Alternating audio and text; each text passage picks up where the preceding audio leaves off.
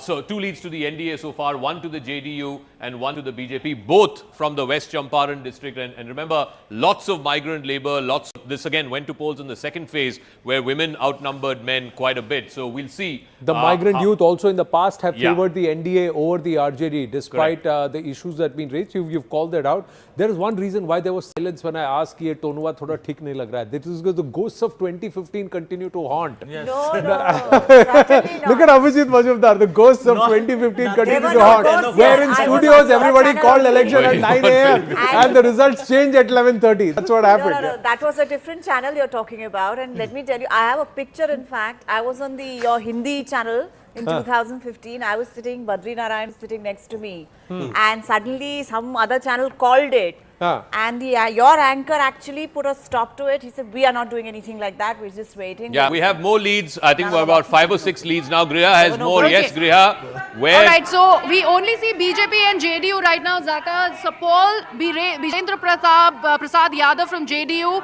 and there is Rajnagar, Sujit Kumar from BJP who's leading. As we speak, more and more leads are coming in, and it's all JDU, BJP that we see.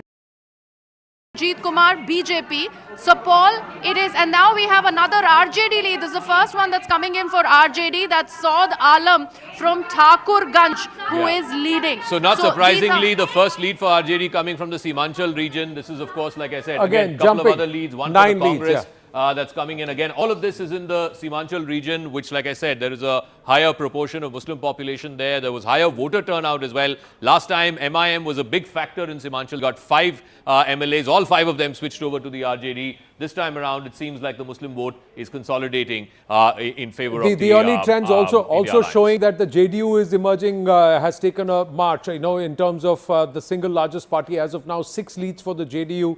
Griha is back with us. Yes, Griha, more. One more for the BJP and JDU. And there's one for LJP. So from Kasba, we have an LJP candidate who is leading right now. And the leads are coming in fast now, Anand. From Digha, it's Sanjeev Chaurasia. From the BJP, there is Fulvari, Sham Rajak, JDU, who's leading. From Banki Nagar, there is another candidate who's leading. So right now, the first lead for LJP is also coming from Kasba. Nitish Kumar Singh is leading. So many leads to start. A first Congress, in fact, the second Congress lead that has been announced, Manohar Prasad Singh of the Congress from Manihari is leading. And there is catching up, INDIA catching up. Now just a 5-seat gap between the NDA and the INDIA, 8 and 13. That's the score as of now. The thing to watch out for is this plus minus. I mean, they were 125, the NDA last time around. They're already gaining 3, now gaining 4. And the India Alliance is down 3. They were 115 last time, so down 3. So keep an eye out for, who's gaining, who's losing. Now, again, it's increased 14-9. 14-9. And these are trends. These are early trends. These are early trends that are being dictated by the postal ballot counting viewers. But we are getting you the numbers as we are getting it relayed from our counting centers. And that's why trust these numbers at the bottom of your screen. 15-10. A gap of 5 opened up by the NDA. RJD on 7 seats. Within the NDA, it's the JDU that is still on a march, and it's actually leading. Now the BJP is now gotten ahead. 7 and 6 within the NDA. Some seats for the other partners also. 12 leads to the India Alliance. If you look at the breakup there, the Congress has 2, the RJD has 9. So RJD doing a bulk of the heavy lifting as far as the India Alliance is concerned. As far as the NDA is concerned, it's neck and neck right now between the BJP and the JDU. The BJP has 7, the JDU has 6, LJP 1. We will see how this plays out through the course of the day. I think one thing is very, very clear. The southern seats, RJD doing better in the southern part of the state. Some openings in the eastern part in Simanchal, whereas in the rest of the state, it seems to be a BJP-JDU show, at least in the first 20 odd seats. The trends coming from all across yes. Phase 1 and Phase 2, if you were to see. Yes, these were Phase 1 seats. Up in the north were the Phase 2 seats. And we're getting to see from different regions. We're getting from the Champaran side, we're getting from the Simanchal side, we're getting from the Magad side as well. So it's kind of getting populated across the length and breadth of Bihar from different regions. Yes, Griha has more. Yes. Yeah. Tejasvi. Yeah, go ahead, Griha. Okay, it's Tejasvi who's leading from Raghopur. So the bastion right now is being maintained because Testing that. RJD has many leads right now. Anand is from Right. what we are seeing. There is one for JSP that's coming. BJP again, Prem Kumar from Gaya town, he is leading. So BJP is leading there. So far, Tejasvi is maintaining the lead as far as Raghopur is concerned. Jan Suraj on the leaderboard in terms of trends and leads. LJP Jan on the Suraj is leaderboard in terms of trends and leads. 18 to the NDA, 15 to the INDIA. The early trends show that it could be quite close. Everybody is playing catch up with the other, but the results are plotting all across. And there's a reason why you can trust these numbers, viewers, because it's plotting on the map live. You can see it. Yes. It's plotting as we are telling you the leads. Whatever is you're seeing at the bottom of your screen, it's plotting as per the party across the various constituencies in the region. So the Bihar map plotted across and the constituency numbers. If you can zoom in close, you'll see the constituency numbers as Zaka is showing it on the wall. Neck and neck right now. It's 24 to the NDA, India Alliance at 15, but you get a feeling that the NDA is slightly pulling ahead. And there in the NDA too, if you look at the breakup between the BJP and the JDU, neck and neck, BJP at 11, JDU at 11, and I think this is going to be another sub-story as well. But just now, as we get to 40 seats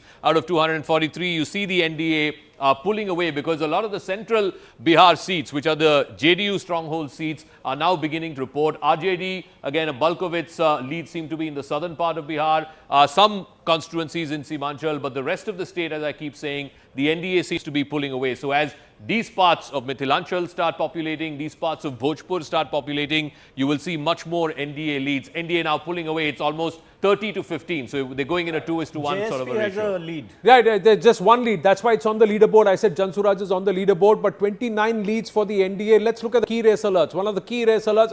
Okay, we've got this. This is one of the reasons why we wanted it to be plotted here to my right. The magic wall. We've really brought it up so that you can zoom in and you can see that as the plotting happens, it's happening per constituency. Each of these constituencies, get in closer, show it to our viewers that on the magic wall, each of these constituencies are numbered.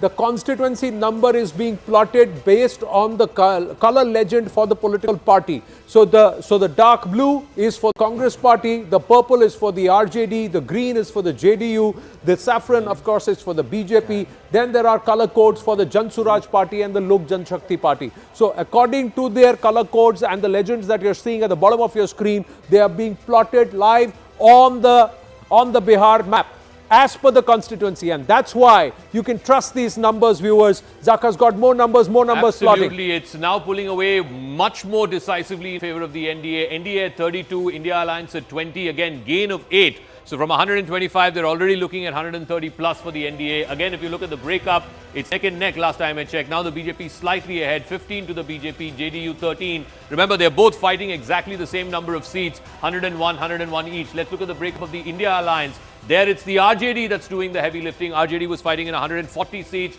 The Congress fighting in 61 seats. Congress got 3 leads. CPIML in 1. VIP has not opened its account yet. The Jan Suraj has 2 leads now. This is again very interesting. It's early leads. If the Jan Suraj gets 2, 3, 5 seats, then who will he hurt? Will he hurt NDA more? Will he hurt the India Alliance more? Right now we're seeing across all regions of Bihar, we are seeing slowly but surely more and more Quick leads alert populating. from Alinagar, Darbhanga district, Maithili Thakur is leading. From Raghopur, Tejasvi Yadav is leading. From Mokama, Anand Singh is leading. So these are the leads. Raghopur, Tejasvi Yadav, Maithili Thakur from Alinagar, 25-year-old, contesting for the first time, and she believes she'll have the people's blessings. Anant Kumar Singh, so much drama. Jail tod ke aayega, sher hamara aayega. That's the whole conversation and posters being put out for Anand Singh. Bijendra Prasad Yadav from Supal is leading of the JDU. He is also leading. So these are the early key race alerts. And then we've got Nitin Nabin from Bankipur. He is also leading of the BJP. Again, Ram Kirpal Yadav, Danapur, again leading of the BJP. Many key race alerts that are coming through. Samrat Chaudhary from Tarapur is also holding on, and he is leading as for the early trends on the postal ballot. So these are some of the key race alerts that we are getting, showing to our viewers. I think Griha has more. Griha's got more. Yes, let's go across to Griha. Yes, Griha. You mentioned Samrat Chaudhary. We also have Chotilal Rai from the JDU who is leading in Parsa. There's also Chandni Devi from RJD, Baniapur. She is leading. The star candidate Maithili Thakur from Alinagar, like you mentioned, is leading there, Anand. We also are seeing Congress back on the leaderboard as you have the early leads coming in from Kishanganj. Kamrul Huda is leading from the Congress. There is another one from the Congress, Amita Bhushan from Begusarai, who's leading. Otherwise, it is the allies, CPIM, you can see.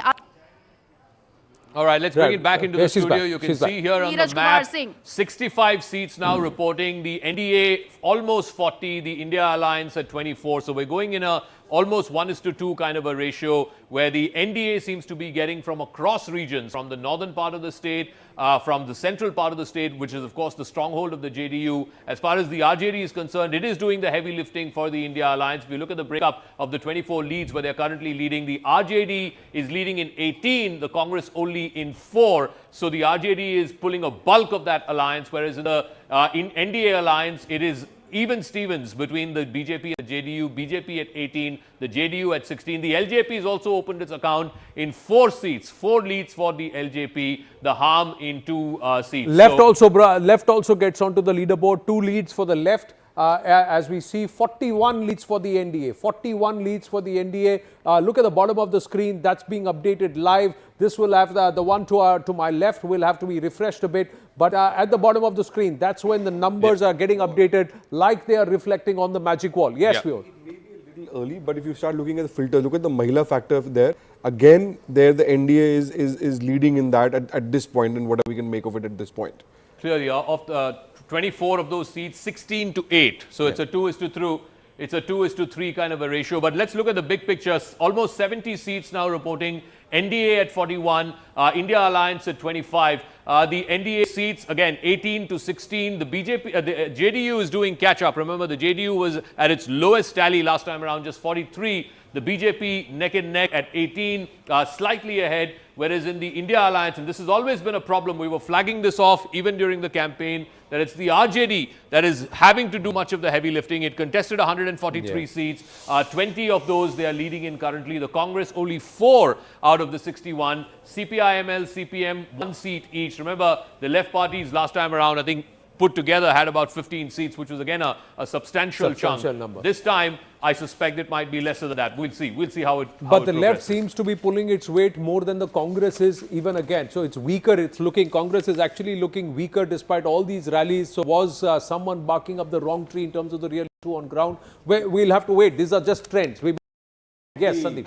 The seats, each party, there seems to be a very close race between the RJD, the JDU and the BJP to have a similar number of seats where they have the lead. The difference is coming because in the India Alliance, it's only the RJD which is taking the alliance forward, whereas in the NDA, both the BJP and the JDU are doing well. So that's contributing to this huge difference. Yeah, there is. It is very clearly there is a Rohit Sharma, Virat Kohli kind of a combination which are batting in partnership within the NDA, and we could see that the BJP for some time was the single largest party. The RJD might just have taken that lead as with 21 leads overall. The BJP is at 20 leads, so the RJD currently is the single largest party. JDU playing catch up, 20, 19, 21. Not much separates these 3 parties, and is it between these 3 and the rest are just sitting marginalized? That's what it looks like right now. 78 seats are reporting now out of 243. NDA with a runaway lead, 46. Remember, this will get closer. This will get closer for the next couple of hours or so. NDA with 46. You look at the breakup there. The JDU is now leading the BJP. The JDU at 21, the BJP at 20. It's neck and neck. LJP has opened its account with 3, Harm with 2, and Mr. Kushwaha's party leading in 2. In the India Alliance, it's the other way around because it's the RJD that is doing the heavy lifting. Yes, Griha, walk us through that you're getting. Yes. We have the RJD candidate Mukesh Ranjan who is leading. So that is the big update that's coming in. So from Mahua, there's the RJD lead that has come in. Bijendra Chaudhary from Muzaffarpur. This was where the first ballots were started to be counted, Zaka. Bijendra Chaudhary right now from Congress is leading. From Mahua, it's become important because it's Mukesh Ranjan from the RJD. If we see further, from Betia, it's Renu Devi of the Bharatiya Janata Party who is leading currently. Raniganj, it's Ashmi Smith Rashidevi from JDU. So it's JDU and BJP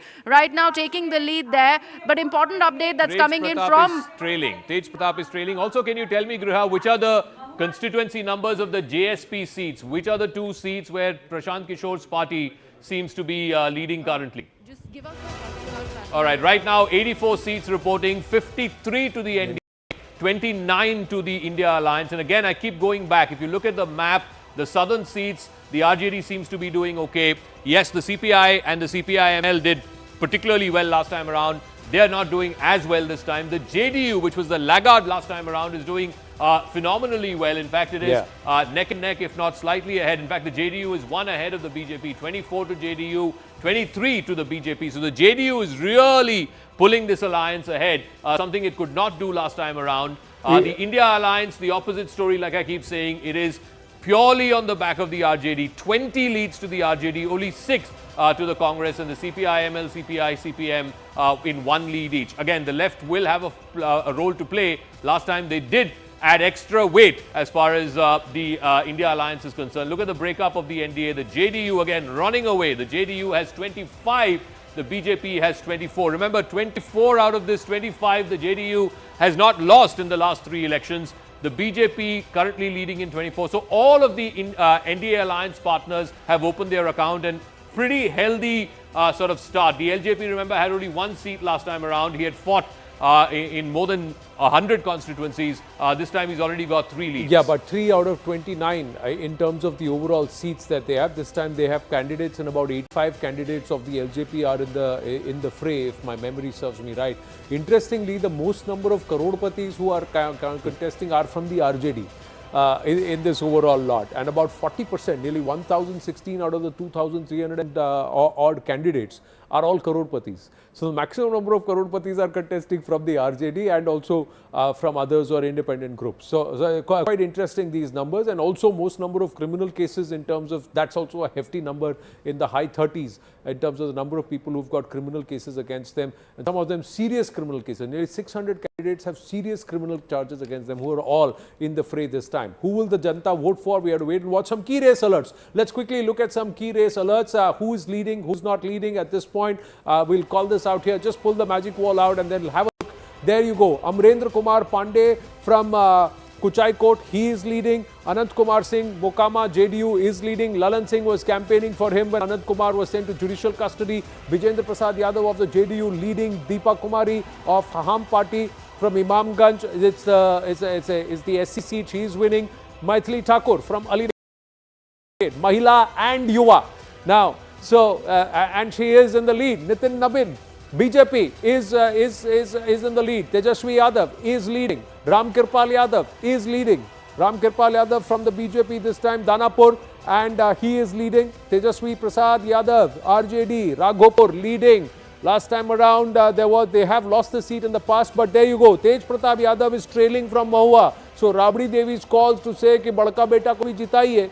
Well, is that working or not? We have to wait and watch. These are still trends. Postal ballots, EVMs have not yet opened. Vinay Bihari is leading. Samrat Chaudhary is leading from Tarapur of the BJP. He is leading. So a lot of the candidates who are in the fray, the big names, they are all taking leads and also leading from their own respective seats, except for Tej Pratap Yadav. Yes. Look at the map, and I think suddenly the JDU is really sort of opening this up. Look at the central part of the state, which is of course a JDU stronghold, and of course the northern part, which is the BJP and JDU stronghold, the Mithilanchal and the central parts. This is where they're taking their leads. Let me just bring you up to speed with what the breakup is looking like with the NDA. Look at that. The BJP at 29, the JDU at 27. The LJP has also opened its account in 4 seats. So both of these allies are really pulling their weight. And if you look at it, the JDU in the central part of the state and some northern seats as well. The BJP, of course, has always done well in Mithilanchal as well as in the Champaran districts. Whereas if you look at the India Alliance, the problem for the India Alliance continues. It is the RJD that is pulling the weight of this alliance. 27 leads for the RJD, only 6 for the Congress. The left parties put together about 5 seats. VIP has not opened his account yet. Remember, he is the Deputy Chief Ministerial face. He's not opened his account yet, and I think that's a problem for the India Alliance. The smaller partners are not pulling their weight. A quick point, and to add to what you were saying, some of these seats where JDU is opening up, these are seats it did not win last time. Like Absolutely. on the northeast corner of the state, on the eastern side. there are several seats here which at this point are gains for JDU. So if you look at the JDU seats, again, they're winning across, the regions of the state. Of course, the central part and the eastern part, like I said, Trihut and the central part are always their strongholds, but they've also got a couple of leads west in the Champarans. They've got one lead here in the Simanchal region as well. Of course, these are leads. These are leads. We have to wait and see how that plays out. But right now, it's the NDA at 68 and the India Alliance at 41. So they are stealing a march, and they've not even come to the halfway mark of the postal ballots being counted across the seats. Viewers, 111 seats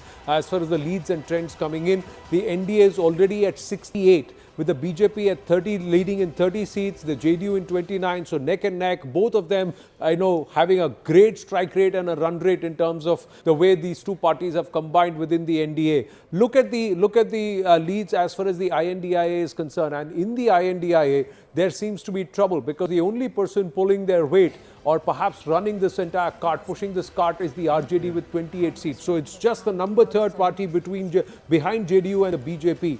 But their own partner, Congress, is not pulling its weight. The left seems to be doing better than the Congress as of now. Congress is leading at 9, the left is leading in 6. Congress contesting far greater number of seats than the left overall. Yeah. If you look at the RJD seats, a good number of the seats are here in the southern part of the state. We're looking at the Magad sort of region, central south. And you've got a couple of seats for the allies here in Simanchal, which I keep saying is the polarized, let's say, where polarization works. You've got a couple of seats for the RJD here in the central west part of the state, again, just west of the Mithilanchal region. So whether or not these leads hold, we don't know. But the numbers here tell a very, very clear story. It's the RJD almost 30, the Congress only 9, the left parties between them 6 seats. RJD that's pulling a bulk of the weight as far as this alliance is concerned. The opposite story in the NDA, where it's neck and neck between the BJP and the JDU, both of them at 30 seats each. The JDU is really opening this up. In a bit, we'll show you this map compared to 2020. In 2020, the JDU had just a few pockets here in the central part of the state. Now they're opening up in the northern part of the state, in the western part of the state, and a few seats here in Simanchal as well, which you did not see in 2020. Right. So viewers, you see, this is the 2025 Vidhan Sabha that is plotted. Now 2025 Vidhan Sabha map as it is plotting with respect to the leads, and Zaka is just saying that look at the number of light greens. If you look at the number of light greens, that's the JDU's symbol. The JDU right now is spread across the Bihar map. This was not the case in 2020. We'll come to the 2020 map. Right now, keep your eyes on the light green color. Focus on the JDU. They are spread across Bihar. From the top, north to central Bihar, downwards towards South Bihar. You see the map. Now Zaka is going to call out the 2020, and you would see where the JDU was. The JDU was there in far lesser number of seats, the light green. So clearly this time it's the JDU. Now there you see. That's the 2020 number, and you see where the JDU is. The JDU is plotting. These were here. They didn't have anything in Simanchal. They had just a couple here. They didn't have anything, in the other parts of the state, in the Mithilanchal region, as it were. A bulk of their seats were here. But if you look at the 2025 map now, and once it gets populated, you will get a better sense. Look at the various regions they're getting. They got a couple of seats here. They got a whole bunch of seats here in this Mithilanchal part. Central seats anyway are their stronghold, and they've got, I think, 4 seats here in Simanchal, which they did not have last time around. 125 reporting. Let's look at what it is right now. We'll just go across to Griha. Right at the top of our screens, you will see the halfway mark, viewers. You will see the halfway mark, the race to the halfway mark, right at the top of our screen. NDA is really racing towards that halfway number of 124. They are getting there faster than the INDIA. At the moment, they are at 72. They have to get up to 124, first past the halfway mark. Will it be INDIA? Will it be the NDA? Griha now joining us from the live result hub with the VVIP candidates. What's the story? Yes, Griha. Absolutely, Anand. But before I do that, let me also give you a district-wise tally. So far, we are learning that the early leads. Also from Muzaffarpur, we are getting leads where the maximum amount of ballots right now are being shown to us, and also Samastipur. So these are the areas where, and Begusarai as well, these are the areas where the early leads are coming in. As far as the VVIP candidates are concerned, Anand, we do see Maithili Thakur, who is maintaining that lead from BJP from Ali Nagar. There's also the controversial candidate Anand Kumar Singh from JDU from Mokama. He's also maintaining the lead.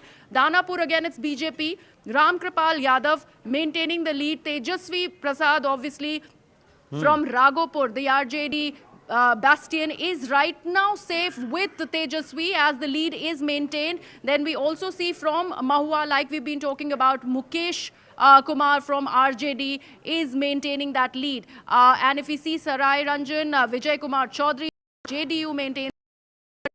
Sheila Kumari from JDU, from Pool Paras, is maintaining the lead again. And Vijendra Yadav from JDU, from Sapal, maintains the lead. Betia, again, it's BJP, Renu Devi maintaining the lead. So the female candidates are doing it for the NDA as far as they are concerned, because both Maithili and Renu Devi are leading. All right, Griha, look at the magic wall and we can project it on that big screen as well. 125 seats reporting right now. NDA at 76. It's a plus 14. Always pay attention to this figure. It's now gone plus 15. Remember, they were 125 last time. They're already looking at 140. If these trends hold. Look at the breakup of the NDA alliance. It's neck and neck between the BJP and the JDU. In fact, the JDU is now leading in 34 and the BJP in 32. This could be a sub-story in this election if the JDU becomes the single largest party. The LJP at 5, the RLM, Kushwaha's party at 4, Harm at 2 seats. These two parties were not happy with the fact that Chirag Paswan got 29 seats. In the India Alliance, opposite story. Look at the map. It's all purple. Purple is the color that we've given for the RJD. 32 leads for the RJD. The Congress only 9. The left parties between CPML, CPM and CPI, 6 seats they're leading in. They had 15 last time. The question is, can the RJD pull enough weight to take the rest of the alliance going forward, because the smaller partners are not pulling their weight in the NDA. Yes, go 9 ahead. seats of the Congress party right now, the leads. Now look at where they are leading. It's parts of the Seemanchal and from the corners. That's where the Congress is actually leading, but it's not plotting as thickly as it should, given the number of seats that it is contesting. That means the only person that is pulling its weight and actually doing the batting for the INDIA right now is the RJD with 32 leads, and 32 leads mirror what, and it's neck and neck with the BJP and the with the JDU. So you've got two strong partners on one side within the NDA, and a third one who's batting hard but is on the opposite side, that is the RJD. Most importantly, like Zaka has been saying, the story, viewers, is the performance of the JDU, the strike rate of the JDU. The moment the strike rate of the JDU goes up and the BJP holds on to its own seats or its performance from the last time, then the margin will be far greater than 124 seats or 125 seats that the JDU NDA combined got last time. They will get to the 140, 150 number. And if this trend holds, then the NDA could just race away, and this matter would be settled beyond doubt, Zaka. Oh, absolutely. I just want to also flag off two regions that are still not reporting. Just south of Magad, we don't have much seats reporting here, and also in this western part, just west of Bhojpur, we aren't getting as many reportings from these places. But in the other regions, and I want to flag this off again, look at the JDU colors. It's there in the northern part where they generally don't tend to do well. You've got a bunch of seats here up in the Champarans and again in the southern part. You did not see this in the 2020 map. You even have about 3 or 4 seats that they're leading in Seemanchal. It may change by the end of the day, I don't know, but you didn't see this in the 2020 map. The JDU is present, pockets of green across various regions of Bihar, and I think that is the difference in this election. That seems to be supporters of the JDU. X-factor. Take a snapshot of this. Take a snapshot of this. 136 leads, and the JDU is there right up with 34, single largest party at the moment, just behind the BJP. 84 leads for the NDA, 49 for the INDIA. Yes, Griha. Griha is joining us from the live result. Yes, we have a word in on Kesari, RJD star candidate. He right now is trailing Anand. Choti Kumari of the BJP is right now leading from Chhapra. So the VIP candidate for RJD is not working. Kesari, Shatrughan Yadav is right now trailing from Chhapra is what we are getting in. And it's Choti Kumari of the Bharatiya Janata Party who is leading from Chhapra. Shatrughan is not living up to his name as of now. That's all as of now. These are all trends. These are all trends. These are all moments that people would have to savor, hold on, and some would hope these trends stay. Others would hope that they Let's get get a reversed. quick word, yeah. Yes, yes, yes. No. I was just pointing out that you seem to be haunted also by the ghosts of 2015. No, I'm not No, but haunted. early trends, what do you make of it, The all EVMs of have you, not yeah. yet opened. Yeah, So- there's no point calling anything now. Yes. Early trends, I think the most important thing I have seen is the JDU recovering ground after the 2020. fall in 2020. That is extremely significant because that will actually also decide a lot of other things on the ground Beyond. and in government formation. Rahul, quickly, and then I'll come to you. Just continuing that point, I think there seems to be greater synergy within the alliance partner of NDA. Everyone seems to be contributing in Yeah. proportion to the number of seats they are contesting. On the other hand, alliance, there was lopsided, like RJD is really big party, it was contesting 143 seats, but it seems Congress, which was the party which is contesting 60 odd seats, almost 1/5, and their performance continues to be poor. When you delete 65 lakh voters, when I you think it is very ये important जरा सुन लीजिए to sir, look फिर at- बोल उसके बाद please add on. When you delete 65 lakh voters, mostly from opposition's voters, what do you expect on result day? Democracy cannot survive if the playing field is tilted even before the match begins. Jairam. Hashtag SIR, hashtag vote chori. Guess who? Can I just... Jairam Ramesh. Marikam Tagore. Madam Tagore is saying, but I think Zaka, we must on a more serious note look at this as if they are postal ballot. Counting is going on. Postal ballot people, they have a socio-political profile. We must take cognizance of it and wait and watch. Fair enough. I think the picture is Fair far enough, from clear yeah. now. Yeah, Sandeep Shrestha. But then you should say that to Manikam Tagore also. I think you have a better line with him.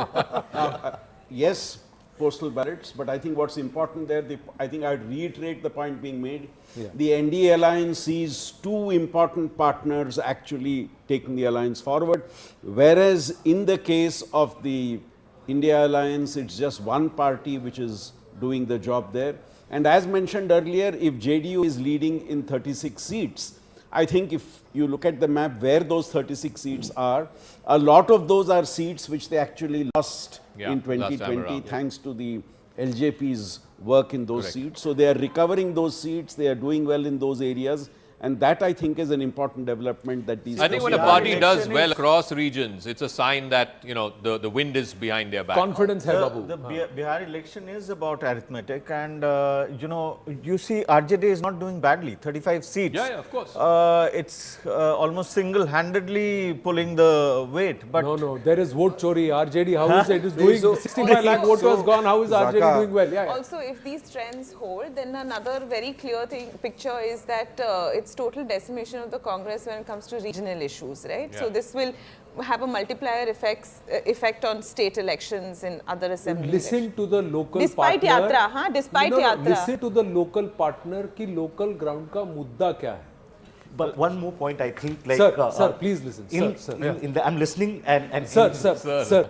in the like you know, a couple of months back there was a lot of conversation about Prashant Kishore and JSP, and I think now at least that seems to be completely the chances of them even to basically touch double digit is very, very difficult. No, when I I understood, but I don't want to pander into that conversation anymore.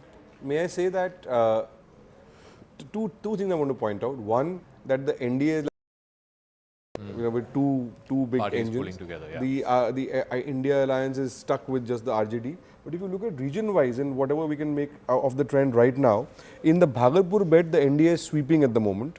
In the Bhojpur belt, sorry. In the Bhagalpur belt, they are sort of, look at that, 12-1. Yeah. Right? But this is Nitish Kumar's belt. And again, I don't know the breakup between the BJP and the NDA, but you would imagine that the JDU is ahead. Yeah. It's 6-4. In the Bhagalpur belt, it's even Stevens at the moment.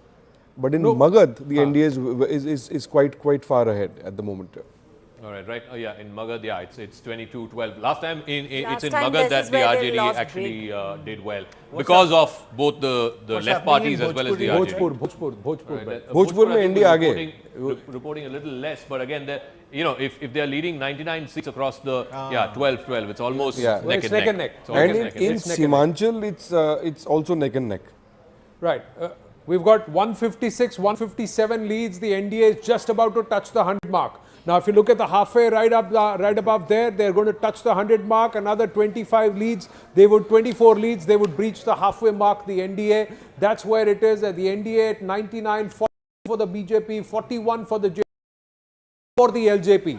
That's their best ever performance. If this 8 holds, that will be their best ever performance. NDA is at 100. NDA is at 100.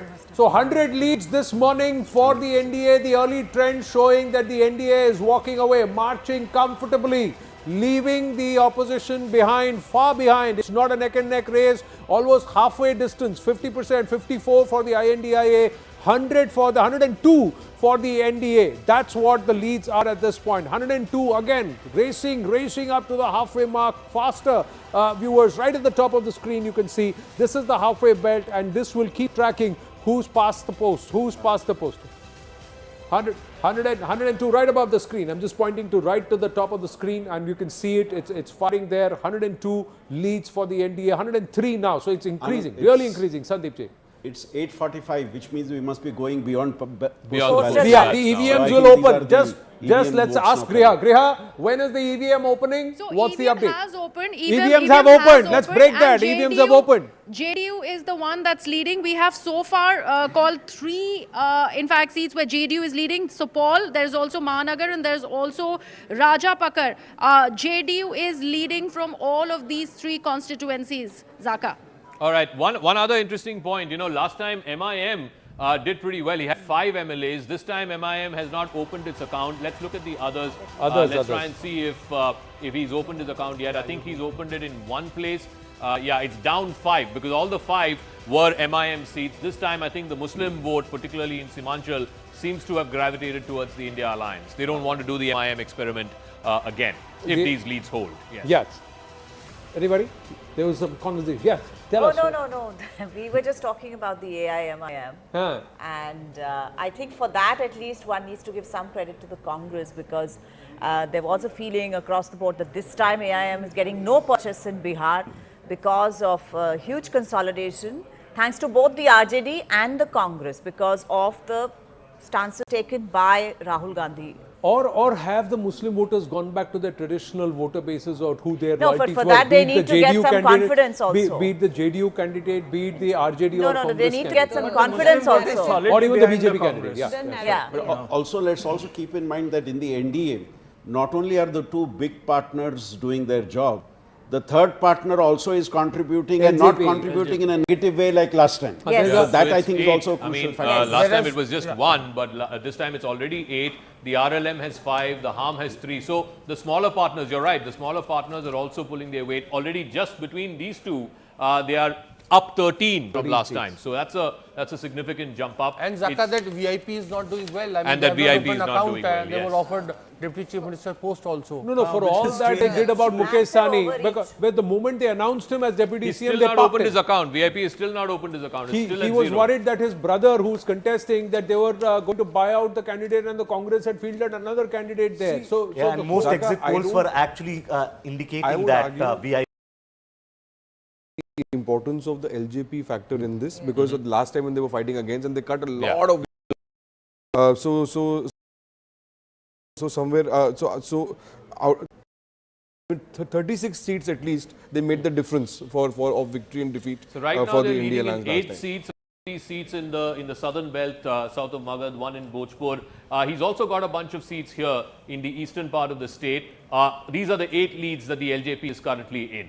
Yeah, interestingly, now the JDU and the BJP have opened up a lead against the RJD. RJD is less than 40 leads. The JDU is the single largest party 46. with 46 leads. BJP 44. RJD is at 39 leads right now. Yeah. JDU. All right. I mean, look at where the pockets from where JDU and BJP are getting. This part, of course, you would expect Nitish Kumar, but this part, the Mithilanchal part, you don't necessarily expect him to do well. Here in the Champarans, he's got 3-4 seats. Here in Simanchal as well, he's got about 3 or 4 seats where he's leading in. So I think, here a bunch of seats right in the heart of the state, again, a bunch of leads. So the JDU is opening up in different regions, and that is an indication.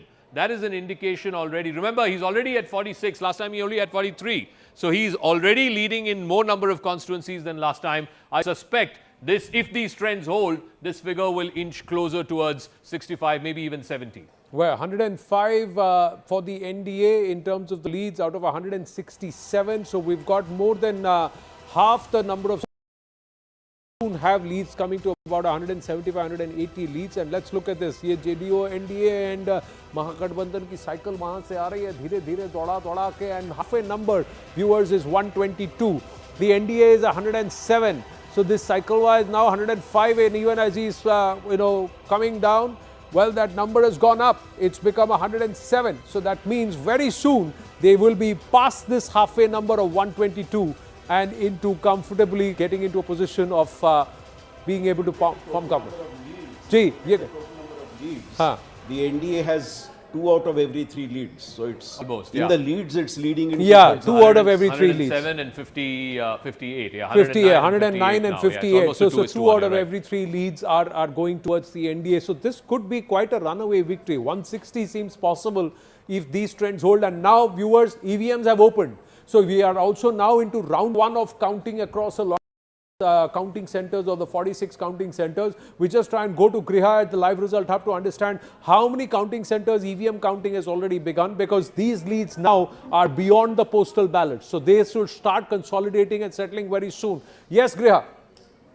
Okay, Anand, we are still figuring out the routes of counting. Right now, we have about 4 leads that are coming in from EVMs, but one new player on the leaderboard, that is AIMIM, they have shown that lead, and there is one candidate from the AIMIM that is right now leading, Akhtarul Iman from Amor. So that's a new addition that we can tell you.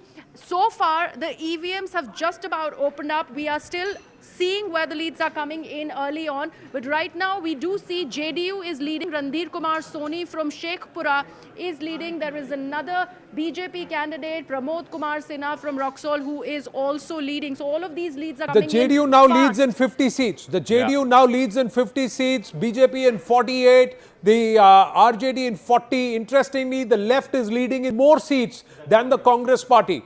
And the NDA overall on 113 seats, just 9 short of the halfway mark. 9 short of the halfway mark in these morning trends and the early leads for the NDA. So that's has just opened. VIP has just opened its account. We'll try and see which that seat is. Griha might have more on that. Congress leading in 9, but if you put all the left parties together, they're leading in 10. But the problem for the India alliance, again, it's the RJD that's pulling its weight for the entire alliance. The rest of the partners don't seem to be pulling their weight. 40 for the RJD, between Congress, left, VIP, everyone put together, it's barely about 15 seats. But is the RJD strike rate also looking weaker than the last time around, Zaka? Absolutely. Is it looking weaker? The strike rate is looking weaker because A, they contested more seats this time around, and B, they're not winning as much as they did last time around. Whose strike rate is improving as far as the NDA is concerned? It's the JDU, because it's already +7 from last time. Remember, the JDU won just 43 last time. The BJP had won 75, 74, so they're down 24. But remember, they're fighting less seats this time as well. Last time they fought 115, this time they're fighting 101. So you have to discount that extra 14 seats. But the BJP, it seems, has sort of decided to play second fiddle this time around, giving equal seats to JDU, and JDU is backing up that faith by increasing its tally already at 50. Like I said, if it goes at this rate, I suspect he will be pushing. In fact, they decided we'll be 50-50 partner, and they are currently doing 50-50 partnership. That's what's happening. 101 seats each, and they're going at 50-51 seats as a lead to 38. So some of the leads are transferring to the NDA. Is it a runaway victory? Look at the leads. 5 seats, just 5 more leads, and they would be past the halfway mark, or they would be at the halfway mark of 122. 6 more leads, and at 123, they would be past the post in terms of leads, and that would be significant. Look at the INDIA. It's just less than half now. Now exactly 2 out of the 3 leads are now going towards the NDA, as Sandeep Shastriji was saying. And more importantly, the cameo roles are also happening. So it's like a team play that's going on, because some of the smaller partners are also pulling their weight. Yeah, I mean, contrary NJP to at the 8, RLM at 5, Ham Party at 3. That itself is 16 seats, 16 leads as of now. So that is also contributing to this of 117. If you take away these 16, they'll be closer to 100. Again, that would, but that you would expect, because if the bigger parties are pulling their weight, then it has a sort of knock-on effect for the smaller ones as well. In the India alliance, that's not happening. If this holds, you know, one thing would be very, very clear, that Rahul Gandhi's this yatra has damaged the alliance in many, many ways. One is that the whole optics of Rahul Gandhi preceding over Tejaswi there, who is the much stronger partner, you know, that actually pissed off the Rahul RJD. Gandhi Yatra seats, 135 out of 243. The NDA is leading in 90 out of those, and India Alliance only at 41. And so then clearly delaying it did have a the negative chief impact. ministerial candidate announcement from the Congress's side. I mean, Gehlot had to come in and then announce it, Correct. which No, I Rahul think- should have done it. Correct. You know. I think you see the Congress had played at done a kind of bit of a gambling by changing its social profile in Bihar, where they have tried, instead of consolidating on upper caste with the traditional vote bank, they moved towards the economically backward classes, etc.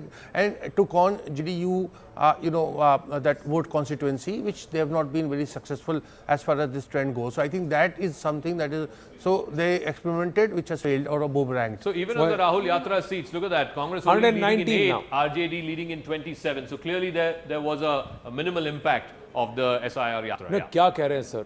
Yes. Sir. Yes, because they took on JDU and JDU just emerging stronger. So obviously the Congress is going to be the loser. No, but the Congress, one, gave the wrong tickets. Two, decided to unnecessarily create all this drama about who will be the CM face. No, I Three, don't think that pulled was the cart in a terms of different perception. direction. Here Tejaswi Tejaswi was, is drumming up as we something, speak, and this guy comes and pulls the yatra and the whole thing towards somewhere. So did you I think actually, that's did your the view. chori happen No, no, of the no. narrative I mean, actually? No, look, you are entitled to your Did the view. chori I happen don't of think the there was narrative and not the vote? any Yeah. doubt in the mind of a voter there that if the Mahagathbandhan wins, then Mr. Tejaswi Yadav will be the chief minister. There was no doubt about it. It was just that whether they said it or not, that's a matter Sir, of... it is like the non-striker, 121. the batsman calling for a single and the non-striker said, "Nahi, boundary mark." No, non-striker, no boundary mark. NDA is just one shot of majority. One shot of majority, one shot of halfway mark, one shot of halfway mark. Now it is One at shot. halfway. But now 122, the NDA at the halfway mark. There you go, the cycle of the NDA with the Litti Choka coming all the way and swinging right under the halfway mark. That's where it is. NDA and the Mahagathbandhan and the INDIA left far behind. The NDA 122, 2 out of 3 leads this morning are going the NDA's way. There you go. And as it goes past, right at 122, and we'll see whether or not the next lead takes it past the post and gets it past the post. That's where it is. Right at the halfway mark is the NDA. The specialty choka this morning is going their way. 63 leads, half. 50%, 2 out of the 3 leads have gone to the NDA. This looks like a runaway victory, sir. अभी तो 200 seat का भी lead नहीं आया है. 190 पर पहुंच रहे हैं. See, I think like what India Alliance did in terms of SIR Yatra, I think that was fine, because what it did, it actually mobilizes your cadre. So, but you had to build on from there. The problem is that the two partners sort of like campaign on very different narrative. Correct. Congress never left the SIR narrative, and by the sort of like campaign started, RJD and Tejaswi Yadav wanted a very different kind of narrative. So campaign didn't look cohesive for the India Alliance as it did for NDA. So the NDA has now I think crossed they the made the halfway same mark. It's at mistakes they made in the 124. Lok Sabha 124. 124. Big leads as far as the JDU is concerned. The BJP, JDU neck and neck. BJP is down 19 from last time. They had 75. The JDU at 53, already plus 10 seats. The LJP, RLM and the HAM are pulling their weight. There are 16 seats between the 3 smaller parties. But it's the JDU, BJP story all the way, and it's in particular the JDU story, because they are gaining 10 seats from last time. As far as the RJD India Alliance is concerned, again, the bulk of the heavy hitting is being done by the RJD. It too is getting from different parts of the state, from the southern part of the state. They should have done better. They did better in the southern part, south of Magad last time around. They haven't this time around. We're also awaiting more results from that part. But they're also opening up in the central part of the state. You would expect them to do well in Simanchal. But look at the differential between the senior partner and junior partner. 45 to the RJD. That's down 30. Last time he had 75. In fact, when there is on result day, they were the single largest party. They're down 30 from last time. The Congress at 19. They're down 9 from last time, leading only in 10. And the left parties between them have 10 seats. The VIP has opened its account in 1 seat. So right now we're looking at 124 to 68. Right from day one, and never said this out loud, I'm saying it, the results may be irrespective of what the results are, was always of the opinion that in Bihar, Tejasvi should fight alone. Tejasvi should fight with some of the smaller local Bihar groups and then keep it open to tie up with the Congress once the results are settled. Perhaps the traction and perhaps the turnout and the strike rate of the RJD would have gone up far greater had they fought in more number of seats and done better rather than ally with the Congress. Yeah. These trends forward, the point which Rahul made about the campaign of the India alliance not being cohesive, going together. On the other hand, if you look at the NDA campaign, though the JDU and BJP campaign were distinctive in their own ways, they were not pulling in opposite directions. Yes. The JDU focused on Nitish's government, the BJP focused on their central leadership and their governments in other states. So, in a sense, that complemented each other and did not lead to the challenges which you are seeing in the case of the India alliance. Yes, There's also a story here to follow, continuing this discussion, that AIMIM, like the narrative that was built, that it's a B team of the BJP, I think that has worked. And then also the credit that was Congress, that they have consistently hyper-focused on minority issues and internationalized some of those issues. So I do think that that little shift has happened, although it does establish a 20-something% base, voter base for them. The rest of it is even region-wise, look at where the Congress has opened its account. 6 out of the 9 leads that they have right now are all in Simanchal. And you would imagine that that's the case, and that is how it's plotting itself on the map. But I think the problem... That's what happened in Delhi Assembly also, if you remember. The AIMIM voter, or those who the Muslim votes that did not want to vote for the BJP or the NDA, earlier gravitated to the AIMIM, now seem to have gone to the Congress, because last time those AIM candidates immediately after elections defected into and joined the RJD. So they said कि अरे यही करने वाला तो उसी को दे दें. Saket Mishra ji, good morning. Morning. ये तो बिहार आपके बगल में ही है, आपके जहाँ से आप आते हैं, ईस्टर्न यूपी. थोड़ा सा दूर, ज्यादा नहीं. पर आपको क्या लग रहा है, हवा कैसी चल रही है? हवा अच्छी चल रही है. I mean, it's a basic contradiction. I mean, when I stepping away from all the detailed discussions, I think one side there's a party that to whatever extent is believable in terms of what they want to do, the NDA, and they have a coherent program. The other side, you have a bunch of contradictory guys who actually do not have a common program, common ideology, except hate Modi. And that eventually cannot be a reason for governance. And Tejasvi, I suppose, has lost his value. So, you can have a chat GPT employment program, but without thinking, it doesn't really work. So let me ask you this. The last time around, the NDA and the BJP had an attack dog in Chirag Paswan who was attacking Nitish. This time around, there was nobody like that. Why the recalibration? And it was all Nitish all the way. Why? Because I think everybody realized that he is, in the circumstances, the best leader there is, and has the maturity to run the government and pull everybody together, and is performing, I would say, better than most chief ministers in the recent past in Bihar. Now with 200 leads, the NDA is at 130, better, 5 more than what they had the last time around.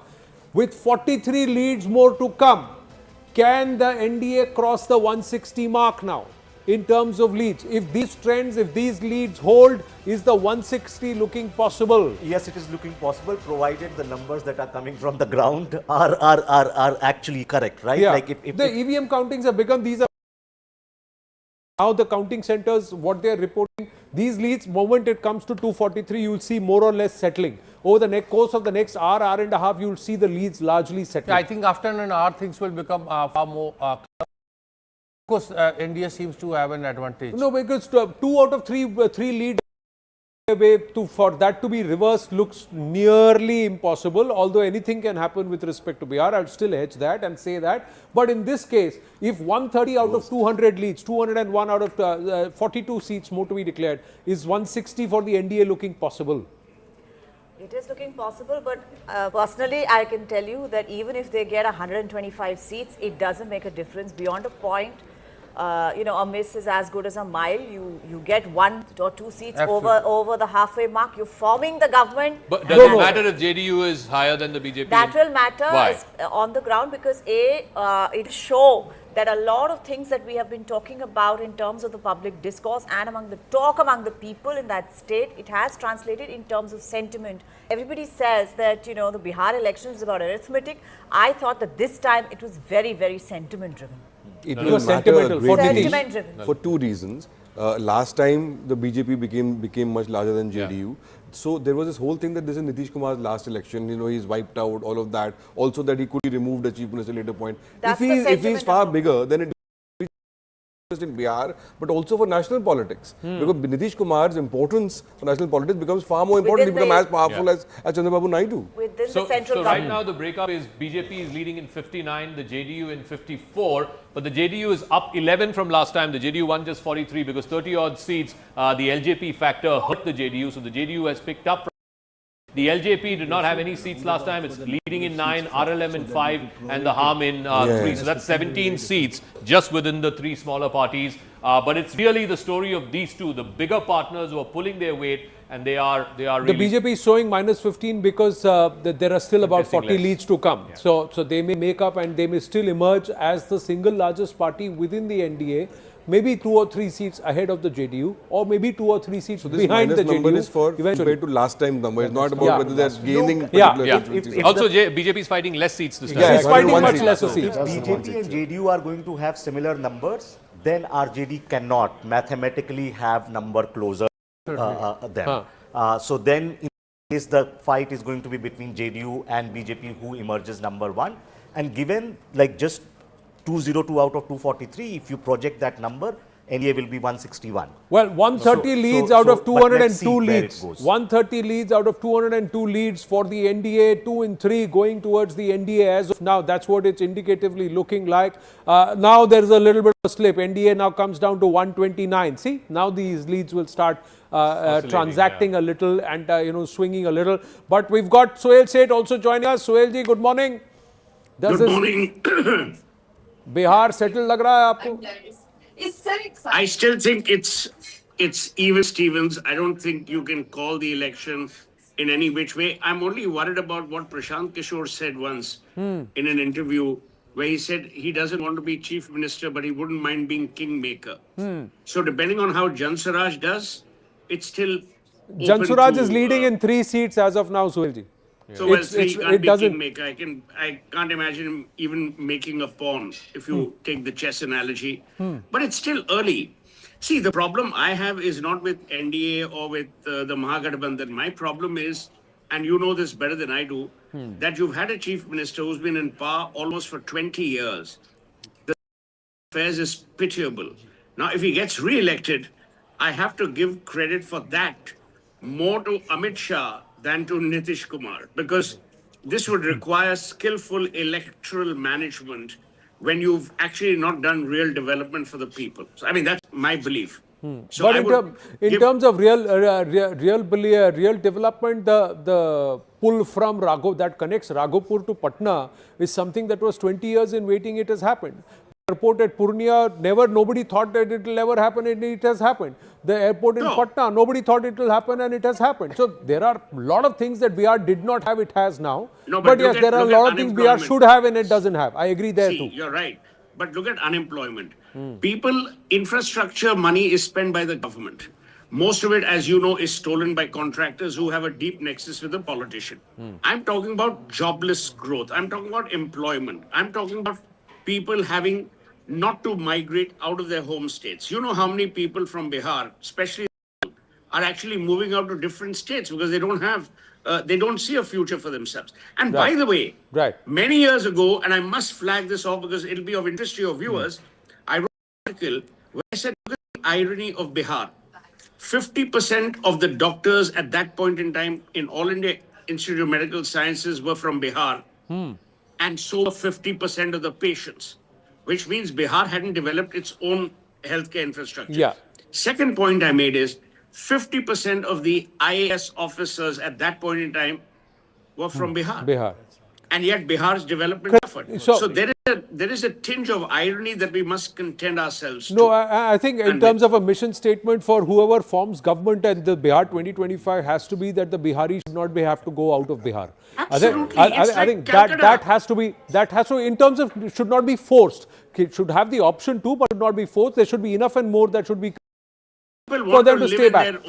Just quickly going across to Shivani over in Patna. Shivani, you got a lot of guests around and people. What's the mood with the early trends coming through?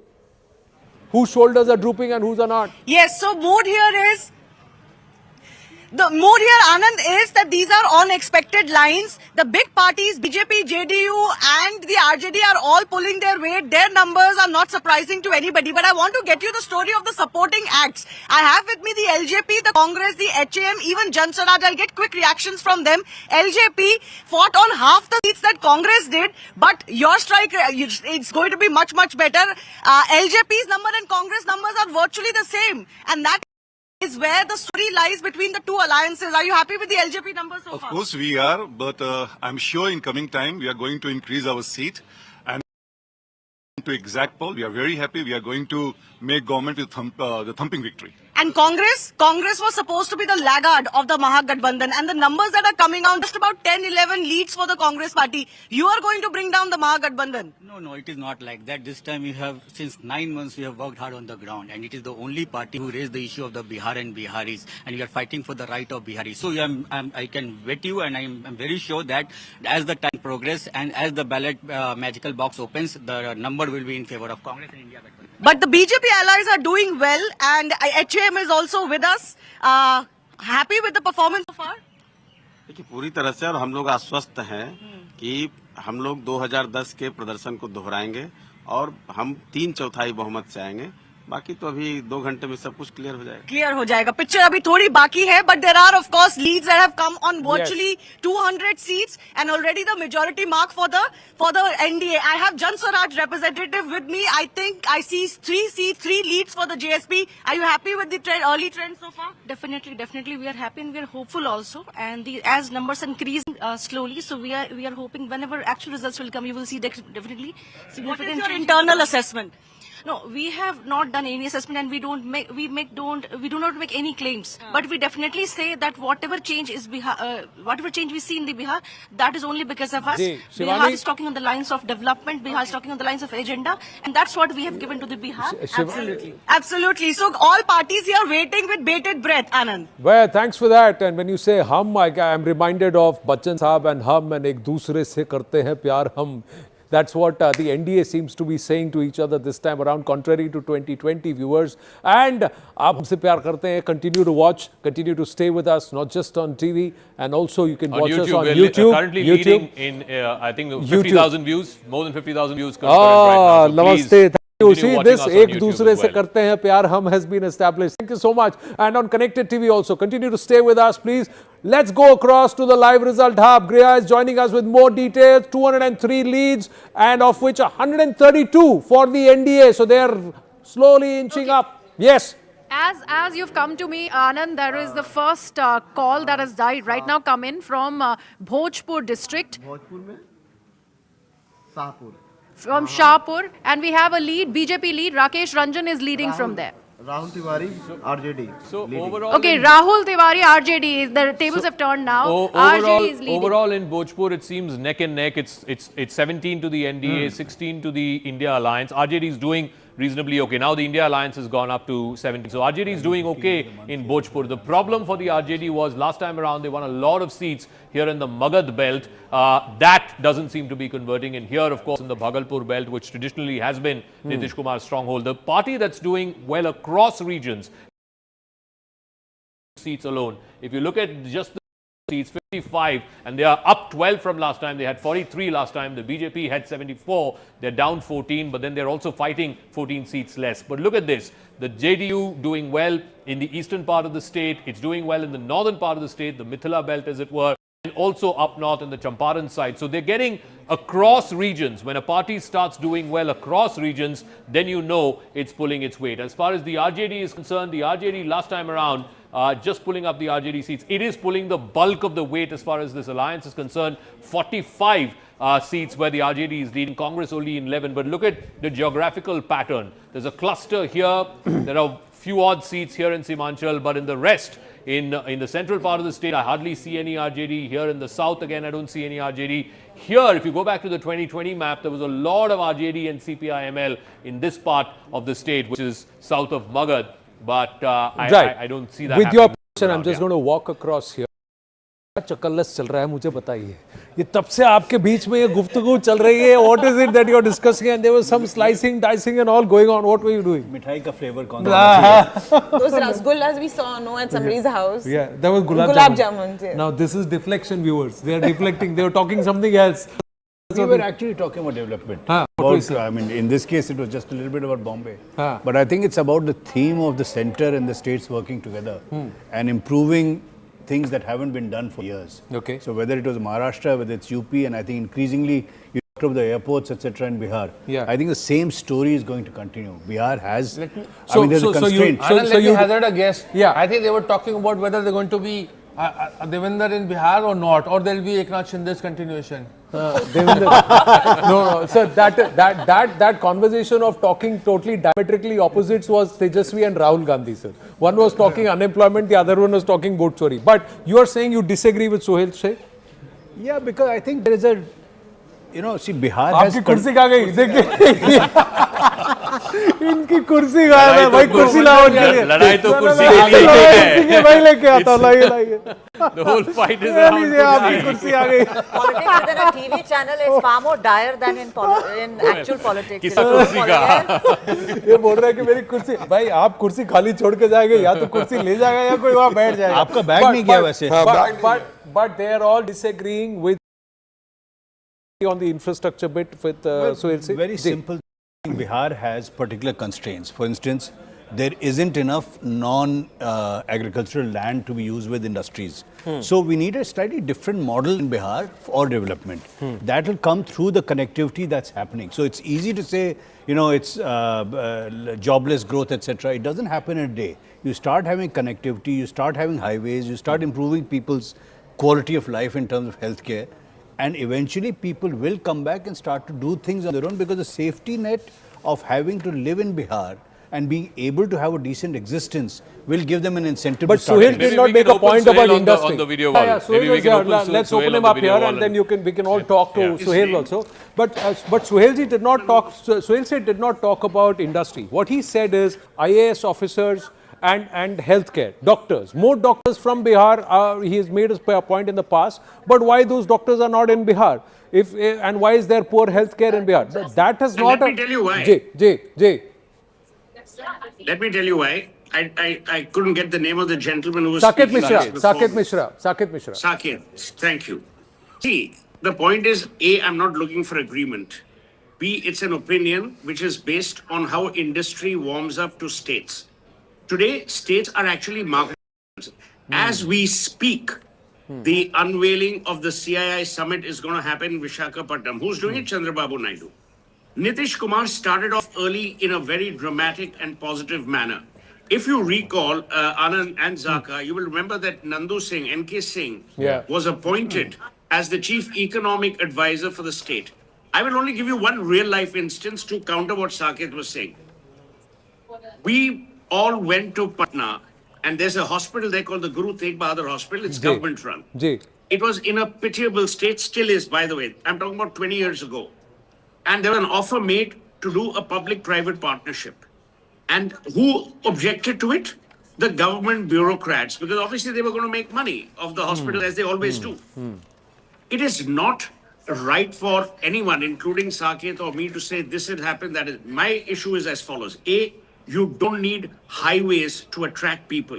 You need safety, you need law and order, and you need the willingness for industry. No, hear me out. Services, businesses don't require highways when I last. So let's not even go there.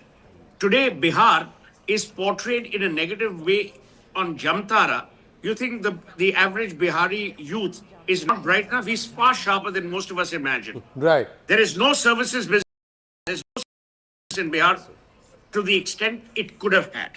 Number two, healthcare is not there to the extent it could have had. My point is, for 20 years, Now, if you tell me you've built one highway and one, a road and 3 projects, damn good. You shouldn't be given a gold medal for that. Who's spending? Government. Right. Okay. So, Suhailji, okay. Yes, Nalin has a point. Yeah, Nalin. So Bihar has grown at a CAGR of about 11% over the last decade, which is the 9th fastest, on par with UP, but below Madhya Pradesh and below, of course, the richer states of Andhra, Gujarat, Karnataka, and but so on. From a low base. From much lower base, of course. So the point I'm trying to make is now, it's real, in real terms, growth has been 6.4%, but if you look at the per capita income, I'm coming to what Suhail was saying, Bihar's per capita income is 33,966 rupees a year. UP is almost double at 51,898, and even Jharkhand, which broke out of Bihar, is almost double of Bihar at 64,347, right, per capita. So that is the nature of the political economy of the state. Janardan है if they think दाग अच्छे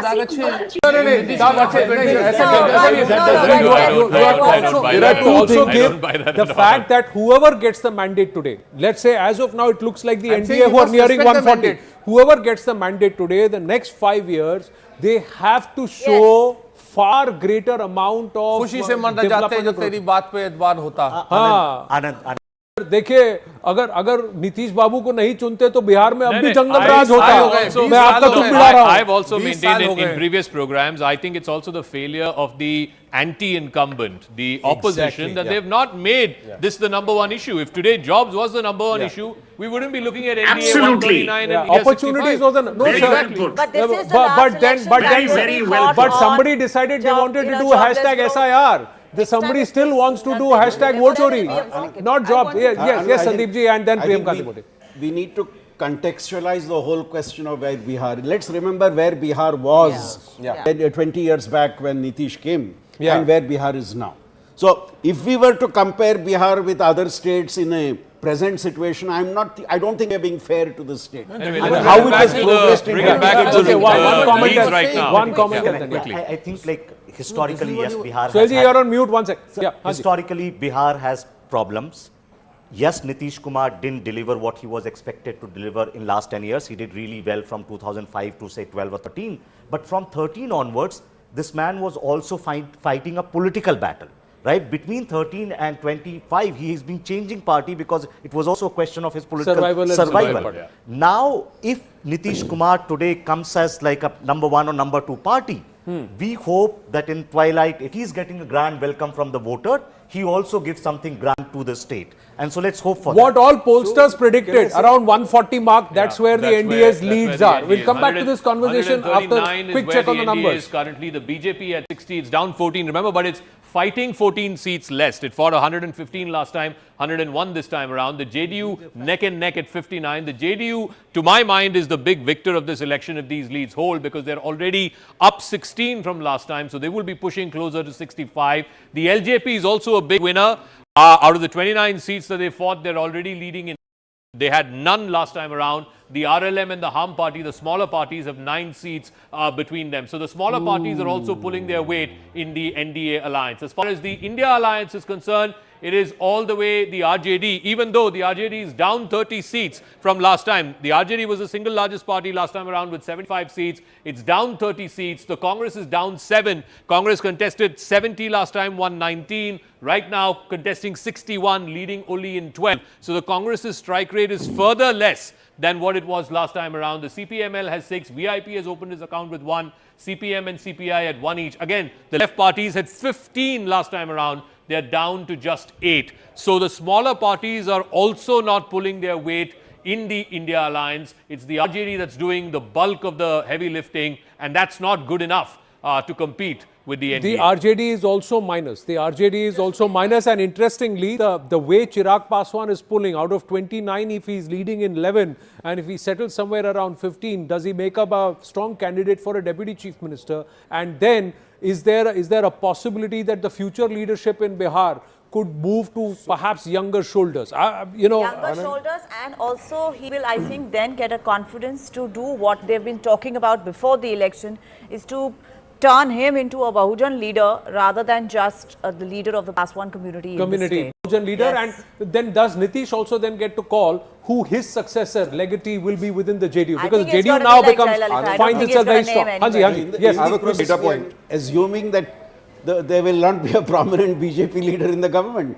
No, the second deputy CM. I'm not saying the first one. The first one will be a BJP guy, right, BJP person. BJP deputy CM. Two BJP deputy CM. Now there'll be one deputy CM from the BJP and one from the SB. That in the psephology of these seats of JDU and BJP, the JDU right now is retaining about 24 odd seats, but it's gaining in among seats. 25, 26 are gains. With BJP, the retention is around 40, 42. But the gains are about 15. So in terms of the JDU is actually really powering gaining more than. Interestingly, RJD is also gaining certain seats. RJD is gaining about 25, 26, it's gaining 30, 30 But odd. overall, because they had 75 and they were the single largest last time, they're down 30 this time. But they're down again, they're neck and neck, BJP and JDU. I suspect, if these trends hold, I suspect that the JDU might actually end up as the single largest because of this. The gains that the JDU are substantially higher than any party in the field. Forget about just the NDA partners, but any party in the field has not got 16 gains. So a large number of these gains could potentially be those RJD seats. RJD is down 30 from last time. Those RJD seats which they won against JDU candidates because of the Paswan factor. Paswan again leading in 10 seats right now. We'll see where he ends up. But neck and neck right now between the BJP and the JDU. And I think it'll be clear that not only will Nitish Kumar be the chief minister, I think he will also decide the future course of his exit, what the future of his party is going to be, etc., etc. To that extent, the weight of the BJP within the alliance might actually come down. Just on an aside, Sohail said, if you're listening to our viewers, a viewer has said, Sir, Jamtara Bihar mein nahi hai, Jharkhand mein hai. Jharkhand mein hai. So the Jamtara, when you do that, and so was Jamshedpur in Bihar at one point in time when I went to school there, ab wo Jharkhand mein hai. Ji, yes. No, I actually did point out at that time, but I didn't want to say it out loud, but I'm glad that the reader did, because this is a sore point with all Jharkhandis, you know, because despite the fact that they're a separate state now, they're always kind of clubbed with Bihar. Coming to the JDU, Bihar will be happy to pass off Jamtara coming to the JDU, I've been deeply in touch with their backroom for a while now. As I said, they lost 32 seats because of LJP in the last election. They said we want to recover at least 15. If we recover 15, then we are home and dry, and we'll be happy to have that. They were very, very silent when it came to Chirag Paswan. They didn't say anything to piss him off or, you know, flare up any kind of a conflict. Although Nitish Kumar was said to be quite upset that he had got 29 seats, but they kept a lid on it. And all these pre-election NDA meetings, they were pretty serious about it, and I think they did well in terms of ticket distribution. No, and I think Chirag Paswan quietly has also made amends with Nitish Kumar. He's also quietly behind the scenes. Yes, he said that this is the first election he's contesting assembly election as part of the NDA. This is the first time. And this bad blood that is between the JDU and the LJP, he said, this thing would be to quieten it down. We want to post a good performance within the alliance. And you will see if the results stay, and if these results hold, and if they consolidate further in the NDA, you will also see Chirag Paswan going ahead, perhaps touching Nitish Kumar's feet, and then that entire arrangement coming through. I just want to make an announcement. One second. So if you're watching us on YouTube, CNN News 18 currently is at 83,000 concurrents. So 83,000 people are watching CNN News 18 right now. The number 2 channel, less than half of them are watching. So thank you very much, viewers, for watching us on YouTube, on Connected TV. There you go. That's the numbers. Those are the numbers, undeniable. Like we're saying, we're putting it all on the screen. It's not just numbers. Best data so far. Yeah, that's the best data. That's the best data. अरे sir, नीचे का data भी तो best data है, authentic है, real data है. But this is the happy data. Let's have a look. थोड़ा आइए भाई पास आओ, जरा दिखाओ हमारे viewers who are watching us on YouTube. We're going to thank them specifically. Let's say, and that's the green number. So big round of applause to our viewers for backing us and watching us here at CNN News 18. This result is live. Let the trends continue.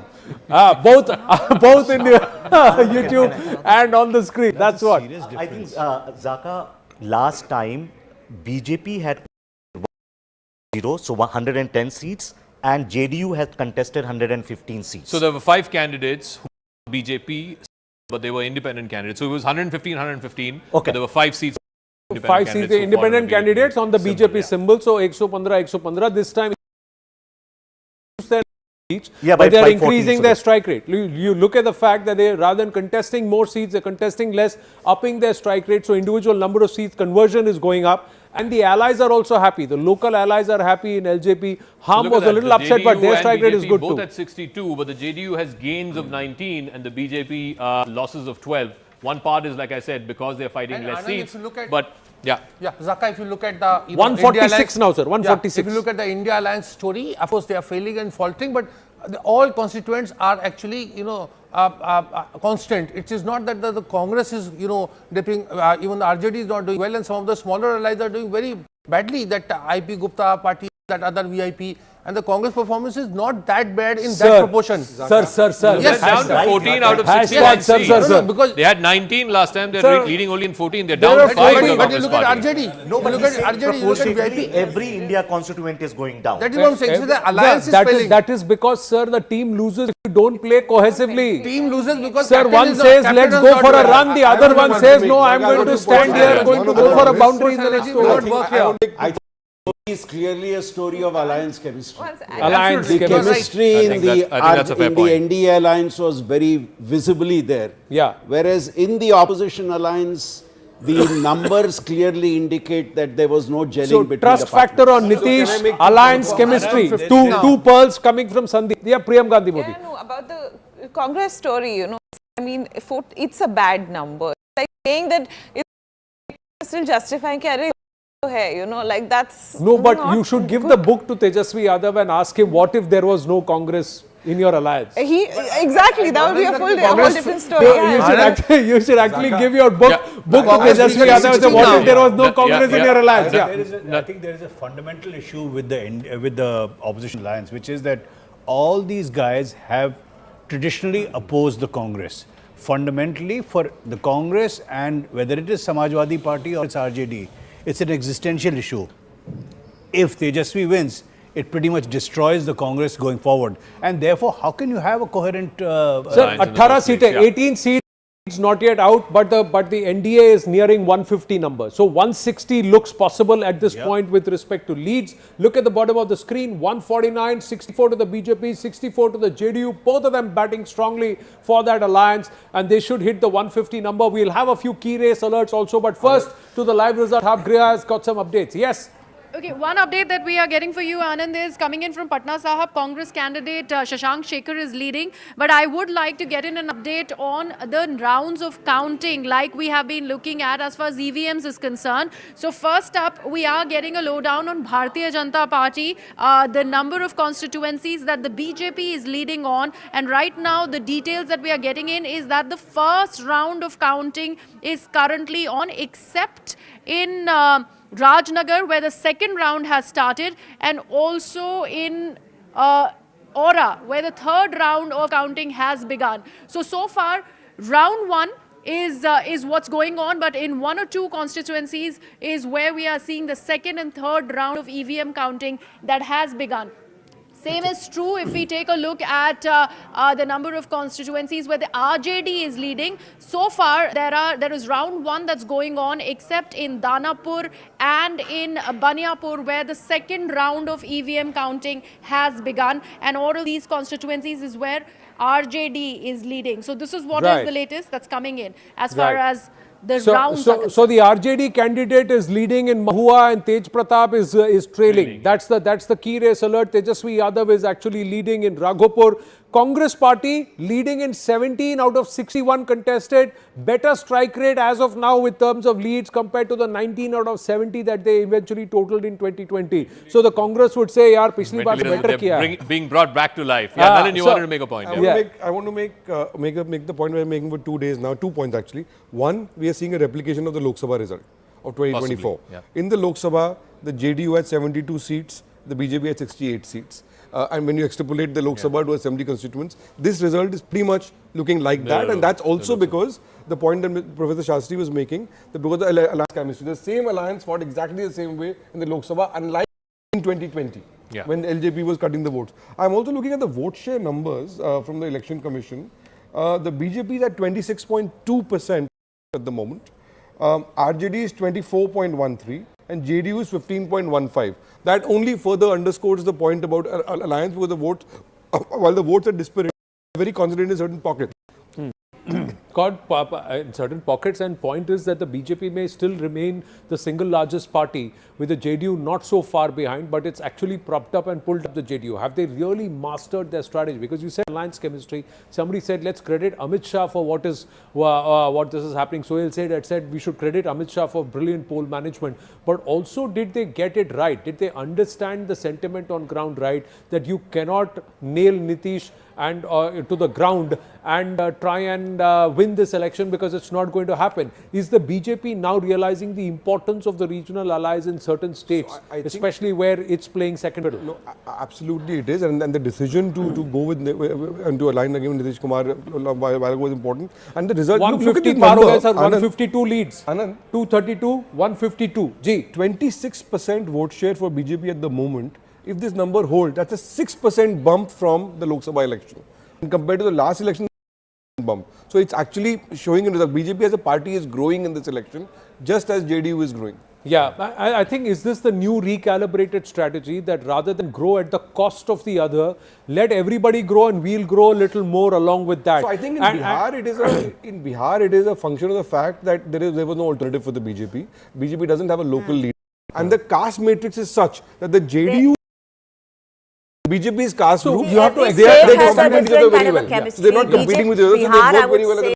Always stuck between the politics of social justice and Hindutva. Unlike in UP, Hindutva does not have a statewide appeal and a largish base where you can hit the critical mass of forming the government on your own. So it's always been a situation where the BJP needs the help of one of these old socialist mandalwala parties, and Nitish has always been their steady ally what happens after since that? 95. No, Nisula, what happens after Nitish? I mean, you've been saying that this is possibly his last election. What happens? Does Bihar also mirror UP then?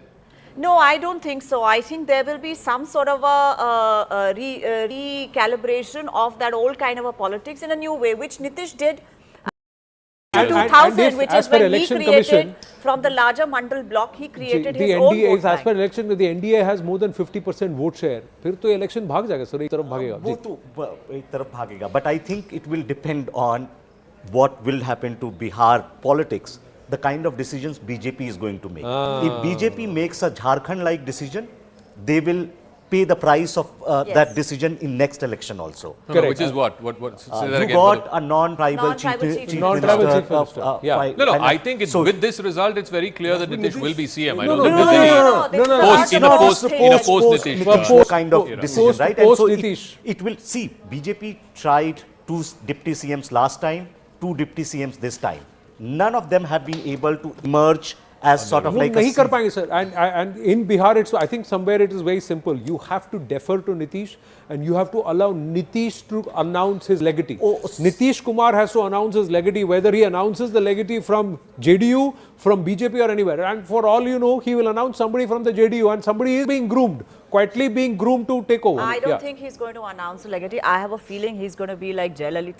Say that, look, people will push forward a leader because he himself. They still haven't solved that problem. What he basically, I think, did in 90s along with George Fernandez and breaking away from the Janata Dal led by Lalu Prasad Yadav at that time, which became the RJD, was to do a model 2.0, which is the salami slicing of the larger OBC bloc. Then he added the women's vote. Now you will have the part 2 of that situation where somebody will have to come and conceptualize a new sort of a social coalition. I don't think that Hindutva even now will be able to win BJP the election in Bihar. If I may request, let's not talk about post-Nitish Bihar as of now. Let him... No. We wish him great health. We wish him great health. We wish him a successful 5-year term as Chief Minister, and also underline the fact that bhai Tiger abhi zinda hai. Buda Sher mein abhi bhi bahut zyada because you're forgetting neither Prakash Singh Badal vacated the seat nor MK Stalin vacated the seat. But I'm just saying, but I feel that the intelligent and the engineer in Nitish, and also a certain level of political astuteness, he will at a point in time know that party ko chalana hai to uttaraधिकारी करना पड़ेगा. I think if you look at the numbers and the direction the NDA is going, Not only is it alliance chemistry, it is also the caste calculus which has worked in their favor. The point which was earlier made, the NDA alliance of the BJP and the JDU brings in the OBC and you bring in the group that JDU is able to. Also a caste calculus which they have brought in. Yeah, but if it is the Mahila factor that has actually given the NDA the kind of mandate that the leaderboard currently is reflecting, will the political discourse of Bihar itself change? Priyam Gandhi Modi and the others. We were talking about what happens now. If these numbers hold and these guys win, what happens now? So especially if the Mahila factor is working, etc., what happens after Nitish? So we've seen this in Maharashtra that you grow together. There was a belief at one time in Maharashtra that you cannot win without regional parties. We have, the BJP has almost gotten to a point where it is going to be able to win perhaps without a regional party in the next few Bihar, I'll tell you one thing. Have a leader or a face in Bihar who can actually motivate and mobilize the party and cadre out only for that party. BJP does not have it. In Maharashtra, BJP went on shopping and they shopped very well. shopping while comparisons are important, it's important to also understand the political context of a state. Bihar is not like the other states of the country, and the type of alliance the BJP has built up in Bihar is very distinct, and the fact that they had to retain Nitish as part of their alliance indicates the importance of the regional parties for the BJP in Bihar. And also, therefore that also Nitish also realized that he can survive and he can prosper only with the NDA and with the BJP. And therefore, even if the BJP emerges as the single largest party in the NDA, I don't think that would imply any chief minister change. You will still have to go with Nitish Kumar. No, Nitish will be the chief minister. It is just is there a post-Nitish era in the horizon, and should all parties prepare for that in Bihar, especially within the NDA? That's one question. What they will do in the next 5 years under Nitish Kumar, if these results hold, we'll have to see. Now the lead has slipped down under 150, it's 149. I think there is one other change that will happen in the next 5 years. If you looked at Hindutva, it was supposedly worked pretty well as an umbrella strategy. I think in Bihar, we have what Professor Shastri said, they've got the caste equations right. But if the BJP and the NDA, I would say overall, is smart, they will shift the narrative to development. Now, it's not the development of Maharashtra, but it's a development of something that is unique to Bihar. Any discussion of post-Nitish, frankly, doesn't really make sense because he's going to be there. So, next 5 years, they have a plan what they're going to do. Just another 6 seats to go, of which the leads have not yet come. They have not yet been plotted, viewers. And the NDA has crossed the 150 number again, 152 leads. If those 6 seats come, will this further go inch towards the 160 mark? That's the target that was set by the NDA for themselves. Yes, Nalin and then Rahul. So, one of the reasons why Bihar is different, and the point that Professor Shastri was making about the alliance politics. Bihar, unlike UP, so for example, Bihar has about 10% more forward caste than UP. Bihar has about 4.5% more Yadavs than UP. The 17-18% Muslims roughly. Those get in UP they get divided up, but in Bihar they go either to Congress or RJD. And most importantly, UP has BSP, which cuts about 10%, 12% of the vote, which is not there in Bihar. Which is why alliance matrix in Bihar becomes specifically very, very important. And the BJP's sort of vote base is a very nice complementarity with JDU's vote base. They both need each other significantly. And it's transferability of votes, which is perhaps not happening in other places. See, I think Bihar is distinct in the Hindi heartland. Bihar is the only state where BJP never had a CM. In all other Hindi heartland states, BJP had a CM. Second, Bihar politics has always been delivering a coalition government, whereas UP and other states have started delivering single party majority. And the reason that's happening, BJP in Haryana or most states where it entered after 2014, what was the strategy? Basically create a wedge between the OBC caste and a Dalit caste. In Bihar, Nitish Kumar had already done that. He had done the Yadav minus EBC mobilization. He had done the Paswan minus Mahadalit mobilization. Yes. So in that sense, it leaves very little space for the BJP without Nitish Kumar. Right, Sohail Seth is also there. Just a quick word. Sohail ji, you've been listening. Your thoughts? My worry is not about Nitish Kumar at all. And by the way, no leader, no politician leaves power on their own violation. Either God calls them or the population calls them back from their offices. My concern here is about the future of the Congress. And since this then, he's one person who knows the Congress better than perhaps most people do. My worry is, how long will the Congress continue its massive decline because of this intellectual giant they have leading them? Because what is happening is you're destroying a great alternative. I'm not bothered about whether it's Gandhi or Modi or whoever it is. In a democracy, whether you like it or not, Congress is the only other pan-national party. And for the Congress to be consistent both in its decline and something that is worrisome. So Rashid, since Rashid guides Rahul Gandhi on a daily basis and is the closest advisor to Priyanka, let Rashid weigh. Wait, this is what we're going to do. The room, by the way. Swapan Das Gupta is getting mic'd up. Rashid bhai, please come back into, come to me. Come here. Rashid bhai, come here. This is all live, that's all right, no problem. Our viewers are understanding what we're doing. Aye, Rashid bhai, idhar aye. That question was to you, so you have to answer. I'll get to use my mic. Come. हम share कर लेंगे उसमें क्या? Mr. Suhail Seth has he always exaggerates. He knows that nobody can advise, Gandhis, particularly Rahul and Priyanka. Like you, I'm an independent observer, and we do comment, take a livelihood out of it. But capacity to advise. Who has written more books on the Gandhis, which even the Gandhis can't read or haven't read?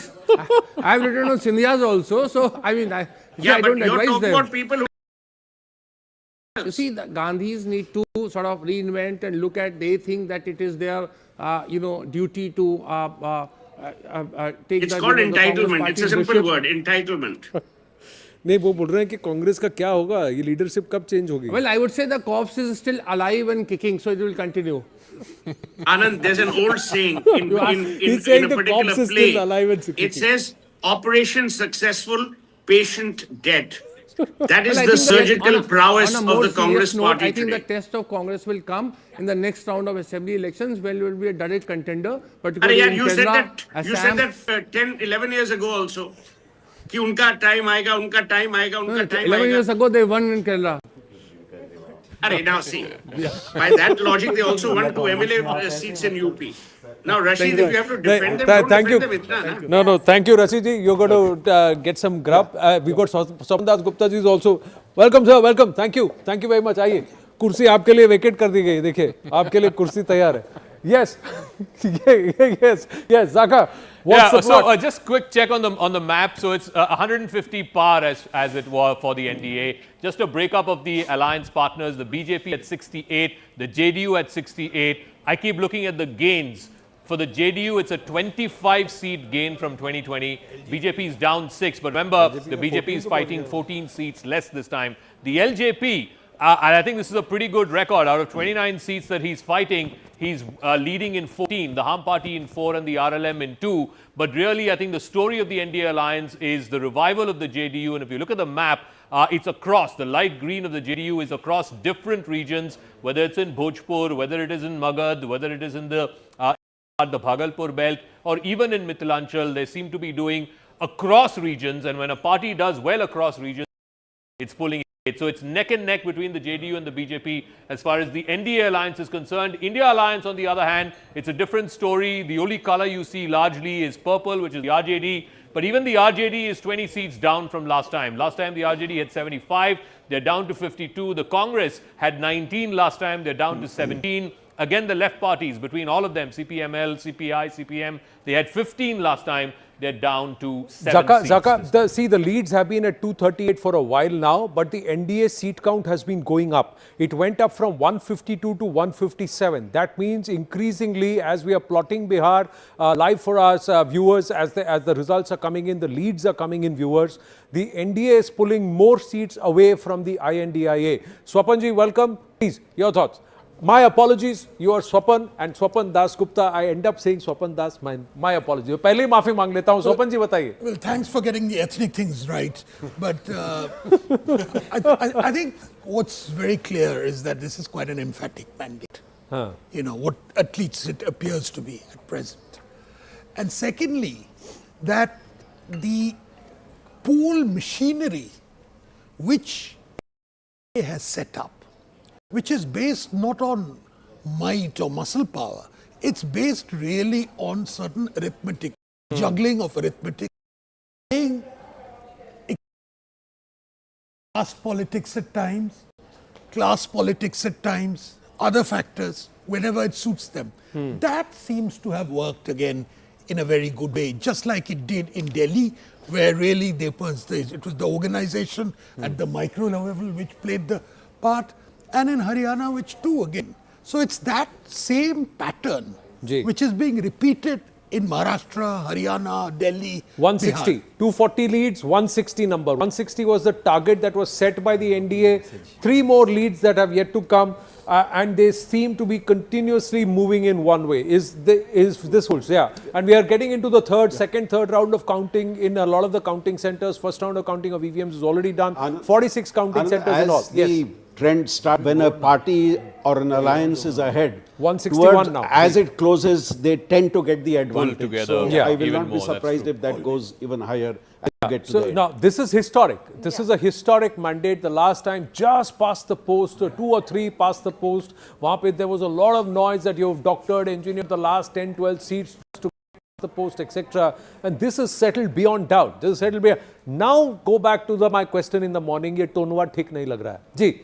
No, I'm going to go back to that development-led growth conversation, because I think now that for the voting pattern to change from like the caste politics to development-led, performance-led voting, going back to again what Mr. Seth said, that infrastructure is very much required. I think that increases and changes aspirations of people, and I think that's where BJP kind of brings in its strong suit also in that double engine Sarkar performance, and I think that's the game changer here. Look at it. Sorry, I'm interrupting.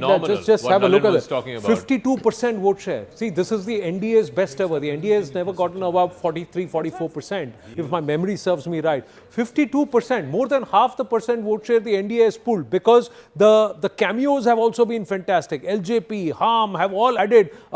JDU and and look at the INDIA, 37% gap between the two. It's basically a 2-horse race. I mean, I don't think Jansuraj or any of the other 3rd or 4th players matter in this election. It's a 2-horse race, and if there's a 15% gap between the two alliances, then I think it's a runaway victory, and that's what we're seeing in the seats as well. In my mind about Tejasvi Yadav. Right. Yes, he's done better than the Congress, but the question is, does he offer anything beyond what his father gave him? And I suspect the answer to that is no. He was novelty last time. He's no longer novelty.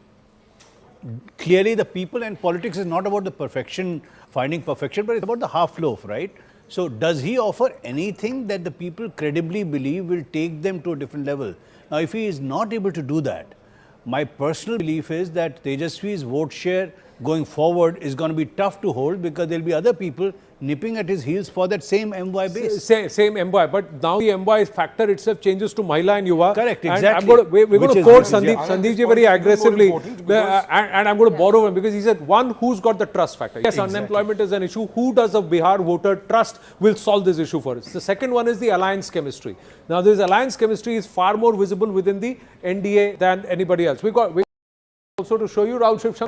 Good early morning. Yeah, you're walking on a good day and a good time. Well, the EVMs are not having such a great time, unfortunately, because we've already got the Congress stepping in and saying that, look, when you delete a large number of voters, etc., there's going to be a problem. And of course, you saw the vote share, the right? EVMs. You saw the vote share. Now have a look at the youth numbers. We got to flaunt it a little, because when it swings one way, it swings one way. Just putting out these numbers as Rahul walks in. See, 1 lakh. Good omen. 1,18,000 concurrent views. So from 83 to 1,18,000, 1,14,000. That's where the numbers are. Viewers, thank you very much. Thank you so much. Thank you. These numbers have been consistent through the over 1,14,000 concurrent views. Please keep watching. Please keep staying on with us. Now we are also adding muscle. So Rahul Shivshankar also walks into this election broadcast where the trends are very I've been looking at some of the trends that have been coming through. A large number of preconceived notions are now collapsing. So you are seeing also in Simanchal, inroads that have been made into seats that were actually RJD and Congress bastions. That tells you that substantially there is also this huge talk about, you see, constant Muslim bastion, this, that, the other. In Simachal that's last what I'm time saying. around. So, Simachal, the JDU. But so then where is the polarization- Muslim vote going? So no, the polarization. Is it the Muslim vote? The polarization works both ways, right? That's right, but there's a reverse polarization that But happens. Zaka, the turnouts in these seats in Simachal Was were much much higher. higher. Much 10, higher. 12, 15% higher. That's correct. And then when you look at Bhojpur, have a look at Bhojpur. There are changes taking place in Bhojpur. There are changes taking place in Mithilanchal. So clearly, obviously, there is a coalition that is coming through and a positive message is being rewarded. No, absolutely. Look, like Rahul Verma. I've been saying this since morning. When the NDA and particularly the JDU is doing well across regions, then you know it's pulling its weight. It's going towards closer to perhaps even a two-thirds sort of a situation. And if this numbers hold, they might actually get to a two-thirds majority. The BJP holding its own, is it becoming the default party of choice in Bihar, slowly and steadily? Is that what we're seeing? So it's 75 to the JDU is now That's right. currently the higher party, the larger party in the alliance. The BJP is at 72, LJP at 14. So that's 29 seats that he's leading in currently. But the JDU, and I keep pointing, they This had is a huge 43 number. last time. This is a 50% strike rate. It's a 50% strike rate. Adding to the JDU turnout also, because remember, it really undercut the JDU in almost those many seats. The JDU Rahul up Verma, for 32 from last time. I think, see, once you have like a alliance leading in of the seats and you have them 50% plus vote share, I think every sort of caste blocks, everything is going to be flattened. So I don't think that is going to be any different. I think what seems to be happening in favor of the NDA is basically a combination of everything working together. So it looks like at 10 a.m. You're saying that the Yadav vote has stuck to the RJD. Is that what you're saying? I don't think that could be the outcome when you're beginning to lose. Look, all parties have serious social base. That's why they exist in society, right? So Yadav and Muslims will stick to RJD, but at 50% vote share, there will be a chipping away of some Yadav votes also towards NDA, right? So 80% Yadav, but when the coalition is crossing 50% mark, then it's basically going to be gained across segments. You know, the incremental vote which the BJP has got, and I think here BJP, I mean the NDA has got, I think we must really take into account what the SIR has done. Because by eliminating at least the dead voters, you know, you might think, but having fought elections, I can tell you how important that is. Because whoever has the might in the locality ensures that the dead come alive on election day. Especially in West Bengal. West Bengal is, of course, a classic example of that. But Bihar, you see, Bihar has moved away from violence to quiet manipulation. And here, I don't think that has been eliminated entirely. But at least what has happened is that here, there has been a far more level playing field which has been in existence. And that has resulted... Mr. Das Gupta, at least a 5%, if you exactly, discount, I would say discount the SIR, there's at least a 5% jump in turnout, which is clearly having an impact. Which has moved in favor of the BJP. So this coalition has been better at effectively mobilizing its own voters. That's something that we can say, and is that on the back of a positive? That's what I'm saying. That's the pattern. From Delhi, Haryana, Maharashtra, this has been the pattern. That's the you mobilize every available supporter to turn out. BJP state chief's first reactions coming through. Let's listen in. सवाल BJP is the state president is with us Dilip ji जो रुझान है initial रुझान अभी नहीं वो आपके favour में लग रहे हैं कैसे देखते हैं नहीं वो तो जनता ने मन बना लिया था जनता ने मन बना लिया था कि फिर एक बार एनडीए की सरकार बनानी है और ये आज नहीं आज करीब एक महीने से अंदाज लग रहा था कि जनता एक तरफा जो हमने विकास के काम किए हैं जो कानून का राज दिया है उस पर जनता विश्वास कर रही है बिहार में आप घूमे हैं क्या ऐसे मुद्दे आपको लगे 3-4 जो लोगों को बिल्कुल लगे हैं और जिस पर उन्होंने वोट किया है कानून का राज दूसरा नीतीश कुमार जी ने विकास का काम जो किया है और तीसरा नरेंद्र मोदी जी ने जिस तरह से केंद्र डबल इंजन की सरकार में केंद्र का मदद बिहार को दिया है बिहार के जनता ने मोदी जी के गारंटी पर भरोसा अलायंस की जो परफॉर्मेंस है उसे कैसे देखते हैं आप हमें जाना है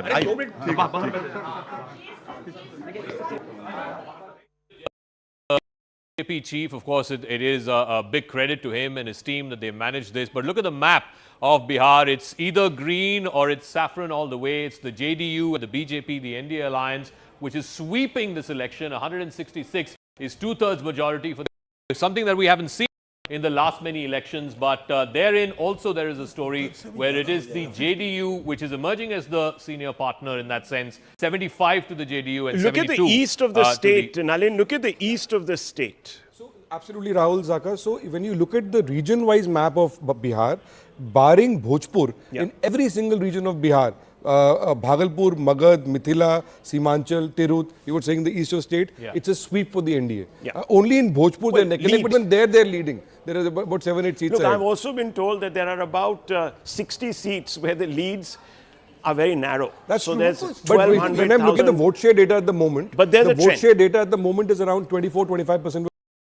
If that holds, it's about 4-5% more than what they had in Lok Sabha. Absolutely. Interesting. And that's why I'm asking, are more voters that were traditional voters, Mr. Shastri, traditional voters of the MGB, actually now moving away? Is there a greater coalition forming at the social level? That's a fun, and I think we'll have a look at those filters. But yes, the NDA is leading now in 168 seats, obviously there are several factors which have come in to allow that to happen. And yes, I think the social calculus in Bihar is changing. The MY vote may have gone to the JDU, but I'm sure a chunk of it has moved to the NDA also. And the NDA has built a social coalition of all groups, upper caste, backward caste, most backward caste have moved with them. And that has contributed to these numbers which we are seeing. So we're looking at the M factor, the Mahila factor. These are 124 seats where the women have outvoted the men by 10% or more. There, in the 124 seats, 95 of those seats are going to the NDA, only 26 to the India Alliance. That's a 3/4 to, kind of a situation, And most of these are second voting phase blocks that have been added to the NDA. These are all second phase polling. That's correct. These are all second phase So polling. I'd be interested to find out what's really happening in the Yadav-dominated seats. Any ideas, Nalin, from your data, what's happening in that filter? Because these are seats where I'll just look it up. I think this election has perhaps been won and lost, to be honest. So the sense that I have is that the Yadav vote has stayed with the RJD.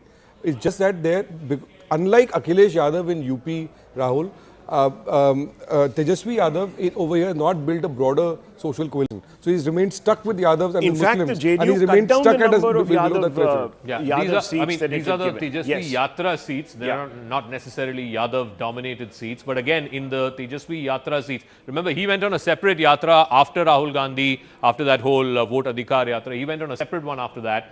Even in those seats, it's the NDA which has substantial number of 46 to 20. And there, look at the JDU. The JDU is 30 and the BJP only 12. So traditional JDU seats where RJD was hoping to make inroads, expand the caste coalition, Tejasvi Yadav has not been able to do that. The vote share data is showing us that RJD currently is at 22.94%, which, by the way, was the exact percentage it had in the Lok Sabha election and about a little bit less than what it had in 2020. What that's telling us is that while it's retaining that vote percentage, its seat share getting stuck. It's telling us that its support base has remained stuck with only core constituencies of Yadavs and Muslims. They have not been able to attract other castes or other social groups. I think they are losing some Yadav votes. Simple arithmetic. Last time they had 38% vote. Add VIP to it, it's around 39-40. This time if they are around 35% vote share, it means that the India coalition has lost 5% vote. And that's much more likely to come from Yadav than Muslims. That's right. And the point that I was trying to make earlier was that there is a definite movement towards perhaps a positive message. I don't think Rahul Gandhi's message of an SIR being the, malfeasant, this thing of the election commission has worked. I don't think that has worked at all. The number of votes for women actually were cut under the SIR. And they have outvoted the men in this election. So how do you explain Yes, that? both of you, And where they are losing the Yadav votes, I do think that we'll come back to what we started off in the morning, that Mahila cuts across caste lines, right? So a lot of that has moved towards the NDA, that's one.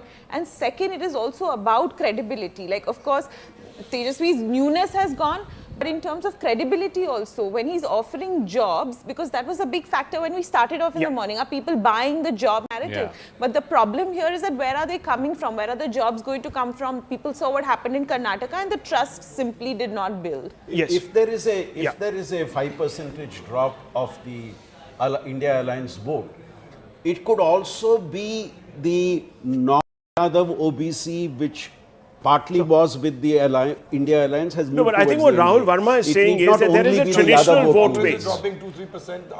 Other parties have also RJD is holding its vote. RJD I think is holding its vote. Okay. Rahul, I want to make a quick point. On the SIR impact, two things. Our reporters told on the ground that it was not resonating on the ground. Rahul Gandhi was campaigning. When you look at the seats affected by SIR in particular, NDA sweeping those seats, 76 to a NDA versus India Alliance 28 seats.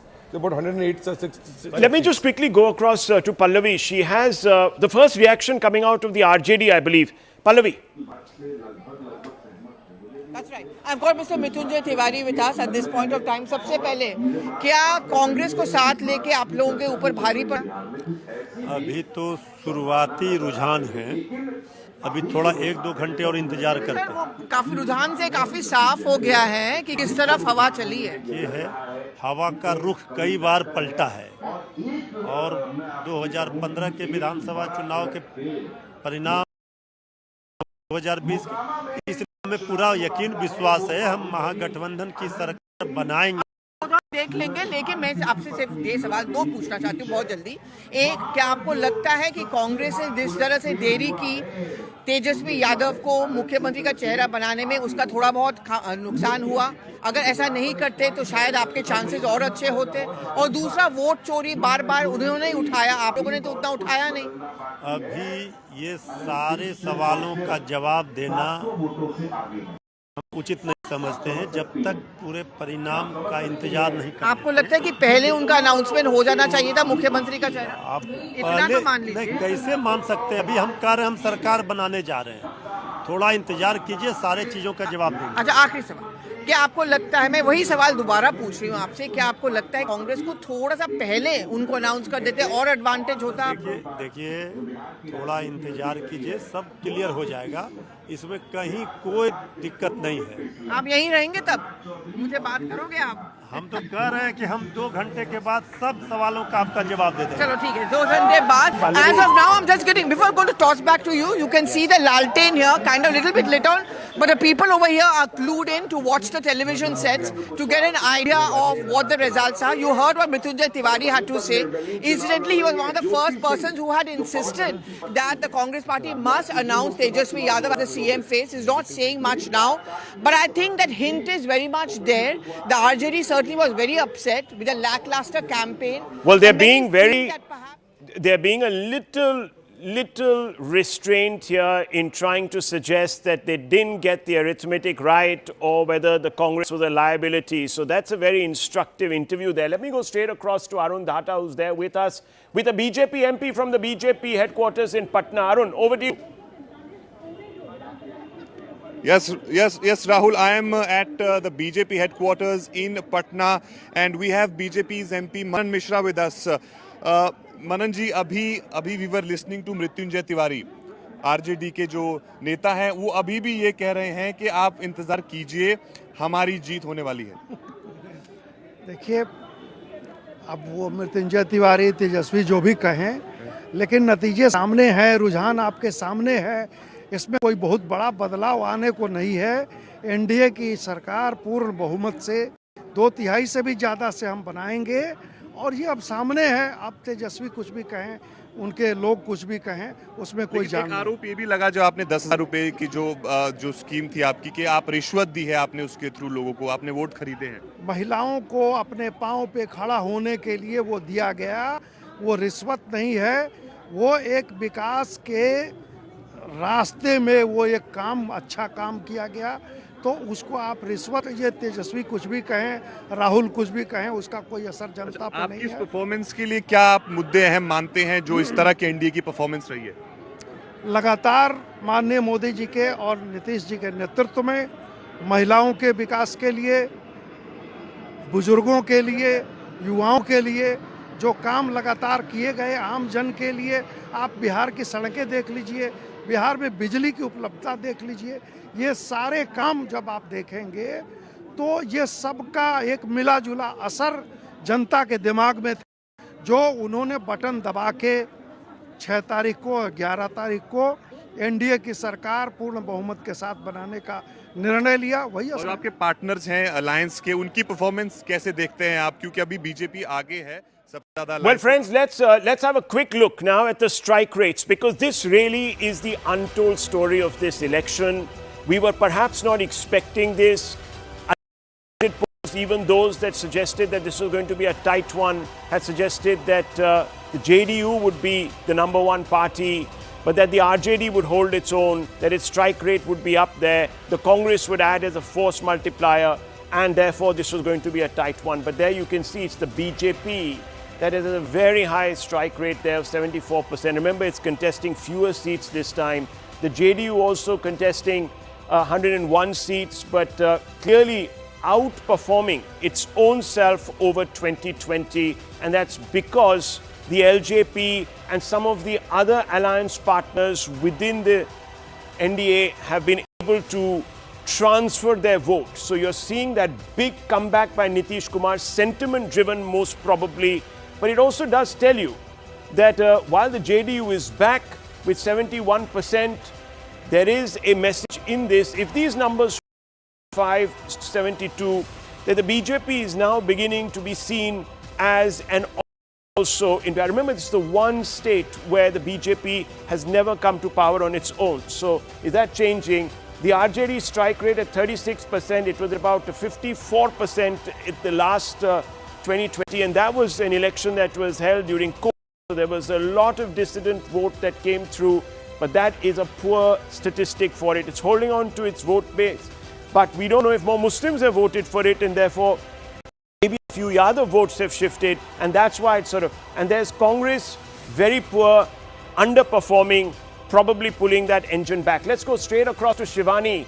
Shivani, who joins me straight from Patna. Shivani, a big moment in this election, 4 or 5 rounds now down. These trends are holding, and this is not looking good for the MGB or the Congress in particular.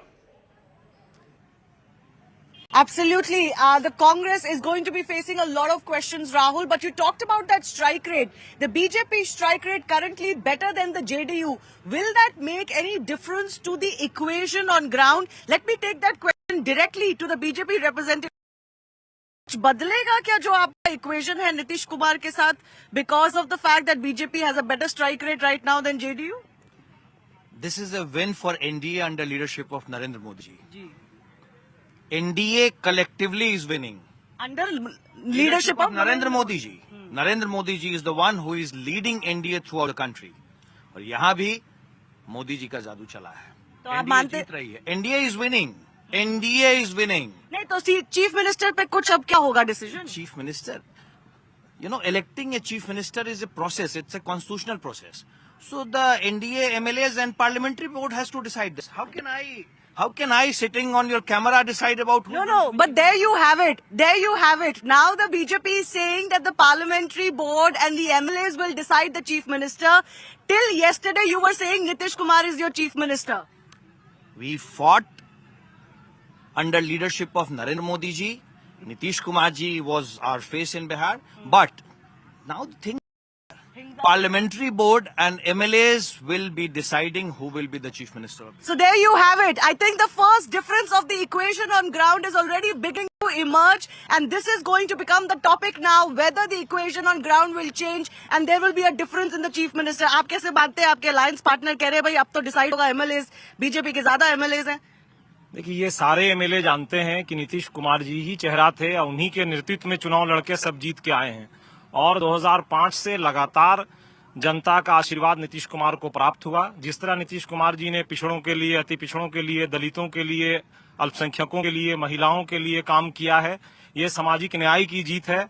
और 25 से 30 मुख्यमंत्री नीतीश कुमार जी बनेंगे, ये सारे विधानसभा, सारे जिलों में सारे एनडीए के नेताओं ने कहा है. So, you know, the situation on the ground is now very clear. Yesterday when I spoke to the BJP Bihar president, he said Panch Pandav. They're calling their alliance an alliance of Panch Pandav. And in a way, all Panch Pandav have done well. That's true. But who's the Arjun out of that Pandavs is the big question. Well, and you know, BJP certainly believes that they have hit the bullseye and they are the Arjun of this Mahabharat. You know, the fact is right now, Shivani, that there will be a large number of local cadre who will get swept up by this emotion and maybe even veer towards hubris. But I think the Sena heads at the center and those that really shape this alliance will decide. Let's go straight across now to Arunima, who is also amongst a large number of people. JDU office, the JDU outperforming in this particular election. Arunima, big relief for Nitish. Yes, so at the JDU office, there's a steady stream of support are coming in. More and more JDU Karyakartas are now trooping into the office here. The district president has just walked in. Sanjay Jha, who's the JDU's working president, he is expected in a short while from now. जैसी उम्मीद थी कि JDU उभरेगी सबसे बड़ी party के हिसाब से NDA के अंदर, ऐसा लग रहा है कि भारतीय जनता पार्टी JDU से आगे निकल जाएगी। जी बिल्कुल, मुझे तो विश्वास है, लेकिन मैं ये भी कहना चाहता हूँ कि एनडीए एक हमारा एक परिवार है, ये साथ में चलें, कोई आगे कोई पीछे रहे। क्या तैयारी है यहाँ पे? पटाखे वटाखे ले आए आप? पटाखे का भी तैयारी है, मिठाई का भी तैयारी है, लड्डू का भी तैयारी है, ढोल बाजे का भी तैयारी है। नीतीश कुमार मुख्यमंत्री थे और रहेंगे, टाइगर अभी जिंदा है। अच्छा, नीतीश कुमार मुख्यमंत्री रहेंगे अगर बीजेपी के ज्यादा लोग जीत लेंगे, तब भी नीतीश ही मुख्यमंत्री रहेंगे? देखिए, बीजेपी कितना सीट गया, मेरा एनडीए का साथी है और ये तय है कि पूरा एनडीए तय कर लिया है, पूरा बिहार कि नीतीश कुमार ही सीएम रहेंगे। तो दूसरा नहीं बनेगा, नीतीश कुमार ही रहेंगे। लेकिन आपने कहा था 25 से 30, फिर से नीतीश 30 तक है। बिल्कुल, जब बिहार की जनता ने उन पर अपना बेशुमार प्यार लौटाया, उन्होंने 20 सालों में जो काम किया, 20 साल में रहने के बाद इतनी बड़ी बहुमत से जीत जब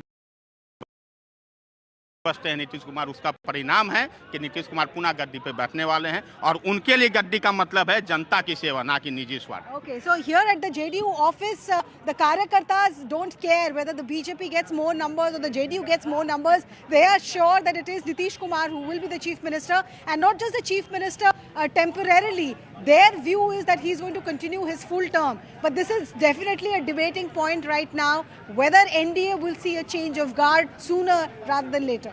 Sooner or rather than later, well, that's a point, because remember, there is also an equation at the center that needs to be maintained. Arunima, thank you very much for that. Let me just go straight across to Zach. Zach? So on the Modi factor that you were asking, the rallies that the Prime Minister did in Bihar, he had about 13, 14 rallies. It plots to about 90 odd seats, and look at it. I mean, it's a runaway lead for the NDA. 67 out of the 4 seats the NDA is leading. And if you look at, you know, the breakup of the JDU, helping the JDU as much as it is helping the BJP, and it's across regions. It is in the eastern part of the state, which we were talking about, Trihut, which is the JDU stronghold. The central part of the state, the JDU has picked up a lot of seats. There's also a few seats up in the Champaran. So if you look at the Modi factor, it has made a significant difference. It's kicking in. So obviously the trust factor, the credibility is important. Yes, you wanted to make a point, Nalin. Add to this point, if you compare this Modi factor to 2020, you'll see that the potency of this increased significantly.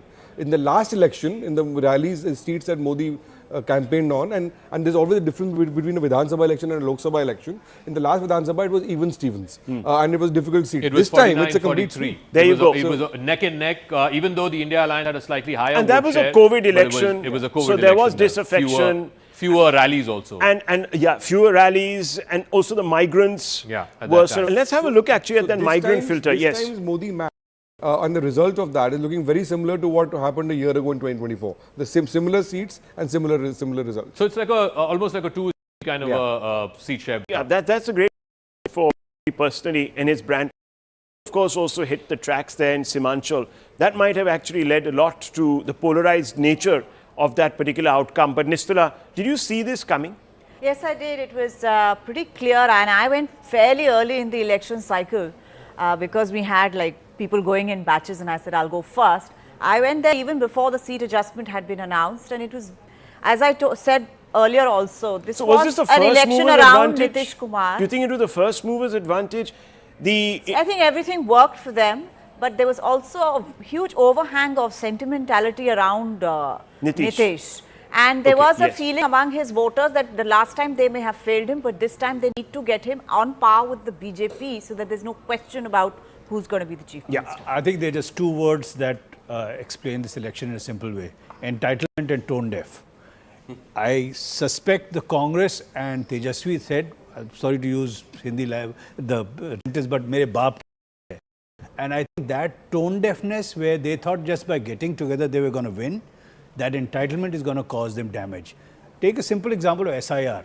They kept going, and I mean, you know, my way or highway, people say highway. But SIR, there are people who may not want more illegal information on immigrants to be there. leads coming in through Griha. Atul, let me go straight across to Griha, who's in the hub, in the live result hub. Griha.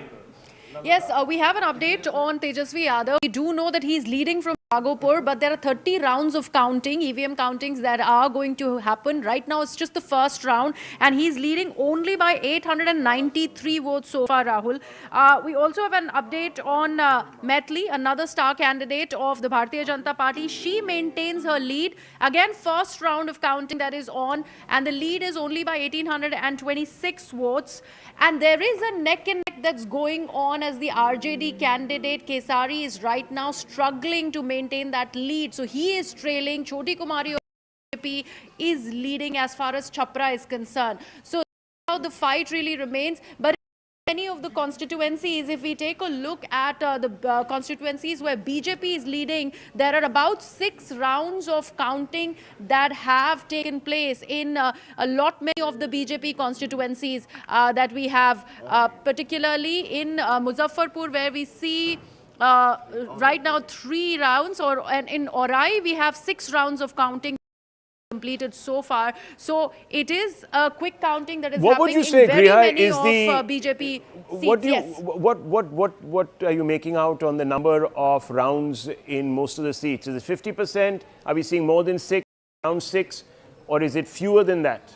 So that's what I was mentioning, Rahul, that wherever BJP is leading, we do see that the number of rounds of counting has in fact gone up to 6. And I mentioned Orai over here. There are some more seats where BJP is leading, where we do see how the number of the rounds of counting has increased. There you see in Sahibganj as well, where you have Raju Kumar Singh leading by 3,824 votes. There the 5th round of counting is happening. If I take a look at where RJD is leading, right now the maximum number of rounds so far is 3rd round, which is going on in Mahishi and also in Kurhani. These are the 2 places. That's very interesting. Zach, what do you make of that? Youth factor. I mean, we've been talking about migrant labor. So we looked at the top 10 districts where there is outflow of young people in the age group of 18 to 29, and it plots to about 90 odd seats. And if you look at it, Rahul, again, a bulk of these migrant seats are in the northern part of the state. They're either in Mithilanchal or they're up in the Kosi region. Yeah, and then there is, of course, a couple of these districts like Rohtas, etc. in the south. But again, look at the numbers. The NDA at 71 out of these 97 seats. The India Alliance only 25. And the point also being that last time people were willing to give the RJD a chance because they had 19 seats more. They had 44 seats in the same migrant labor belt.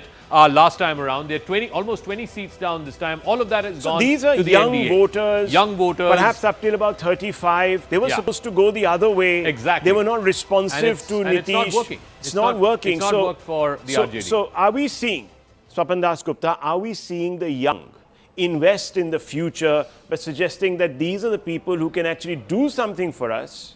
Well, I think rather than just be swayed by their and the migrants and most of the other castes are basically moving with a general tide. I don't think there's anything specific here.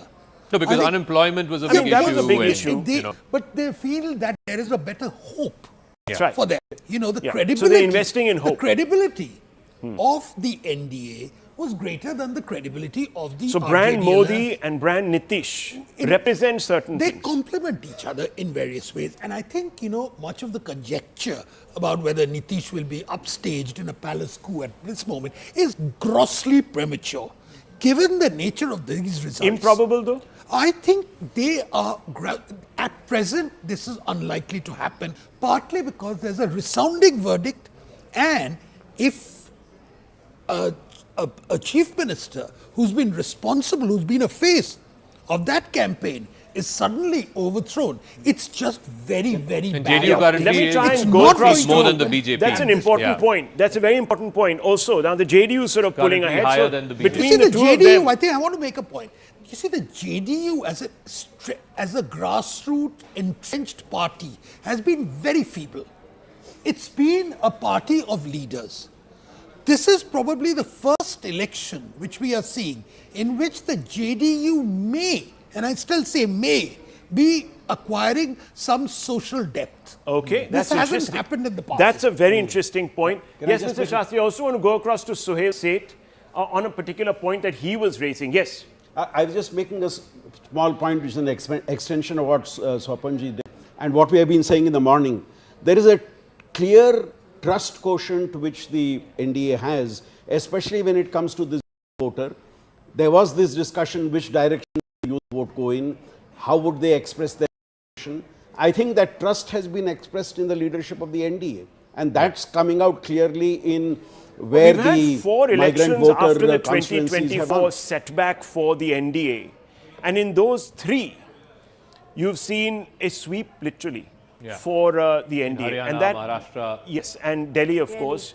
now The the only fourth state was Jammu and Kashmir, where in Jammu they did fantastically well. In Kashmir, they couldn't sort of make those as they inroads as they were hoping to. But Zaka, that's significant, isn't it? The fact that another very critical election in the Hindi heartland, where this particular alliance had stumbled in 2024, even the heartland now responded. No, I think it's also the BJP's way of saying that 2024 general elections were a blip. There was something that went wrong. It did, and that's why they came down to 240 from 303. But now it's all those problems. Yeah, now they I have think that's responded really to those see. problems. And They've they've learned corrected those problems. and they've attended to. Well, keep watching YouTube. Your viewership has really counted on a day when we are counting sentiment across the board. So thank you very much, viewers, for staying with us. But Zach, I just want to come back to you because you're the data care. And I want to ask you a couple of questions fundamentally. Where is that vote, that woman vote going in those constituencies that matter? No, it's overwhelmingly going to the NDA. 124 seats, which is half the Vidhan Sabha, half the state, where women have outvoted men by 10%. It's going overwhelmingly in favor of the NDA. Look at this, 97 out of those 124. And these, mind you, are pickups from 2020. 24 of those are pickups from 2020. So if you were to go by just the 2020 results, then this number, instead of 97, would be about 73. And that perhaps would have made a difference, because this is going all across the different regions of Bihar, and particularly a cluster of these JDU seats. Even in that, if you were to break up and see which of the parties are leading, the BJP has 49 out of those 97, the JDU has 41, the LJP 10, and these women, particularly in the second of polls, whether it's in the northern part, in some parts Even of in Simanchal. here in Trihut as well, here in the eastern part of the state, they've ended up winning a lot more seats compared to 2020. You want to replicate this map from 2020? Just go back and look at the 2020 even in the Anga region, in these same seats, and look at the NDA.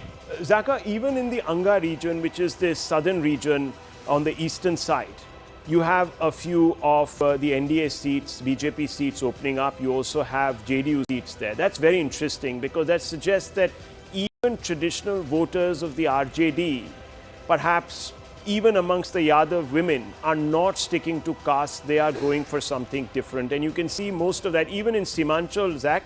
Yeah. If you look very closely, there are now blips of orange. There you can see it in that central corridor of Simanchal. And it comes down to the Anga region, and you can see those gains. And look at this for the JDU, the large number of seats that the JDU has got in this pocket, and a large number of seats that the BJP has got in this pocket. So you're talking about the Kosi Mithilanchal belt. This belt again. Here the JDU seems to have done well, and here the BJP seems to have done well.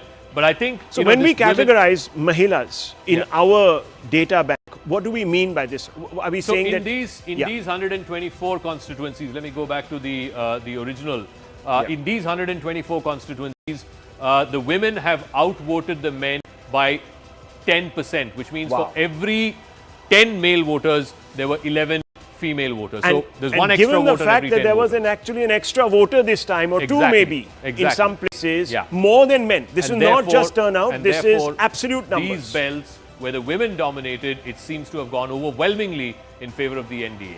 Nalin. When we're looking at turnout figures and juxtapose them with stronghold seats, you look at JDU strongholds, and by stronghold I'm defining them as seats which the party has won for the three times in a row. Consecutive. Yeah. In BJP strongholds and in JDU strongholds, the turnout has a percentage has been much higher in terms of the ratio of that compared to RJD strongholds. So is And there, you're seeing a is reflection there of that in the now results. a degree of disaffection or fatigue with the message that the MGB was putting out, or with the leadership itself? But is there a message that they put out? Well, I mean, look, at one level they were focusing. I mean, let's be honest. It's not as if Bihar is streaked ahead on certain parameters. So we should be honest about that. But there was no. And their message was that, look, we can create jobs that haven't been created in 20 years. But their message was, we are not Nitish, No, or that's we are fine. not Modi. But The there was fine. no the credible point is that plan. they were highlighting a deficit. Yeah. Now, why haven't people? I've got a point to make on this. That if you look at, and let's look at this seriously. If you look at the promises the Mahagathbandhan was making, they were making even more promises than the NDA, right? And it would have cost them about 60,000 crores. 36,000 crores is the cost of the promises that the NDA has made. The problem with that kind of messaging is that it's just Me Too messaging. There was no coherent vision of the development of a state level. You were saying that, okay, these guys give you this, I'll also give you this, a little bit that. But there was also a memory of Jungle Raj that came back.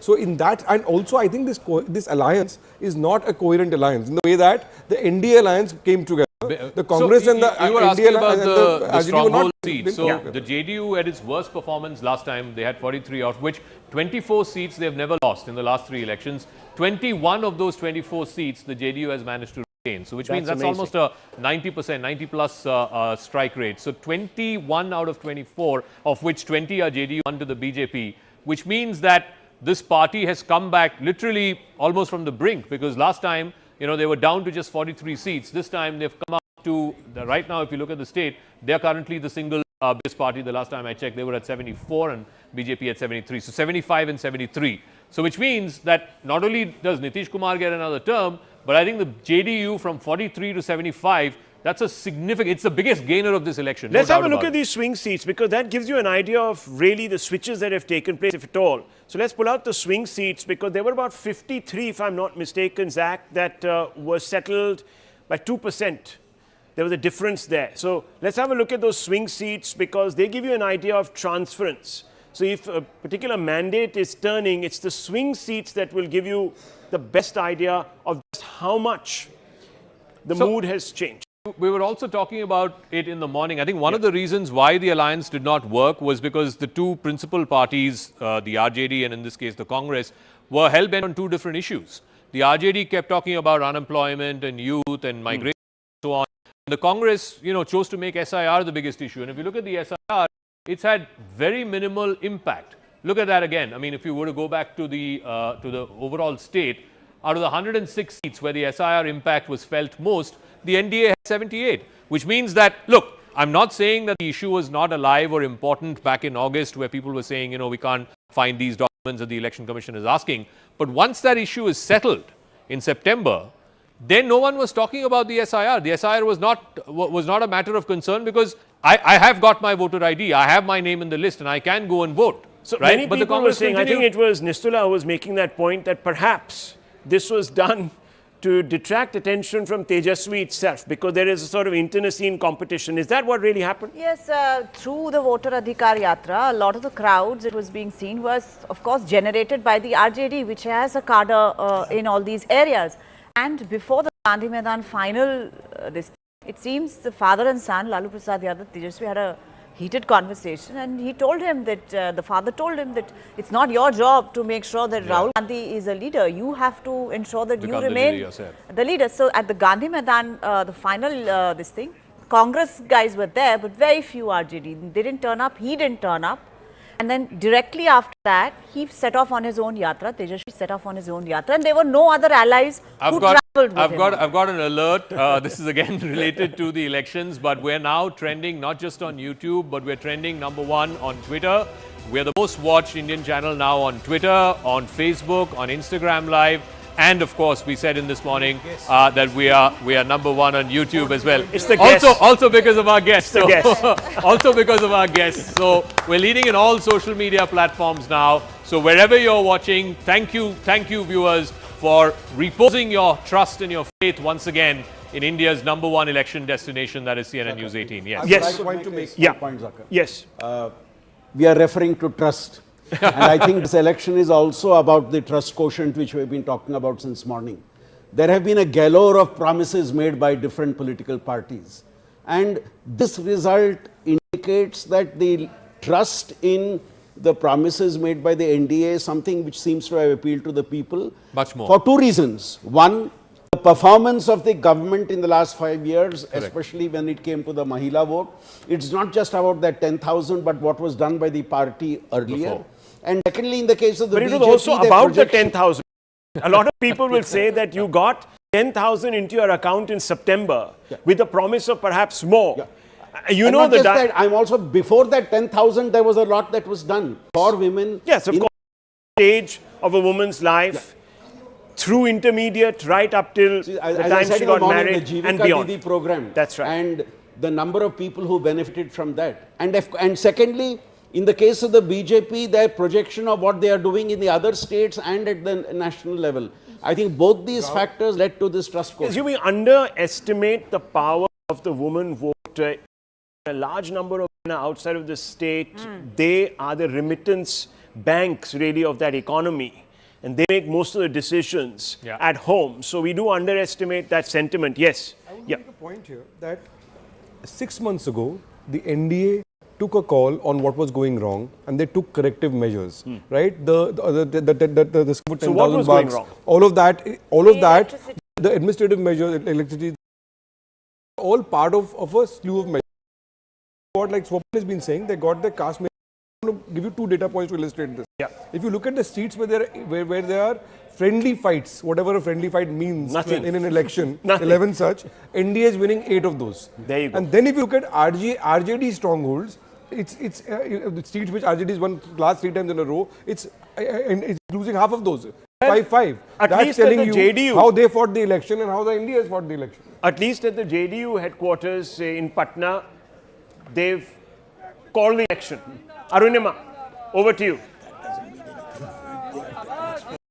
I can't hear you very clearly, but if you have come to me, the JDU Daftar, the JDU office is suddenly teeming with supporters, slogans, and also, people who are busy giving soundbite. This entire JDU office currently, there are various workers in small groups who are, Nitish Kumar on. Nitish Kumar ही अगले मुख्यमंत्री बनेंगे। बिल्कुल कहीं कोई शक समाधान का कोई सवाल ही नहीं है और पूर्ण बहुमत में एनडीए की सरकार नीतीश कुमार मुख्यमंत्री के पद की बागडोर से। आप लोगों की क्या तैयारी है? तैयारी बहुत बड़ा जश्न होगा। अभी 1-2 घंटा इंतजार कीजिए, बहुत बड़ी तैयारी है। Okay, so they were telling me that there are laddus being prepared. क्या है? विपक्ष उड़ गया। एकदम हवा में उड़ गया। उड़ा हुआ है, पहले ही से हुआ है, इसमें कोई शक नहीं है। पहले ही से उनका हालत खराब है। ललटेन बुझ गया मैडम। विपक्ष पहले थी ही नहीं कभी, सिर्फ यहाँ विपक्ष रही है और कमल खिल रहा है विपक्ष को एकदम बिल्कुल 50-52 सीट पर अभी जिंदा है। टाइगर अभी जिंदा है। नीतीश कुमार जब तक मुख्यमंत्री हैं, वैकेंसी किसी के लिए खाली नहीं है। नीतीश कुमार मुख्यमंत्री थे, हैं और रहेंगे। अच्छा, so there are loud slogans, the flags are out. One comment there is, तीर लालटेन को बुझा दिया है. Lalten is the RJD symbol. Teer is the symbol of the JDU. Even though Bharatiya Janata Party, the other alliance partner in NDA, is doing equally well, the JDU office, the Karyakarta's mood is that this vote is for Nitish Kumar. And on expected lines, the entire office is decked up with Nitish Babu's picture, Sushasan Babu's picture. And all across this JDU office, that is the sentiment that this vote is for him. Well, those crowds will build up. But I just want to caution our viewers once again that, look, we're still in a large number of seats, still in the counts. So 3, 4. And I don't want to sort of suggest that 2015 is going to happen once again, but it might. We never know. India is an open democracy where every vote counts. And in this particular election, there has been a turnout bump. So things can still change. The RJD still believes that they're in this contest. The JDU has called it for their leader, who they say Tiger is still Zinda. Not Rahul, yes. I just want to make a point about the lack of the circumspection in the RJD camp. You know, they haven't yet started the process of bloodletting, etc. There's a very practical issue involved. If the moment the RJD or the beleaguered force concedes defeat, what you have is their in the counting centers all deserting en masse. Right. And that is a catastrophic thing. So as far as they are concerned, they will till the very last moment maintain the pretense that we are in the fight, that these are early days, etc., etc. And because otherwise, everyone, it's bad for democracy. Yes. I think there's one point that also needs to be made, that if you look at the top 3 BJPs in terms of public persona, Honorable PM, HM and Yogi ji, look at the number of rallies they did and how many hours a day they were campaigning versus Tejas or Rahul Gandhi was sort of part-time. Disappeared for 2 months. Now, he disappeared for eventually 2 months. the people want to see who they're voting for, and if you have no message, no presence, then guess what? There are no votes. Well, people say that the Congress tried to play a different hand this time. They reached out more to OBCs and so on and so forth. There's a party that's trying to reorientate its strategy. So but still, you can clearly not. Meetings, right? Clearly not. Rahul Verma, 3 psephological points from you. I'll give you 5. Five. I think given the numbers we are everything seeing, in abundance this time. No, given the numbers we are seeing, one should basically call this a combination of factors. It's a perfect storm. NDA started with a bigger social coalition to start with. Second, they have an advantage on leadership, right? Like if you compare 2 national leaders from each side and 2 regional leaders, on both counts they have an advantage. Then they had schemes up to election. Fourth, I think opposition gave away this. They had some head start, but as the campaign progressed, they did not act you're like saying combination. How do you back that? How would you say that the combination has worked? Is it because both the partners, the JDU and the BJP, have done better than perhaps even their own expectations, given the numbers here? Both seem to be getting better. So they are contesting lesser seats, but their strike rates have gone up. Right? And not just JDU and BJP, even LJP, HAM and RLP is also pulling up the rate. So it seems like a perfect sort of like... So it's interesting because some of the junior partners were sort of opposed to the fact that Chirag Paswan was getting these additional seats. There was that talk also. Oh, but that kind of jostling should be between constituents. Right. No one is going to, everyone so is you get the best deal for your own alliance. Yeah, exactly. Like while maintaining your own presence, just coming to you. Right? It's always in an alliance, you should also get the best deal, an alliance should also get the best deal, right? Only then you will perform as a unit and win. So it's everything, and then the schemes work. And I'm saying like opposition gave away this out unit. Their narrative was disparate, and so at the end the elections become competition between 2 sort of like units, and one look more credible. Well, look at the numbers right now, friends. Just look at the numbers. 243 leads we've got, and out of that the NDA is leading on 175. The BJP and JDU within the NDA neck and neck, and that's a big number. The India bloc 63, underperforming even from last time, in an election that they were supposed to go toe-to-toe with the NDA. That's not happened. And if you really look at the Congress side of the fence, down to 12, though the Congress is contesting a fewer number of seats this time, but marginally the left almost not pulling its weight there. The junior partners of the NDA doing exceedingly well. LJP, 18 out of 28, that's a big number for the LJP. Knock-on effect means that the JDU is back in. This is a perfect storm that Rahul Verma was talking about. So at 10:45 in the morning, viewers, you have a situation where the NDA is visibly placed. Number of pollsters predicting a tight fight. We don't have the vote share numbers, do we, Nalin, at this moment? But I would like some of those vote share numbers. Okay, so just pull them out. NDA Yes. should thank Prashant Kishore. So I want to ask you, Prashant Kishore factor. I was about to come to that, and I just want to take you guys all across this. Prashant Kishore, what happened? Who's he knocking off? See, I don't know who's. In some ways, his campaign damaged Tejaswi's ability to emerge as a credible alternative To the youth, for Yes. the youth. So he's taken away. But how do we know? Because what is his vote share? Many people said that if that vote share exceeded 5%, he'd be trouble for the NDA. No, It's probably- sometimes things may not turn out you may not be able to do precise calculation. But think of it. His campaign basically showed that Tejaswi, who himself is sort of like not well educated and that kind of things, how will he be able to deliver the biggest promise that he's making? So in some ways, it basically brings So the Prashant Kishore factor not kicking in, the third alternative not kicking in. No, it's also more than that. I think the Congress, in particular, as the leading opposition party in the country, must seriously reflect as to why it is being seen as an anti-growth party. And I think this is becoming more and more marked everywhere. Rahul Gandhi's diversions into pet issues of theirs is not having any effect on the ground. He might be cozying himself up to certain editorial writers, but it is not. Now look at the SIR issue. It was a non-issue, which he's right. He's trying to make the Constitution, which for some fluke of reason he managed to get some resonance in 24. He's trying to make that into a main issue. But there's been the larger issues which are there in the country have not been at all addressed by him. As far as the economic issues are concerned, he's a blank.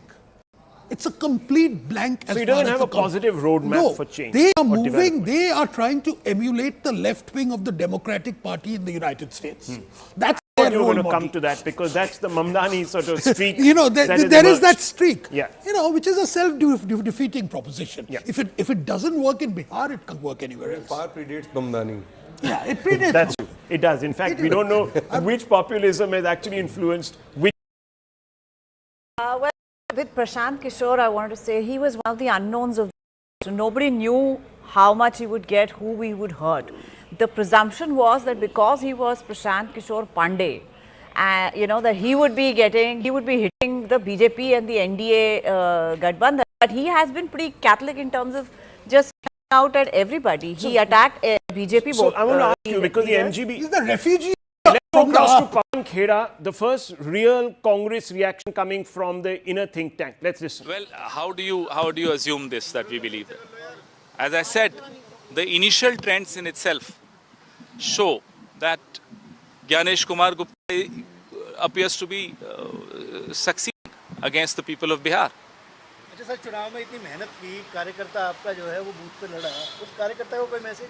अभी देंगे, आप इंतजार करिए। अभी जैसा कि मैंने कहा, ये शुरुआती रुझान है और कार्यकर्ता भी समझ रहा है इस बात को कि ये लड़ाई बीजेपी, कांग्रेस, आरजेडी, जेडीयू की नहीं रही। अब ये लड़ाई सीधा ज्ञानेश कुमार गुप्ता और भारत की जनता की लड़ाई है।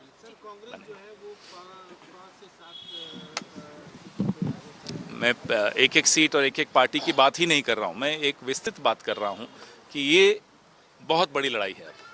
कांग्रेस ने जितना जोर सीट बंटवारे में लगाया था, अपने हिस्सेदारी में लगाया था, आपको लगता है उतना आशानुकूल परिणाम? मैं बार बार एक ही लाइन बोल रहा हूँ, आप अलग अलग तरीके से कुछ भी पूछिए। ये चुनाव अब पार्टियों से ऊपर उठ चुका है। ये चुनाव सीधा चुनाव आयोग वर्सेस पीपल ऑफ इंडिया है, चुनाव आयोग वर्सेस पीपल ऑफ बिहार है। अच्छा, टिकट वितरण में कहीं कोई? अरे आप कहाँ आप दूसरी बातों पे आ गए? जब सीधी एक ही लाइन में सब कुछ समझ में आ रहा है, गागर में सागर है, तो फिर काहे यहाँ वहाँ की बात करें?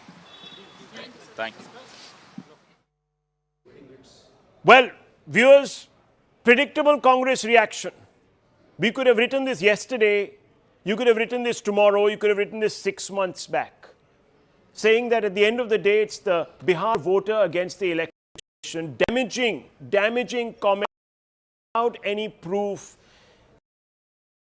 to come forward, submit a signed affidavit, submitted before the Election Commission with their proof so that action can be taken, so that even the Supreme Court can scrutinize. But the Congress hasn't done so.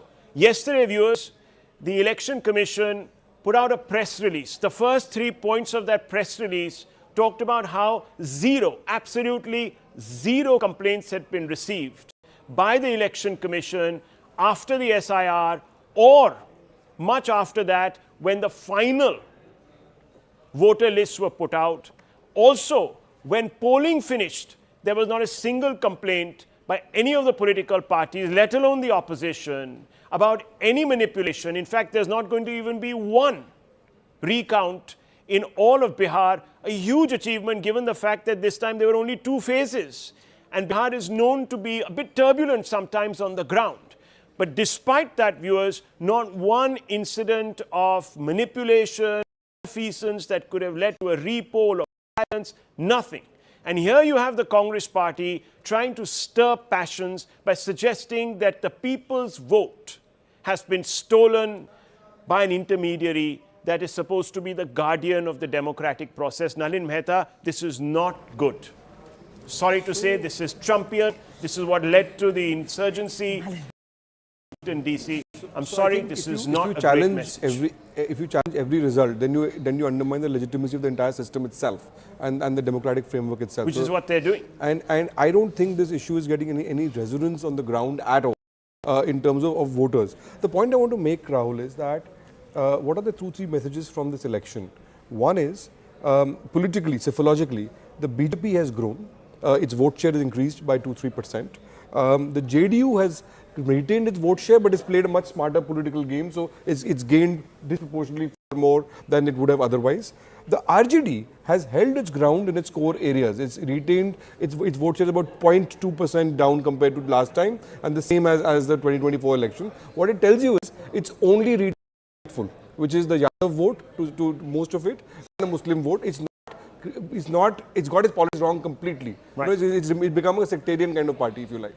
So, and if you compare the 2 alliances, the NDA got, firstly, they did hard-nosed politics. You know, they took correct measures administratively. Yeah. They got the right social matrix, and the opposition alliance, they didn't get the chemistry of the alliance right at all.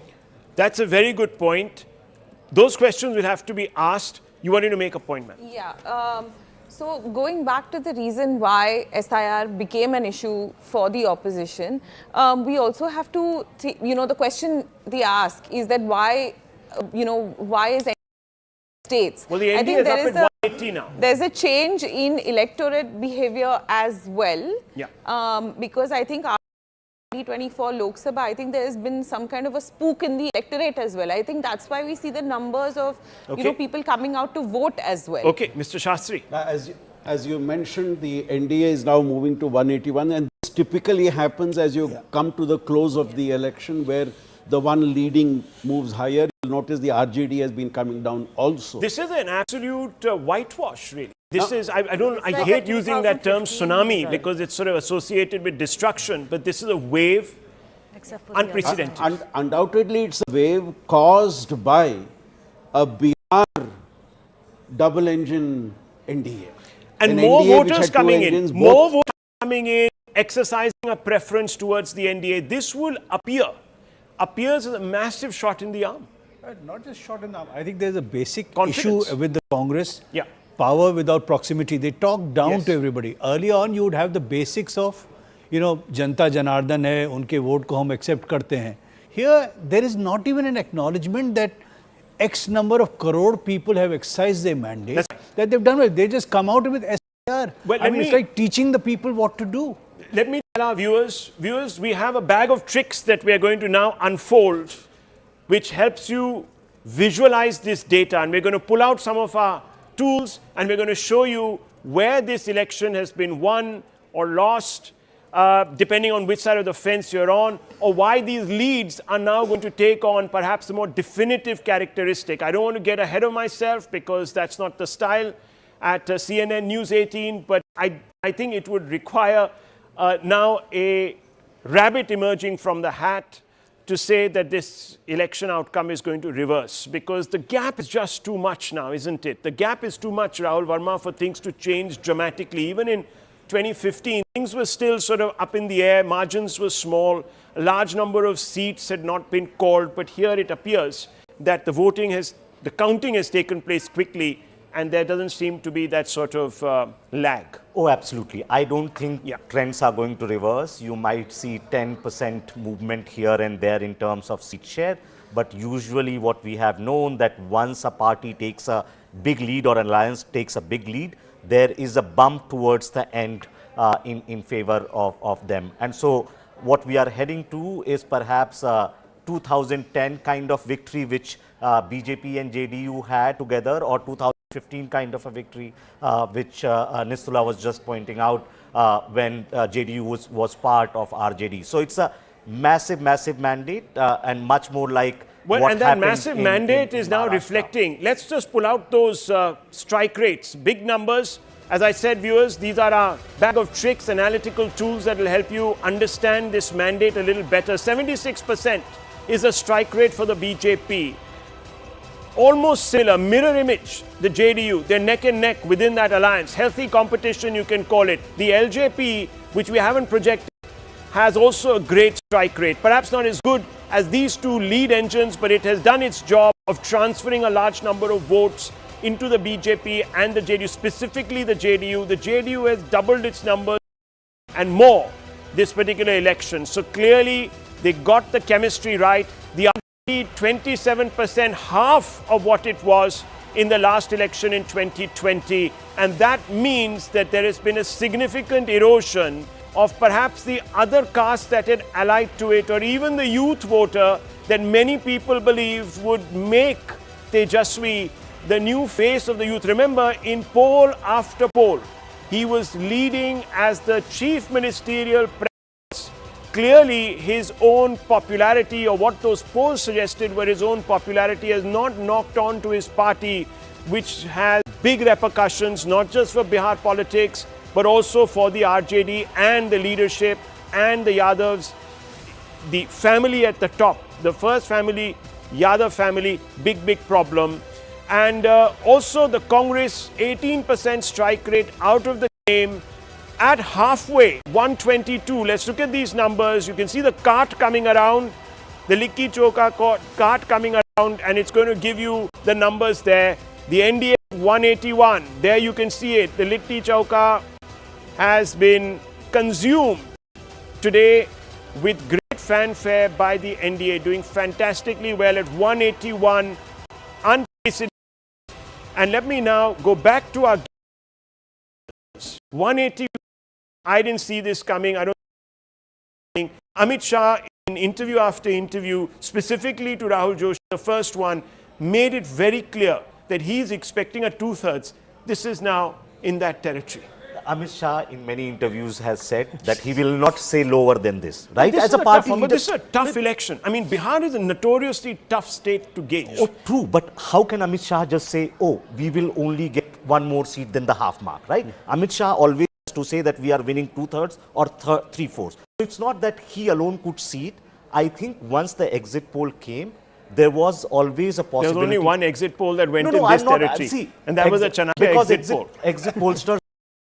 And Chanakya read Chanakya. I shouldn't say this, but most pollsters are not well trained to convert votes into seats properly. Wow. Especially if you don't weigh this kind of data with the gender differential turnout, then you could get any kind of number. So previous elections in Bihar have been hyper-local. Many people have used this term.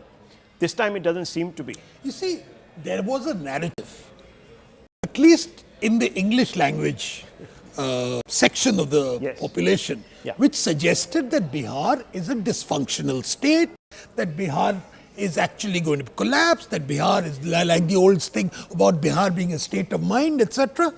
Now, what these results show, increased turnout, no violence, a pretty emphatic victory, and a pretty emphatic rejection.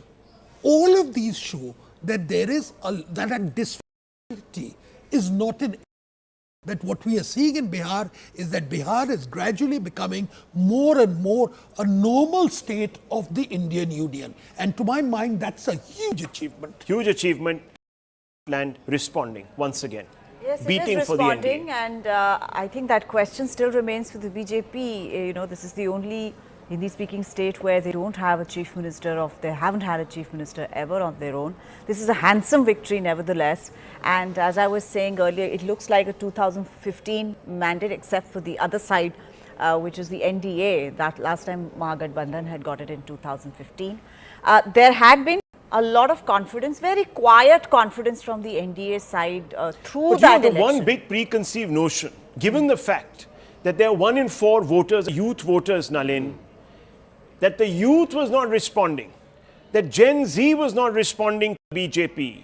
Perhaps the Prime Minister has lost his connection with the Gen Z voter, that Gen Z is going to now lead this Gen country. Z, I think, still had a generational trauma from 20 years ago. I think they've channeled that. I think this is not just Gen Z reacting to Jungle Raj. I think this is Gen Z reacting to the promise of Sushasan Raj. I think with this kind of a mandate, you can't question that at all. I mean, and who are the extra voters who came in? Women and the young. And they are in the areas where the votes increase, you have the voting pattern very clear. I think 3 messages from the election. First is, Nitish is undoubtedly the big story of this election. The resurrection of Nitish Kumar, right? Remember 7-8 months ago, people were talking about his health, people were talking about this being his last election, people were saying that he could be removed as chief minister, all of that. So his big story. Second, I think, is the JDU may well face, in the not immediately, but in the next 12 months to 24 months to 36 months, an existential crisis. Because you have not, this is the second election they've lost in a row. RJD. And there's a RJD, you mean? I mean the RJD, sorry. Yes. Thank you for correcting me on that. And the third, on PK, somebody has sent me a joke saying, have the total votes polled by Jan Swaraj party in the entire Bihar election exceeded the number of interviews given by Prashant Kichor in the last 3 months? Well, obviously the people who do this are supporters of the BJP. Believe that, look, have a situation where you cannot have an alternative to the development vision that is being offered. The trend is clear, But Rahul. look, The I mean, BJP is PK structurally growing. So the reason that many people will lament the fact that PK hasn't grown is because he tried to generate an aspirational vote or create an aspirational vote bank beyond caste. He did. And Unfortunately, the alternative was then clarified in favor of the NDA. Okay, yes, you were making that point, Nalin. I think you got... I was saying that Saket has been making the points in the morning that PK may not have got the votes, but he was very instrumental in damaging the credibility of Tejasvi Yadav in this campaign. How? Right. Just because he basically said that Tejasvi has no agenda, capability to actually rule. Yes. In terms of election planning, you know, I want to go back to what Rahul was also saying, that imagine how right the NDA got it, that the also is very identical to the number of seats currently showing for both JDU as well as BJP. And for PK, I want to go back and say that becoming a neta is his Achilles heel. So he takes emotional decisions out of nervousness many times because he desperately wants to become a politician. Okay, Mr. Shastri. Yes. Everybody has been talking about the Mahila and Yuva factor. Yeah. Beyond a shadow of doubt, it has played a role, but that's not the only 2 factors that seem to have played a role. Otherwise, you would not have had such a massive mandate. So, Mahila, Yuvak, yes. But other than that, I think voters who have certain expectations of this government, well, I also believe that traditional RJD voters may have actually begun to peel away, which is that is the reason there's this existential crisis. RJD has been able to hold on to its base. But so friends and viewers, just look at this. I'm going to break this down according to our filters so we can actually deep dive this data a little bit. Phase 1. Here you see phase 1 data, and if you can just cut to this screen, and we're going to project it up there also on our big screen. Look at phase 1. These are the seats that went to polls the first. It was split exactly half-half, but 122 seats went to polls for the first phase. And in 2020, you saw in the first phase, in the 2025 Vidhan Sabha, 121, you had a whole bunch of seats. This is the 2020 phase 1. There you saw the NDA done pretty decently up there. But if you look at this by years and filters, and now you have a look at this phase 1 data, and you look at the numbers, again, there's a gain. So there's this gain that has taken place, which perhaps was not thought through by the opposition. Now let's have a look at some of the other filters. Let me look at the migrant factor, because this is an important one. And this is a factor that I need to just get into 2024 here, just forward, look forward. Yes, that's the 2020 migrant factor. 1 second. Yeah, sorry. Yeah. There you go. Where's the 2025? I'm not the best at this, but I'll come back to this actually. I'll just come back to this. I'll get my coordinates right on this particular wall. Zach, we're missing him here very much, but I will try and come out to 2025. Go to the years. There it is. There it is. That's the 2025 overall number. You can see the gains, 59, and you can look at the topography of this state as of now. And if you really play that number and you have a look at it, that's the overall. And you can see that the gains have been spread quite across. So the NDA doing fantastically well, but their gains across, there is no real pocket where they haven't had an impact. The India, patchy, very patchy, all those big seats there, just a few. You have even in Simanchal a number of seats that have sort of not polled for them in the way that they were expecting. So you have a situation where these particular seats that were considered sure shot seats in Simanchal, not quite even opening for the India bloc. And you can see those, it's the swath of green, and on this is Simanchal, this is where to really do fantastically well. That hasn't quite happened, and you can see that on your screens. And here in the Bhojpur region, you still have a bit of a consolidation, Rahul Verma, for the opposite side, the MGB, the India Alliance, but even pockets of green and saffron emerging. So last time also, the phase, the portion that you are showing right now was the phase 1 of election in 2020, and the Mahagathbandhan had done better there in 2020 as well. And that not only that RJD has its presence, but also left parties have presence there. And so those two sort of like voting bloc combined gives Mahagathbandhan some advantage in those districts. Well, look at the Muslim-dominated seats. And Swapan Dasgupta, this is something that I want you to focus on for just a few moments. Look at those numbers.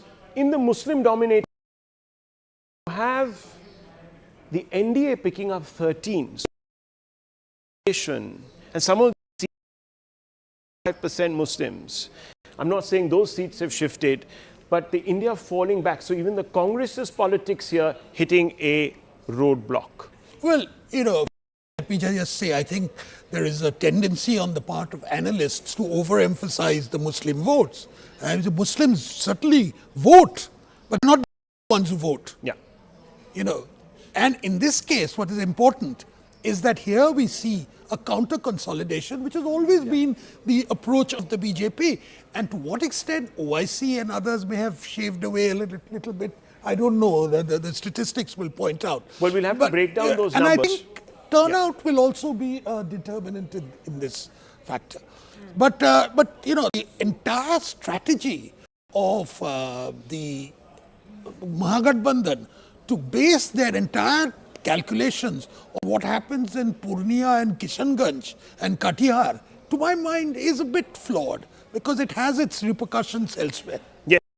Muslim seats, to add to what Swapan was saying, even last time, out of the 53 Muslim-dominated seats, the NDA won 29 and the India Alliance won 19 because of counter-mobilization. Yeah. But I want to make one more point. There's a seat called Shiohar with a per capita income of 19,000 rupees, one of the poorest districts in the country. Even there, the JDU is winning, and that if that's an example or that's an illustrator, it kind of shows that even there, the Mahagathbandhan or RJD is not being seen as an alliance that can deliver on growth or on jobs, and I think that is quite an illustrative factor. Tuhin Sinha joins this broadcast. On that point also, let me go across to him. He's of course the national spokesperson for the Bharatiya Janata Party. Tuhin Sinha, what do you owe this victory to? The Congress, your opponents have come out and said two things. Number one, that the Election Commission even now is only projecting one set of data, which is where the BJP and the JDU are leading, number one. And number two, most importantly, they're saying that this was a vote that has been stolen by the Election Commission. Your reactions to this? Good morning, Rahul. Good morning, everybody. Historic day for Bihar. And the one message which is very clear is that our my factor, Mahila Yuva, is far more potent than the cliched my factor of RJD Congress alliance. But I'm glad you mentioned, the Congress's perpetual loser behavior, the way they have been maligning institutions, the way they have been casting aspersions, this time 3 months before the elections. There are two factors which have been at play over here. Okay. Number one, the pro-incumbency factor. The pro-incumbency factor, people are habituated to, a progressive government that Bihar has seen in the last 21 years. But at the same time, there is an anger brewing against RJD Congress for their negative politics, for Rahul Gandhi's, petty behavior, the way he frivolously talks about Chhat Puja, the flippancy, the charges, the allegations against institutions which have not been proved. So unless the RJD and Congress take note of this anger, they will be diminished further. But yes, finally, it's an endorsement of Modi. Okay, so let me bring in Surjit Bhalla also on this. But viewers, on your screens right now, we are showing you the projection of how the assembly is going to look like if things stand. 183 NDA sweep of Bihar, the India down to 55, and you can see here, friends, that this is going to be a very big problem. This is going to be a very big problem for the India bloc to justify. They're going to have to come out and say to their they aren't being. I'm not talking about the state of Bihar. That's done and dusted. Now I'm talking the other 5 states that are going to the polls. But let's look at the India numbers, the NDA numbers: 183, JDU 79, BJP 78, neck and neck, LJP 20, HAM 4, RLM 3. The bit players adding up, they're the all-rounders. The tail, it's a long tail. The India bloc, apart from its opener, the RJD, which has sort of blown its chances, everyone else either in single digits or barely over double. I want to go straight across to Surjit Bhalla because the BJP national spokesperson says this is a positive incumbency vote. 20 years. And Nitish is increasing his footprint in Bihar. Mr. Bhalla, we do look at the micro data and that suggests not enough jobs have been created in Bihar over the last 20 years.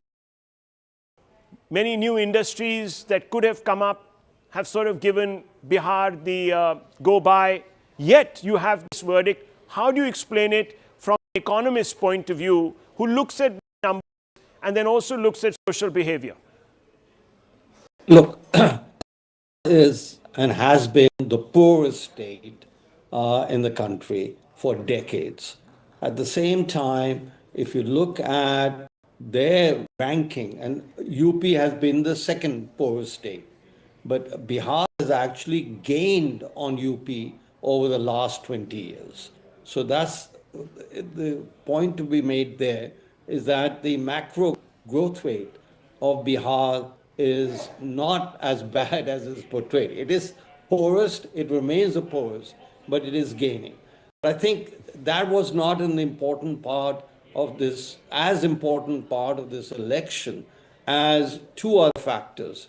One, in terms of living standards, Bihar has done exceptionally well, in terms where between the ages of 15 to 24, women in Bihar now have almost the same educational attainment as the men. This is a radical transformation in Bihar, number one. Number two, I think the opposition was incredibly weak. I travel in Bihar. No, weak on messaging, weak on arousing perhaps weak hope. On leadership, weak on leadership, weak on messaging, weak on talent. All they have, both of them, are dinos. the age of dynasties is Okay, so I'm over. going to bring you back from the politics back to your forte. And I want you to have a look at this. I don't know if you can see the screen, Mr. Bhalla, but these are rural seats, rural constituencies in Bihar. Tejasvi Yadav in Raghopur is trailing viewers.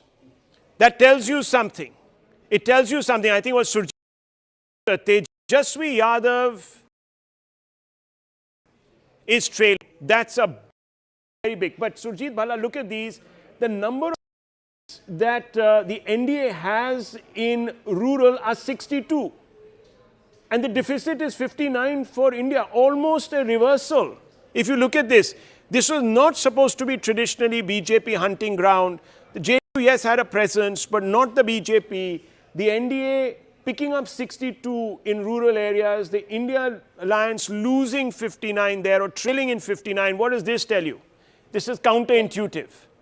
Well, what it tells me is that the media and most of the experts, and including the exit polls, have got it drastically wrong. And I'll give you a couple of reasons why that is the case.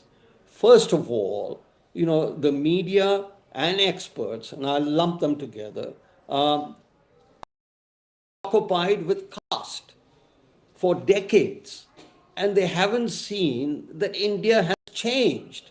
So they're still harping on the caste will cast your vote and all the rest of that, what I think is nonsense. So, number one, caste is no longer and has not been a factor for decades.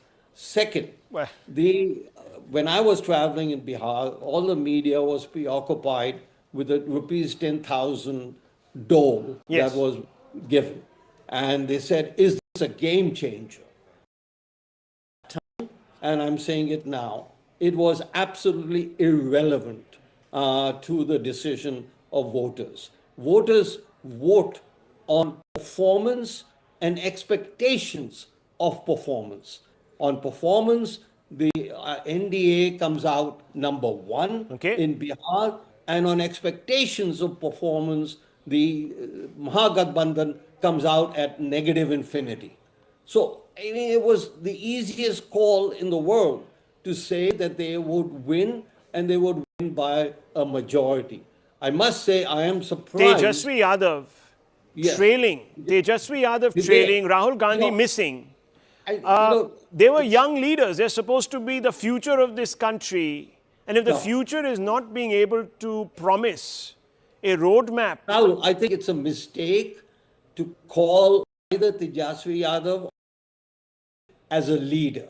Okay. They happen to be in dynasty. You look at Lalu Prasad Yadav.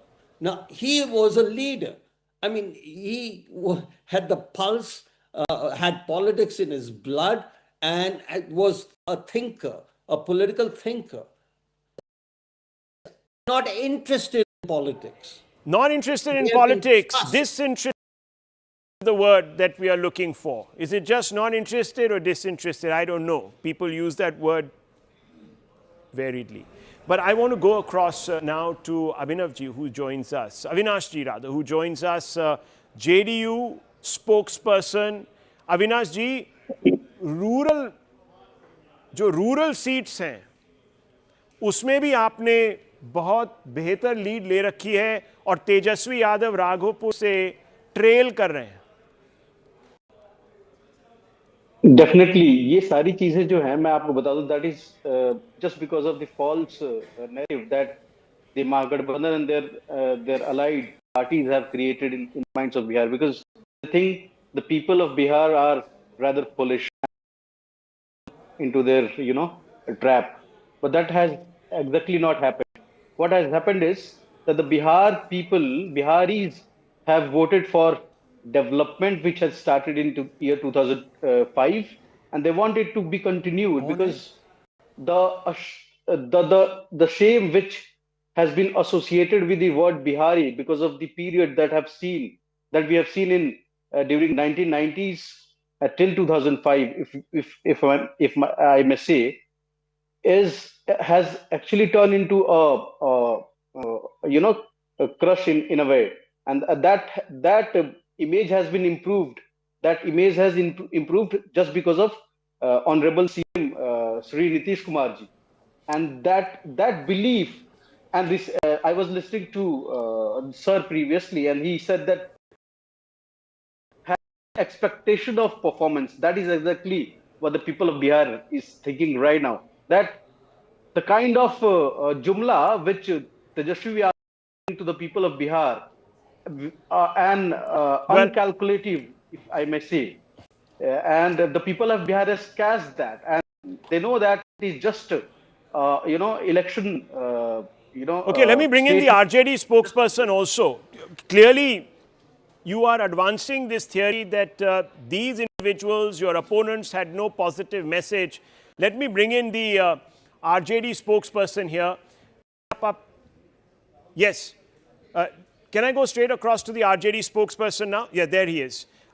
Rakesh ji, आपकी party काफी पीछे है और अभी हमें यही लग रहा है कि तेजस्वी साहब जो हैं वो भी अपनी सीट राघोपुर से ट्रेल करें. हाँ, 3 राउंड ही काउंट हुए हैं 30 में से, मगर तभी भी.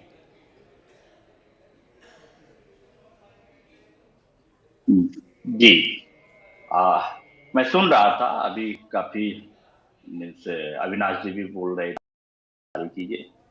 अभी वेट कीजिए.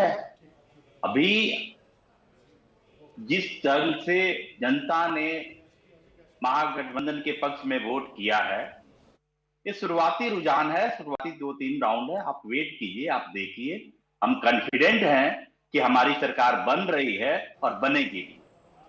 और अविनाश जी बोल रहे थे जुमला के बारे में, and means most of the people का, each and every people of India know who is known for the जुमला, lies and lies after lies. तो बट सर आप कैसे कह सकते हैं, क्योंकि all lies are easily exposed, and you went to the voters saying don't fall for the lies, but clearly the voters have not trusted you, sir. That's fundamentally the issue. And if Tejasvi right now, though very early days, 3 out of 30 rounds have been counted, so those leads could change. But if he's trailing right now, it gives you an idea of the sentiment. Look at the overall numbers. The NDA is at 190, sir, and at least 4 place now across all constituencies. This is a trend. Yes. The same thing happened in 2015. The same thing happened in 2020, and now also this is the same trend. So, Avinash ji, your response. ये trend इसलिए है क्योंकि EC घपला कर रहा है, slow counting कर रहा है. ये तेजस्वी साहब ने आज सुबह भी बोला, कल भी बोला. How do you respond to this? A very easy takeaway that the opposition Mahagathbandhan always takes. Losing, they will always blame the institutions, the institution which has been created by our forefathers with a belief that these institutions will protect the democracy. In fact, doing its work, but rather instead of blaming other parties, they must introspect for what they have done to Bihar and what people remember. Okay, just hold your thoughts, because something dramatic has happened in the last 2 minutes. The NDA is at 192, so it's closing in on the 200 mark. The BJP is a shade ahead of the JDU in that race. The BJP, 22 out of 28 seats that it is contested. The magician is back at the wall. I was floundering. I couldn't bring out those figures. But just take us through the overall numbers, Zach, and the rest of it, because this is... So you were trying to do the phase 1 and phase 2. Yeah, So there's an interesting data there. There isn't much difference alliance-wise. Out of 122 in phase 1, the NDA had 94. But if you look at the breakup, the JDU has done better than the BJP in phase 1. It's got 46 and the BJP is 39 out of the 94 that the NDA got in the 121 that went to... It's that's done better. Again, they've got a bulk of the seats as an alliance, 98 in the first phase, 97 in the second. But in the second phase, if you were to break it down as parties, it's almost the mirror image.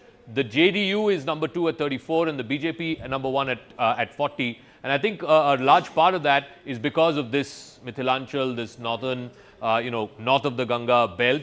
Here in Simanchal, where the JDU did not do well last time, they've got a whole pocket of seats. And then, of course, in Bhagalpur, which is their sort of stronghold seat, So would they seem these to be have done well. some Muslim voters might have even voted for Nitish? It's possible.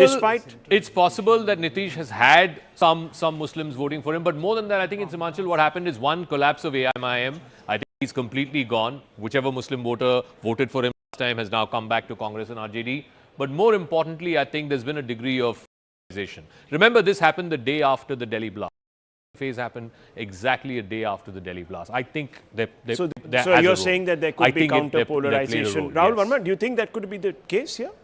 So first of all, we are in the zone of 2010 election results, when BJP had got 91 seats and the JDU has got 102 seats. So they are basically touching 200 mark, and given that number, so at that point, when BJP, the NDA had won 2010, I think Nitish Kumar had some sort of like presence among Muslim voters.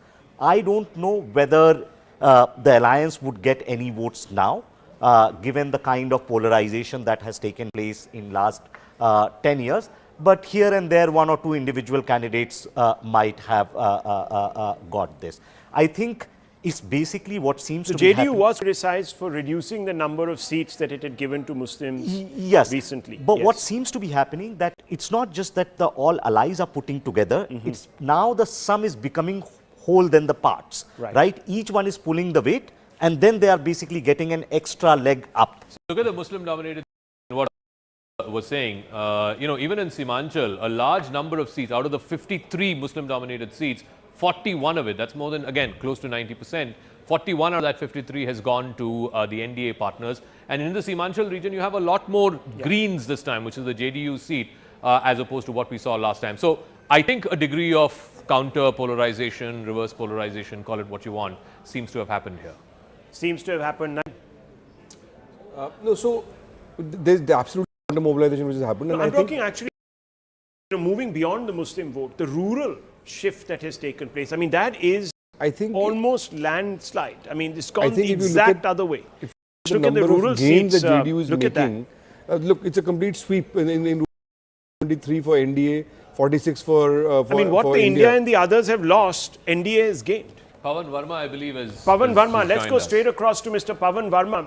Mr. Pavan Verma, look, it was anecdotally stated that it was going to be a two-alliance battle, and that perhaps the Jan Swaraj may not be much of an influence on the ground, but here our experts seem to suggest that the Jan Swaraj has had a catalytic effect, that it has actually hit Tejaswi, because the message of who can deliver development, help the youth, has focused that question in favor of Modi, favor of Nitish Babu, and therefore you have this massive runaway wave almost that seems to be consuming.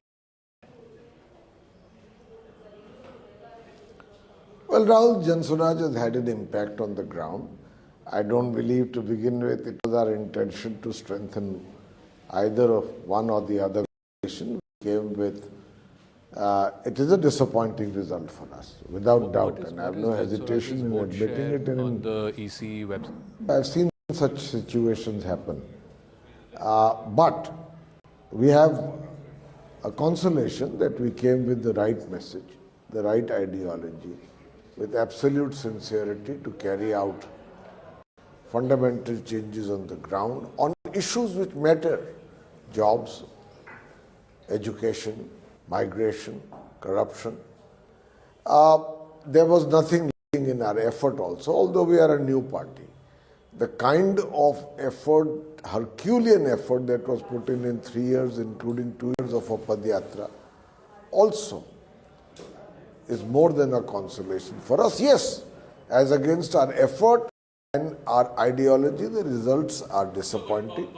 Onji Zaka here, I do want to know, No, you campaigned for the last 3 years. He was the longest campaigner on the trail. He, in fact, even said in interviews, either I'll get 10 seats or I'll get 100 seats. Today, Jan Swaraj has got 0 seats. And I'm looking, I was asking my colleague Nalin to look for the vote share on the Election Commission data. ECI is not even showing the vote share data. So I suspect it might be, 1 or 2%, not more. So clearly, the message did not resonate, or maybe Bihar is still stuck in the old caste play. Possibly, change takes place gradually. There could have been mistakes in our campaign. I believe our message did resonate. We have enough evidence from the ground, but given two established coalitions and the enduring appeal of Nitish Kumar, above all, which is the surprise of this election, and I have worked very closely with him, I think, in a sense, marginalized a third player, and that I think is what has happened. I mean, we had an impact, and above all, the issues we have raised are going to be a permanent aspect of the agenda of governance in Bihar.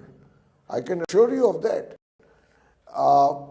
But yes, the results have not vindicated. So let me bring in Tuhin on this point. I think, look, you can't fault the Jan Swaraj for not approaching this with sincerity. They didn't go the caste route. Yes, I'm not saying that they ignored the caste route. There were seats that were given, but the message was not caste focused and caste centric. So just stay on with me, Mr. Verma. I'm going to bring in Tuhin to respond to you.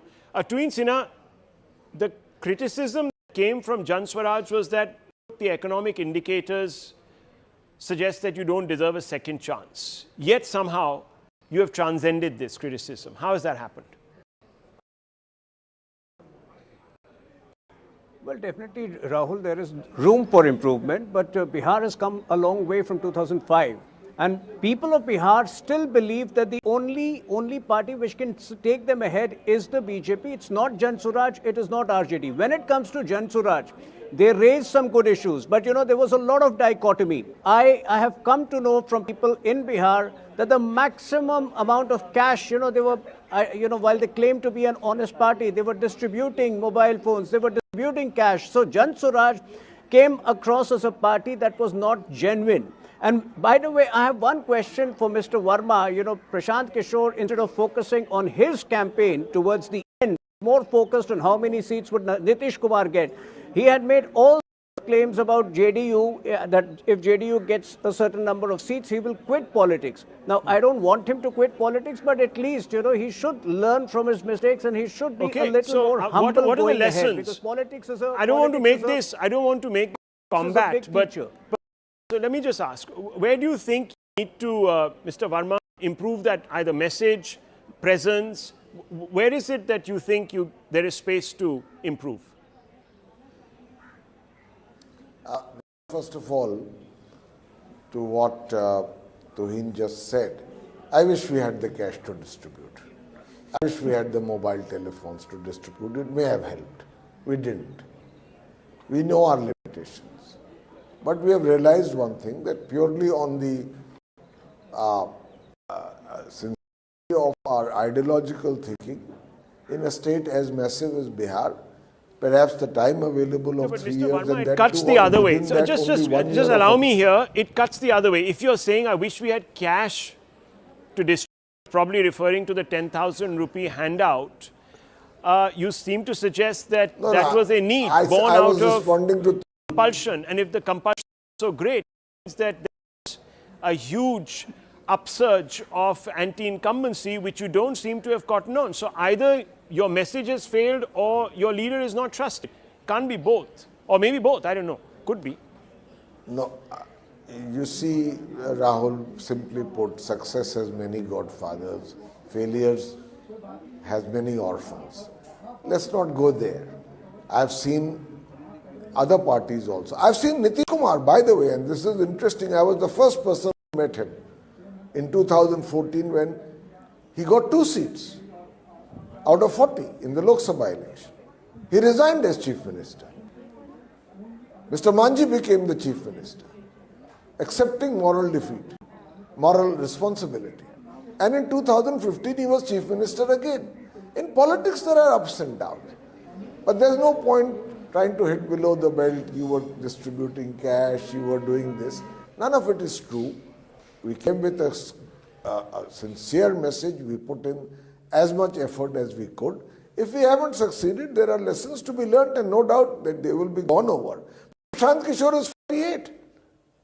If that, there is time. That's the same logic that Rahul Gandhi also gives. He's 54, 55. He's got time. Everybody has time. The point is not the time. The point is, are people buying your message? Is there resonance? Let's take, for example, Rahul Gandhi's Yatra. There was this famous voter Adhikar Yatra that Rahul Gandhi and Tejasvi Yadav undertook in Bihar through much of August and some parts of September. It covered 183 assembly constituencies. And guess what? 148 out of those 183 have been won by NDA. Let's look at how much the Congress party got in those 183 constituencies. The Congress is currently leading in 7 out of those 183. Admittedly, they are fighting in 34 out of those they're leading in. But if this whole point about, a Yatra, voter Adhikar, SIR, Cheen Liya Aapki Hak and all that is only resulting in 7 seats, then I'm not sure. I don't think the right issue was picked. I don't think they read the mind of the voter. And I think that's the point that Rahul was also trying to make. The opposition picked on issues which didn't seem to cut ice with the voter. And if you go back and look at the overall map now, and somebody said, much has changed between 2005 and now. The electoral map doesn't seem to have changed. This is the 2025 map. Just take a look at this. This is where the JDU has got a bulk of its seats, the BJP up in the north. And look at the 2010 map, which was the first time, I think the second time in an alliance. Look at the map. It's the exact same. This is the best performance that the NDA has had in Bihar 15 years ago at 206. Look at the map and look at the map currently. So the more, as they say, the more things change, the more they remain the same. It's exactly the same.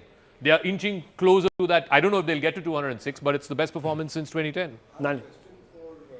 For Mr. Verma, if he's still there, that can anti-BJP or anti-RJD rhetoric, can just anti-BJP or anti-JDU rhetoric be a substitute for real politics on the ground? I mean, what's your view on that?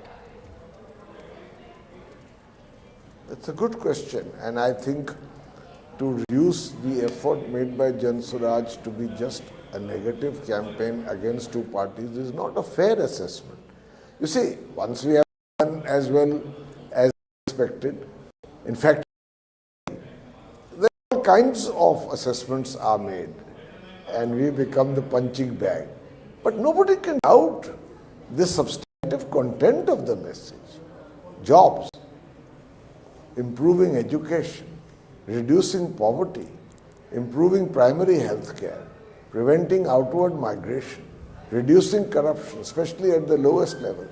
How can you fault an agenda like that? No, but Mr. And Verma, by the way, every now in Bihar is talking of these issues. Mr. Verma, the question is that after Bihar is one of the most underdeveloped states in this country, and after such a long reign of governance by Mr. Nitish Kumar, if the opposition still can't make a case for better governance, then where does that leave, what does it say about their politics and their credibility? It's a very good question. It's a good question. That is something we have to also ponder about, but please don't forget in the background that we are a literally one-year-old party. And the effort began earlier, 2 years before that, but not as a party.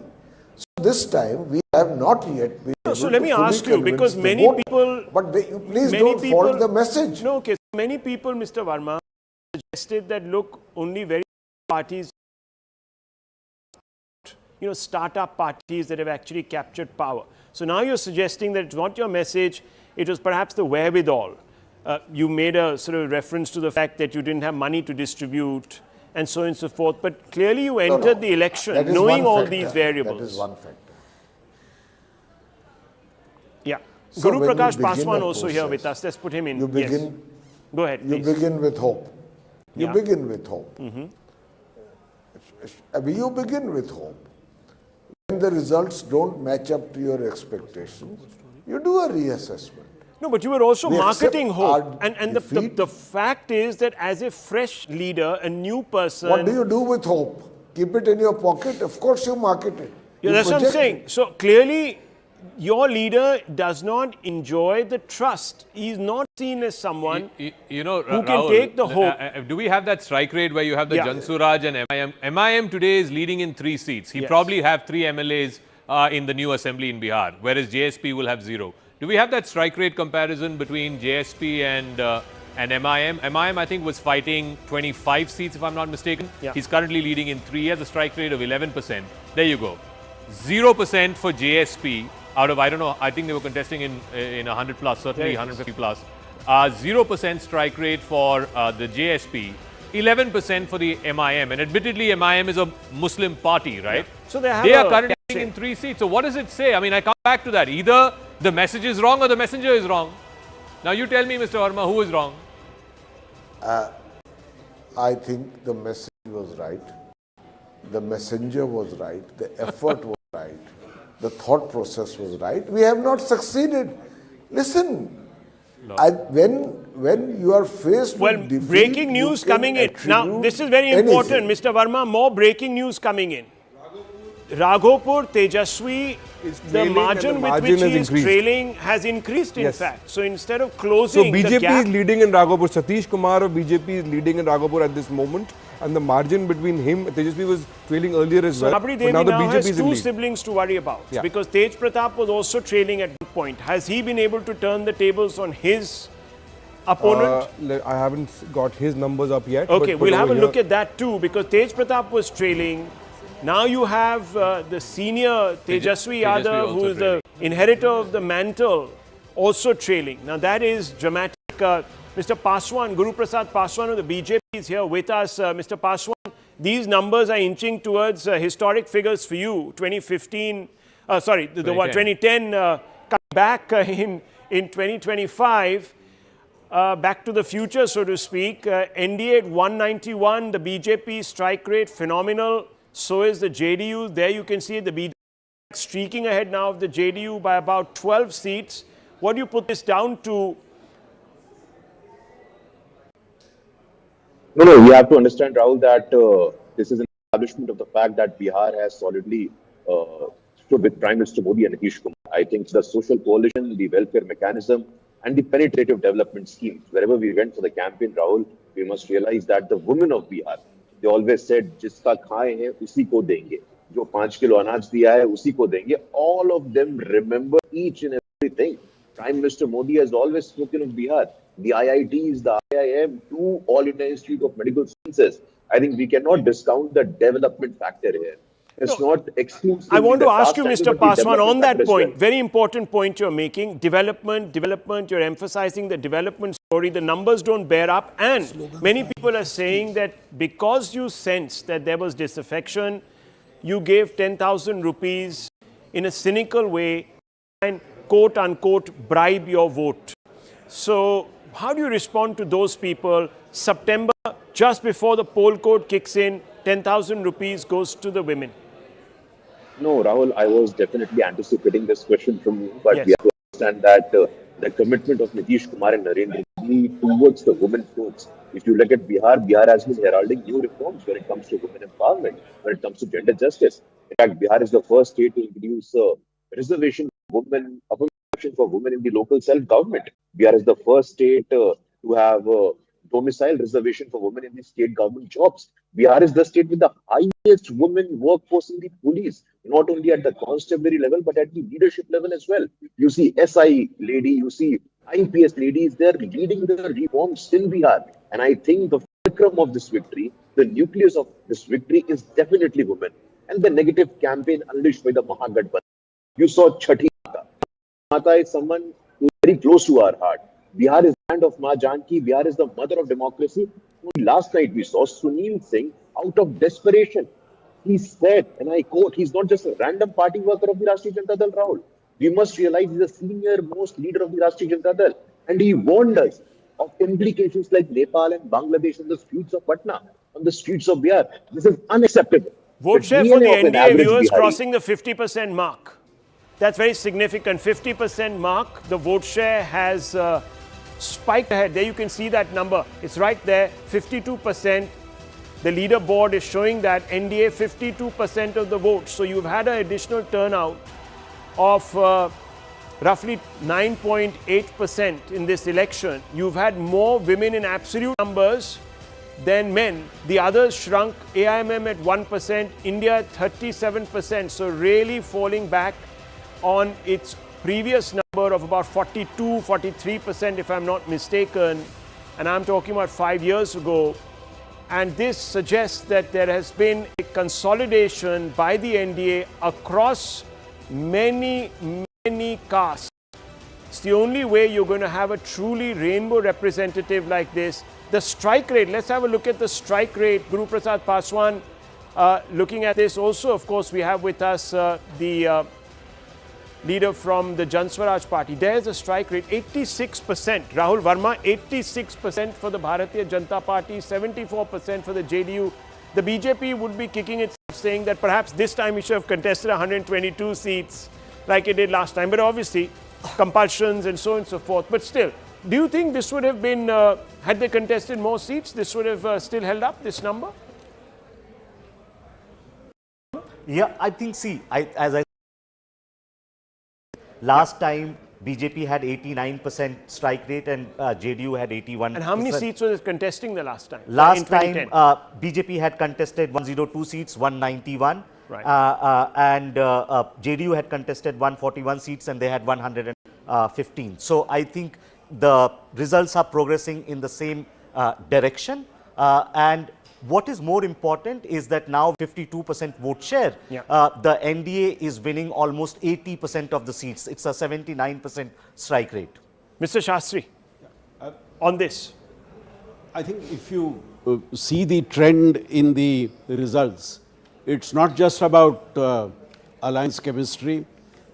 It's not just about youth vote. The alliance seems to be getting votes across age groups. It's not just about women vote. I think the vote of may not be as much as in the case of women. That come to them. Save. So it's a real rainbow. It's a real sum of many rainbow parts. Coalition. Save Muslims and Yadavs. I think they are also getting the votes of all other segments. So all these factors, I would believe, have contributed to the type of victory you're seeing. That well, we'll have a look at the Yadav-dominated seats. It's eerily reminiscent, for those who are interested, of the elections of 1957 and 1962, when the Congress was in Delhi, was the dominant. So it's more the or less Congress a itself replication was of that. dominant. Here, the BJP, there seems to be, I don't know, if these vote shares as well as, of course, the strike rate continues, then it seems that even in Bihar now, BJP, it came out with that slogan that give us an opportunity also. You've given everyone else an opportunity for 25, 30 years. How about us? That seems to be now clicking with the voter, which is a significant shoot for the BJP after about, what, 20 years? I think there is no question about that. This is by far the best result for the BJP in a very, very long time. The vote shares have increased, which is not easy to do because they are the incumbent party by about 2-3%, which is not a small number, and this is across class, caste, and gender. So I think Professor Shastri is right. This is across all social cleavages as well. So I think the BJP, Bihar is a party where the political chessboard has not really changed for 20 years, right? So you've had the same social grouping, the same parties, the offshoot Janta Parivar going on. So RJD clearly is becoming a sectarian party, others and of Muslim not expanding beyond that. The larger social coalition is expanding here. So BJP is becoming much more acceptable, I think, in Bihar. Yes. If these results hold, for the first time in Bihar history, BJP is the single largest party in vote share as well as in terms of seat share. Well, viewers, that is very significant, and I'll come to Nistula in just 30 seconds. It's very, very significant, and also, of course, Guru Prakash Paswan. Guru Prakash Paswan, I want to ask you, the BJP streaking ahead of the JDU, does that change things within the coalition? No one, I don't believe so, but I want your view. We heard a few BJP leaders who seem to be sort of caught up in this exuberance, saying that, no, hamara time aa gaya hai, we want to now rule the roost. So I just want to ask you if that's going to actually happen, whether the bada bhai, chota bhai equation is going to change, the chacha bhatija equation is going to change at all. One, and secondly, why do you see the BJP forging ahead at the expense of the JDU? No, Rahul, I think the most important point which we must understand that post 2024 election, you look at the state elections, you look at Delhi, Haryana, Maharashtra, and now Bihar.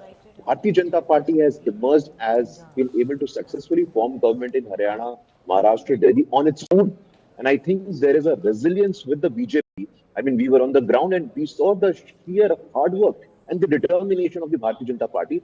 But as far as the question is concerned, there is absolutely no conflict. There is absolutely no conundrum or no confusion per se. Right. It is the NDA, the Prime Minister Modi. If I can briefly add to what Nalinji just said, Nalinji's book, The History of the BJP, is something which is very close to my heart. And it's a very deeply scholarly and the research work that he has done is commendable.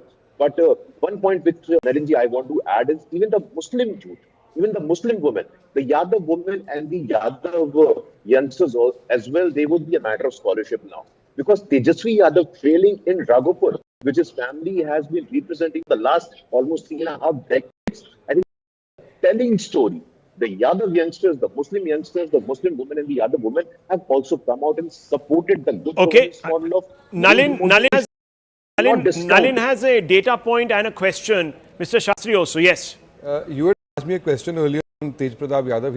He's number 4 right now in Mahua. There you go. So Second, both sons of Rabri Devi are in trouble. Yeah. That is a message. And that is a message for what? Is it a message against entitlement? Is it a message against people who see the polity through only caste lens? Or is it an overhang, the sin, so to speak, of the father? What could this be? This is an election of aspiration. This is an election where a large number of young voters have come in and voted, and there is a large amount of aspiration in Bihar. They're looking at who can fulfill their aspirations. And in that, the old style politics is not working. One important point here, the Congress is leading in 6, which is pretty much the same as the CPI-ML. So aspirational voters are moving away from the MGB. It's quite clear, Nistula. Yes. Even the Congress, Rahul Gandhi, the dynasty in chief of Indian politics, is having a problem. Of course, it's going to be a problem because of the history, the specific political context of Bihar. And going back to the JSP and how it clarified the issues but could not reap the harvest. Yeah, so maybe it's premature, maybe they're a little ahead of their time. It clarified the issue about who can but deliver. Maybe he is the Delivery future. Mr. Shastri, yes. 19 last time, 27 last to last time. So if they remain at 6, there'll be less than one-fourth of. In fact, yes, they've contested a fraction less seats, but this is a wipeout for the Congress, wipeout for its message. No Gen Zs rising up in revolt like they did in Nepal and Bangladesh. As I told you, viewers, this is an aspirational election and we are seeing other social classes and castes moving. Mr. Shastri. Rahul, I wanted to add a point before I concede the floor to him. See, the thing is that this is also a challenging verdict for the victors because the politics of the last 20 years is will now have to move one step forward. You'll have to create jobs, you'll have to create opportunities for entrepreneurship and other things. But you also have to give a vision for growth, yes, right? You do have to do that. It's not just about, they better get on to it. Limit this aspirational voter only to the youth. Yeah. The aspirational voter is across the board. And what you're noticing is there was a lot of talk during the campaign that there is anti-incumbency, anti-chief minister incumbency, etc. I think even after 2 decades of being chief minister, save for 4-5 months in the middle, that support for the current regime continues, and it is linked to what we were discussing in the morning. The trust quotient in the current leader. So sir, I'll tell you one thing, Rahul. I'll tell you, we can do all sorts of sorts of deep dive. The fact is, you respect the core leader and you have alliance chemistry and you show a certain element of trust factor. That's what Sandeep ji was also saying. Then there is no reason why will move away from you. The most important factor is, yes, wrong, but who trust to fix it? That's the question. This mandate that we are seeing below it on the screens, 191. Did any pollster predict this? There were those who were trying to say that the NDA will be 121 and the Mahagathbandhan will be 118, trying to make it a close fight when there was no mahal on ground. See, and yeah. You had mentioned that, of course, you didn't travel to Bihar, but you had talked to a large number of Biharis. Yes. The sense you were getting was that people are looking now at the next 5 years, having tasted stability in the last 10. Not even 5 years. It's about who I trust. Who built that bridge from Raghopur to Patna? किसने बनाया? पूर्णिया में airport किसने बनाया? पटना में airport किसने बनाया? Let's go straight across to BJP MP Ravi Kishan ji. Ravi Kishan, namaste. This is Anand Narasimhan here. बधाई हो आपको. नमस्ते. ये आपको मैं अलग कहूं कि ये कहूं कि कौन कौन है जिनको घमंड है अब भी, जबकि उनका स्कोर कार्ड बहुत झंड दिख रहा है। आपको मेरी आवाज आ रही है? जी जी आ रही है रवि किशन जी। जी पूरे बिहार को मैं प्रणाम करता हूं। प्रधानमंत्री मोदी जी, नीतीश बाबू पर विश्वास। पर एक बात, ऐतिहासिक जो जीत हुई है ये अनबिलीवेबल था, लेकिन इतना इतना पता था 160 विल क्रॉस, बट ये नहीं मालूम था कि तो ये why did you think you 60? See, this is a market you own. यहाँ के आप सुपरस्टार, इस जगह में आपका जितना स्टारडम है वो शायद राइवलरी उनकी मनोज भैया के साथ ही होगी, लेकिन मैं आपसे जानना चाहता हूं कि यहाँ पर क्यों आपको लगा कि 160 भी क्रॉस हो जाएगी एनडीए? व्हाई? क्योंकि लोग तो कह रहे थे जब माहौल हम अलग है। सभा करने जाते थे, मोदी जी का नाम, उनके लिए उत्साह और माता बहनों का उत्साह, नीतीश जी की छवि, और जो विरोधियों ने जो मंदिर को लेके, धर्म को लेके प्रचार किया, जाति को लेके किया, उससे सब, और शिक्षित यदुवंशियों ने, माता बहनों ने, युवाओं ने ये खेल इतना विराट कर दिया। जो आप रिजल्ट देख रहे हैं, इसमें ये मैं आपको बताना चाहता हूं, इसमें शिक्षित यदुवंशियों का बहुत बड़ा योगदान है, माता बहनों का बहुत बड़ा योगदान है। जो अभी रिजल्ट देख रहे हैं ये बहुत मैसिव, इसीलिए because we got all the new voters. हमको आरजेडी के वोटर मिले, युवा वोटर यादव समाज से मिले, जो पढ़े लिखे हैं, जिनमें जो मोदी जी और नीतीश जी में अपना भविष्य, और बिहार ने अपना भविष्य सुरक्षित किया है, अपना भविष्य तैयार किया, और उन्होंने विश्वास किया है। ये हिस्टोरिकल है। 2010 में यही रिजल्ट आया था और बिहार उसके बाद से छलांग लगाया था। बिहार ने अपने भविष्य के लिए, और जहां पे छठ माह पर गलत टिप्पणी राहुल जी ने जो कहा था, प्रधानमंत्री मोदी जी पर जो उन्होंने कहा था, वहां के पिकनिक मना के पॉन्ड में खाली कूद के मछली पकड़ना, ये सारी उनको पता चला ये सारे लोग क्या करेंगे। हर घर में नौकरी के झूठे प्रलोभन, उनको विश्वास नहीं था कि ये झूठ करके लोग अपने लिए खाली एक सीट, अपने लिए, अपने घर के लिए, अपने महल के लिए लोग सीट लाना चाहते हैं, और वो सारा बैकफायर किया। विरोधी, अब देखिए इस देश में प्रधानमंत्री मोदी खींच दी है कि विरोधियों के पास अब बोलने के लिए कुछ नहीं कि वो क्या करें। मोदी जी और इतना कुछ कर दिया बिहार में, पर आपको तो उनको पता है कि ये सारे कि लोग झूठ बोलते रहे इतने साल, जात की राजनीति करते रहे, बिरादरी की राजनीति करते रहे। इन लोगों को रोकना बहुत जरूरी है, और पूरे बिहार ने इनको रोक दिया, और ऐसी ऐतिहासिक जीत दिया कि तो क्या आप ये कहेंगे कि महिला और युवा ये नया खत्म हो जाएगी? अब में भी आप देखिएगा इसका अगला चुनाव, मोदी जी और योगी जी जब कॉम्बिनेशन में आएंगे 27 में, तो वहां देखिएगा बंगाल में जब हम लोग अब एंटर करेंगे, हम ही लोग प्रचारक के रूप में जब वहां पे जाएंगे, मोदी जी की बातों को रखेंगे, अब बंगाल भी जाग जाएगा, क्योंकि बंगाल बिहार से जुड़ा हुआ है। सीधा इफेक्ट बंगाल पर आएगा। एसआईआर का कितना फर्क पड़ेगा? का ये रिजल्ट 2 स्टेट पर बहुत बड़ा प्रभाव करेगा। वो याद रखिएगा मेरी बात, एक बंगाल पर, उत्तर प्रदेश पर। ये एसआईआर का कितना फर्क पड़ा होगा कि ये वोटर लिस्ट, ये देखिए उनको पता है कि एसआईआर की बातें इन्होंने जो झूठी फैलाई, वोट चोरी की बातें, जो इससे बहुत, प्रधानमंत्री मोदी जी पर कोई भी टिप्पणी मैं विरोधियों के आपके माध्यम से कहना चाहता हूं, जनता पर लेती है। उनको गलत आप बोले, उसी दिन आप जनता की नजर से गिर जाएंगे, और आप अपनी हार को तैयार कर रहे हैं।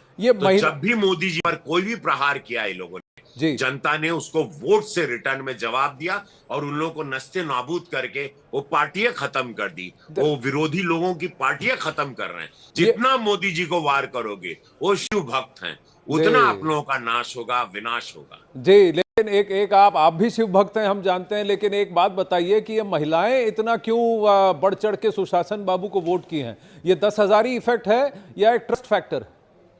ये पूरा कॉम्बिनेशन है। 10,000 को भी का योगदान है, युवाओं को, 1 करोड़ लोगों को रोजगार, जो नौकरी मिलेगी सरकारी, वो भी 1 करोड़ लखपति दीदी बनेगी।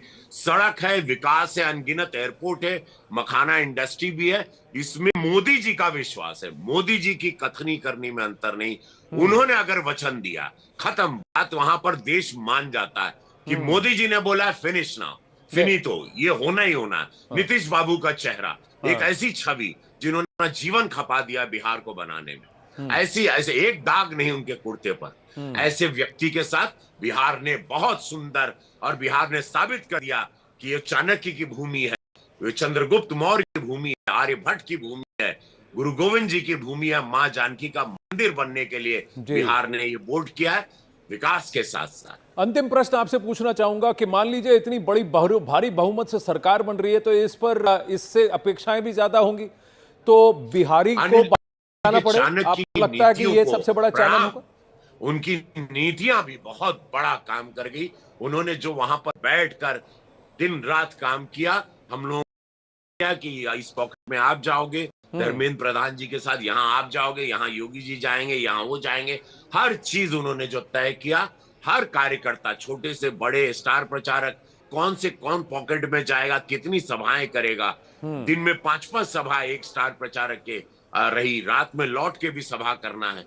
ये दिन रात जो प्रचारक ने काम किया, एक एक कार्यकर्ता ने काम किया, बूथ लेवल पे काम हुआ, छोटे छोटे स्तर के कार्यकर्ताओं ने भी जान झोंका, उसका रिजल्ट है। मैं सभी संगठन के कार्यकर्ताओं को प्रणाम करता हूं, ये सभी की जीत है। चाणक्य रहे अमित शाह जी, उनको सत सत नमन प्रणाम। जी रवि जी, आप तो भोजपुरी फिल्मों के बहुत बड़े सुपरस्टार हैं। बिहार ने इतना भारी आपको बहुमत दिया है, जाते जाते अपने अंदाज में ही बिहार के लोगों को, बिहार के जनता को धन्यवाद कहें। बिहार के लाला, जिया तू 1000 साला, जय हो, हर हर महादेव, नमः पार्वती पदे, हर हर महादेव, मां जानकी की जय। भव्य विकास आप सभी लोगों को बहुत बहुत उसके लिए बधाई, समस्त बिहार के माटी के प्रणाम। जय हो। Ravi Kishan deserves his moment in the sun because his party has exceeded expectations of all posters. But you know, the story that is coming out of this election is coming out from rural Bihar. It's an 80% Bihar is rural. 80%. Yeah. And just if you go to the magic wall, and I'm sure you can touch the buttons better than I. Rural Bihar is where this election completely turned. Look at the resounding message from rural Bihar. It's a complete reversal. So you had 60 seats which have changed. The entire opposition seats have gone. Let's understand this, Rahul. And I just want to make a small point back of this. Why has this happened? This has happened despite the many people were suggesting that there was impoverishment under Modi and so on and so forth. It is that vision that he seems to have fed to the electorate that seems to suggest that, look, if there is anyone who can deliver, it is... There is a belt and there is a makhana belt. I was speaking about this in the morning. The makai or corn is going for ethanol. I upwardly revised my numbers, 40,000 crores worth of makai or corn from Bihar has gone towards the production of ethanol. Obviously, the farmers are benefiting. The other part is makhana. Look at the price of makhana at 30 rupees. It used to be available at 30 rupees a kilo. Nobody would ask for it. Today, you can't get it for 350 rupees for 250 grams. So the rural economy, 1,200 rupees a kilo. So the rural economy has picked. Obviously, the money is going to the farmer. And the other thing, Bijli is free. Electricity costs have come down. And there is law and order in the villages today, that because there is light, there is money, there is mobility in terms of connectivity. So given the indices that farm incomes haven't doubled and so on and so forth, and there has been support from the state, the fact is, this is what I believe, there has been stability in this part of Bihar, this rural part of Bihar. Rural Bihar, 172 seats, 74 have gone to the JDU. And 70 have gone to the BJP. So this is also evident that if the alliance is strong, there is no fight between Nitish Kumar and Narendra Modi, then obviously the magic is there for everyone to see, Swapanji. No, the question I would like to ask you is that, okay, Bihar is essentially a rural state. Yeah, 80%. Is there any mismatch between how the people in the villages voted and how they voted in the cities? So rural, is there any? I mean, there's not much of a urban in this election, obviously, it will be difficult to gauge that because of the number of seats. back Yes. in 2020. Let's Yeah. look at the previous years, the rural vote. Let's And see the urban vote. No, 2020 just largely rural vote. It's just Again, the- see, the NDA was at 112 and the INDIA was at 103. Now the swing away from INDIA in the rural But the belt, vote share was exactly a little vote share is exactly. 36.64. Let's look at the current one. Let's look at the 2025 current numbers. Now let's look at the 2025 current trends. There And you we see. don't have the vote share yet. So the vote share will come only once the numbers the settle. India Alliance has But lost clearly 61 seats. this has to have had a shift, because if overall if there's 50% vote and you're saying 223 Can of we the also look at 243 the- seats are can we rural, so also look obviously at there's the- got to be a 50% vote But is share there somewhere an in urban rural. Anil, filter? can you look at the urban? Is Can there you an look at the urban urban? filter though? Yeah. Let's have a There is look an at the urban urban filter. filter. Let's look Let's at the have a urban look at the urban filter. I'm That going to will do give you away a and let's look greater, at the urban filter. Yeah. absolutely a greater idea of this complete The urban transference. filter again, There. 20 seats. Always 18 and dominant. 2. It was always dominant. Do a breakup there, I think 18 will have dominantly BJP. BJP. Yeah, that's so the it. BJP predominantly This has is the done 16. BJP Yeah. 16. Absolutely. So And the division of seats was such that in urban areas, the BJP you have a BJP having a larger number of seats. In rural So areas, the BJP has you have hung this. on to the middle class, the aspirational classes, but it is also the party now. I don't know what the No, but split in the rural see- sectors. Can we have a look at the split in the rural? Split Is again, it it's a possible? 74-70. No, we just No, when we looked at- between the two parties. Yeah, the two BJP parties. and Yeah, the yeah. JD. Looked at the. Okay, I showed you the NDA. So there you go. The breakup BJP 74 and has 70. picked up even in rural India as the party of hope and aspiration, which is significant. And this will, and that's why perhaps Ravi Kishan was saying that the Bengal election might echo that. The expert is sitting here, the person from Bengal is sitting here. What do you think is going to be the impact, knock-on impact on Bengal, Assam? Well, in terms of morale of the party, certainly it will have a significant impact. But other than that, I would be a little hesitant in drawing too many broad social conclusions about how Bihar will be replicated in Bengal. No, but and Dada, see, 223 or 243 seats are rural. So obviously, and if the overall vote share is more than 50%, it's 52%. This has all come from the rural votes. Can we go across to Shamika Yeah, we'll go to Ravi? Shamika Ravi. Yeah, Shamika Ravi is with us. Then I'll come to you, Sandeep. Let me bring in Shamika Shamika ji, Ravi. namaste. I just Shamika Ravi, the numbers surprising. What do you put this down to? We were just speaking to Mr. Bhalla shortly back, and he says that look, people have underassessed the amount of work that has gone into Bihar. The fact is that the indices don't seem to reflect it. There is a mismatch. What is this down to? So Rahul, I am not surprised at all. Not that I'm a psephologist, but in fact, if you look at any of the metrics, I don't know what indicators you guys have been looking at, but you know, Bihar, amongst the major states in India, witnessed the highest increase in consumption in the last 10 years. This is urban and rural. So barring Sikkim, Arunachal Pradesh, Mizoram, small states, Bihar has seen this massive increase in consumption. And this is private consumption of households, right? If you look at, then Bihar has witnessed one of the sharpest decline in poverty, 41% 10 years back. Today they are down to 4%, right? Much higher improvement if you compare with the other eastern states, including West Bengal, Jharkhand, Odisha, etc. Right? So none of this is surprising to me. If you look at infant mortality, they are better than national average. Right? NMR, neonatal mortality, they are much, much superior to any of their neighbors. So close to 37 million people have come out of poverty in Bihar in the last 10 years. So clearly the indicators they are talking about and how to read this word is really just limited to us trying to analyze. But clearly people on the ground, the voters are very smart. The voters are basically rewarding governments. They are rewarding governments for basically rewarding and making it better for them. Right? So this is not surprising. Right. The other thing I have been witnessing since the morning, people comparing GDP. No, that's one of the indicators that look, the state is poor and so on. But you know, more than half, close to 60% of Bihari labor works outside. Which means GDP is not the way to look at it. Perhaps one ought to look at the GNP. Because you know, these are people earning outside, you're not measuring it in the GDP. So when you look at the right of economic indicators, I'm not surprised at all, Rahul. Right. Shamika ji, good afternoon. This is Anand here, Anand Narsimhan here. Bihar से तो आपका भी connection है. So this Mahila factor and the Mahila also being part of the Yuva, how impactful is that, and how much of a difference will that make to this, your understanding? And is there a reason why the women voters will trust a Nitish Kumar and an NDA more than Tejasvi Yadav and an MGB? You know, there was a natural experiment in 2005, Anand. Nobody had won that election with a majority. They had a re-election after 6 months, remember? Right. Gee. And the single factor which explained the difference in the outcome was surge in women votes. So women have traditionally in Bihar, at least for the last 20 years, voted differently from men. So, you know, clubbing all Bihari voters as one and not recognizing that women have very distinct political preference and what they want from their government, I think is doing a great disservice, right? So I think we recognize that women voters want something distinct. In Bihar, in 2005, they voted out RJD and they voted in JD.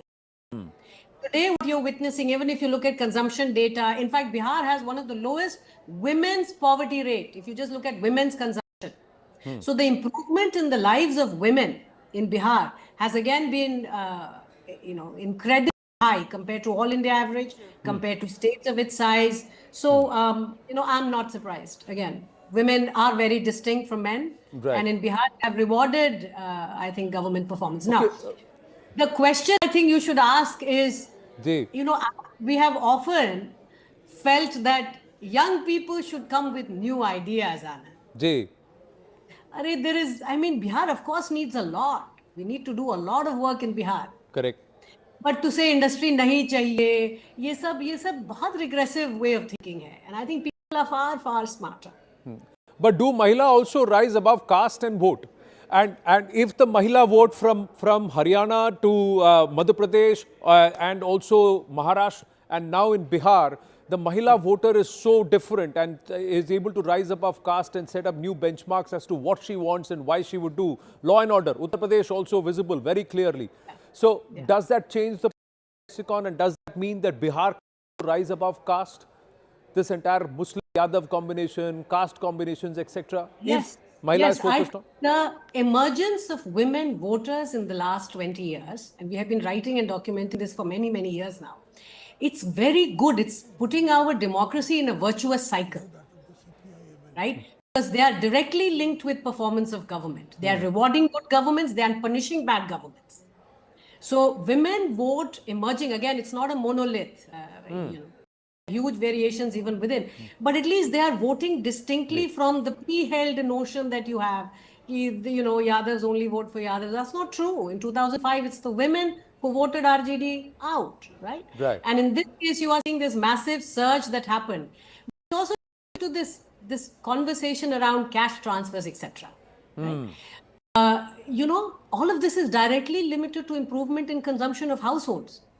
And that is the conversation we should be having, right? That if women indeed are empowered by giving direct benefit transfer, them different, and JDU, and this time clearly as a joint NDA platform, they have been rewarding women voters right from 2005. The pension scheme, the cycle scheme, a lot of things have come out of prohibition.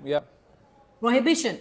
So I think, government responding to voters, women, and women rewarding or punishing government. I think this is what democracy and electoral democracy is all about. Now, is there a formula where if you get 80% of the women vote and 60% of the male vote, then you are firmly power with a solid Bahumat Sarkar, especially when the population is 50-50. It's like 49-51 and 50-50 in terms of the gender ratio.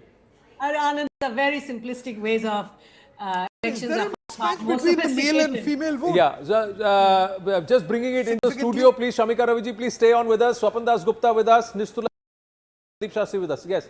Is there any evidence that there is a mismatch in other elections between the male and female vote?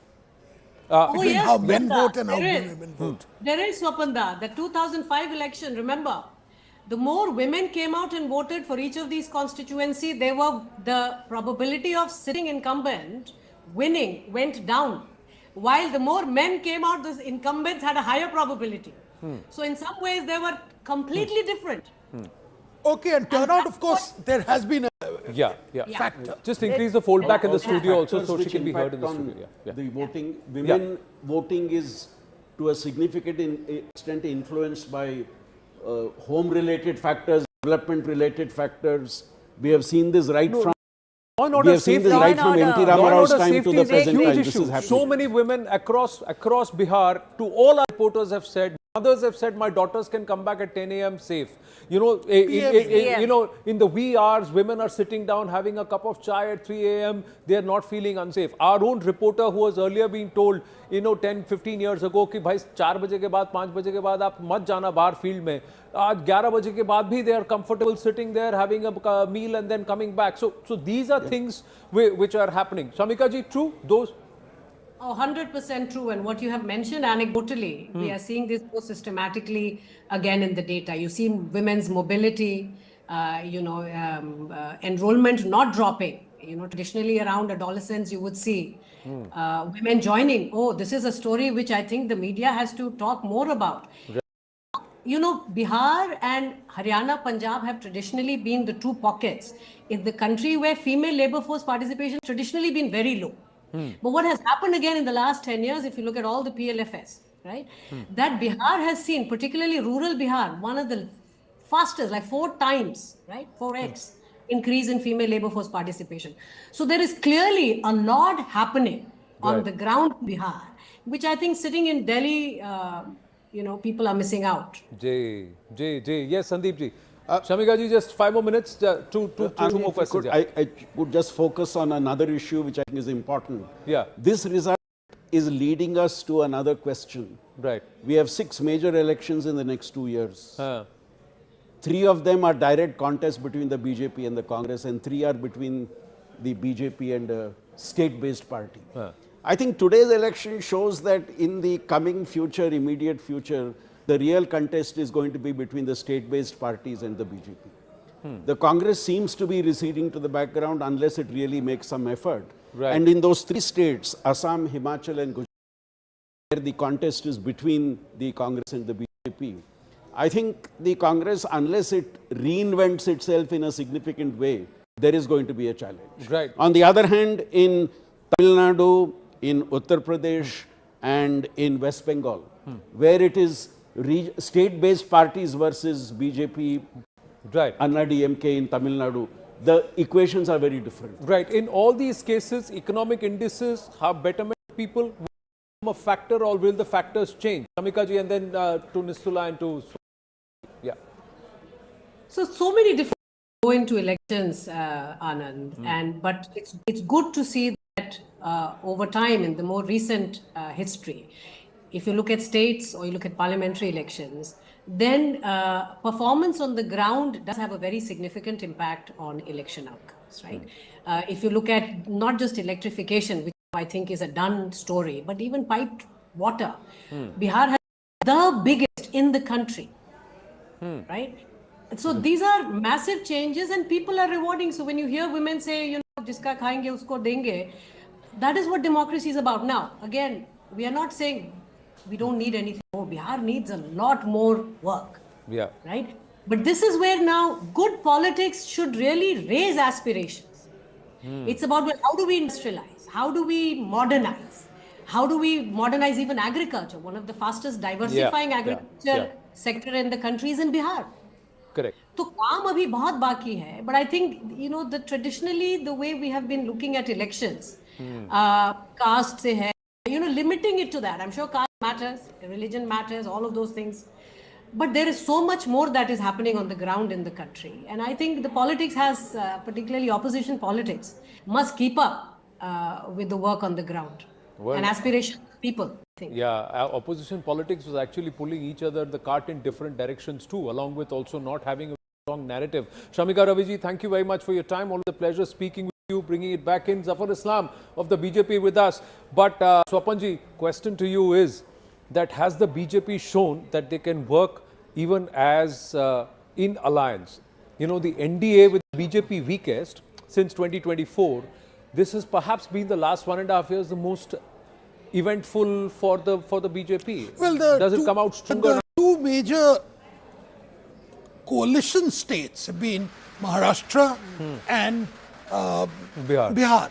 And in Maharashtra, it went into a state of turmoil, obviously, as we well know, but the BJP came out of it quite successfully in the election.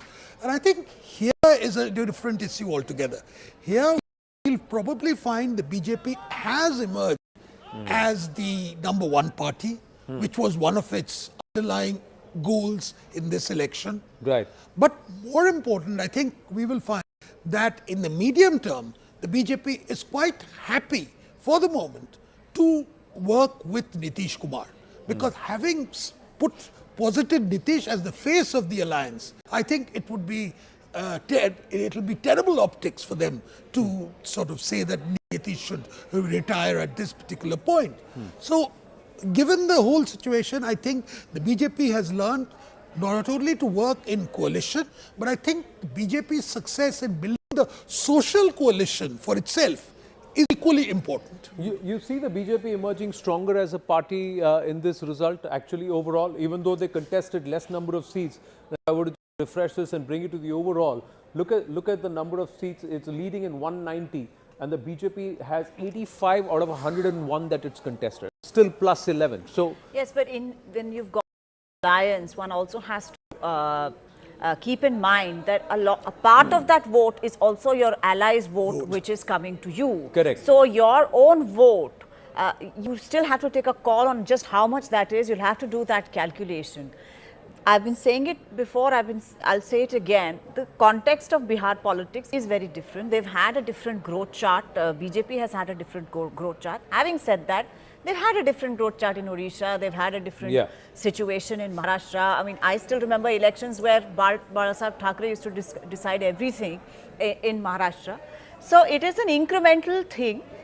This is one important, very, very important milestone for the BJP to emerge as the single largest party in Bihar. Right. And I think, as Shopon just said, that they will still wait and watch with regard to Nitish Kumar. Nitish Kumar is not somebody that they are going to move around. The LJP as of now is leading in contested. So how strong does that LJP come through? So somewhere there is also LJP takes is important because it addresses a particular social catalyst. It addresses a particular social group which hitherto had been outside, or where the BJP had been rather weak in it. And even the JDU had been rather weak on that. Yeah, in fact, we have been talking of the NDA as a social coalition.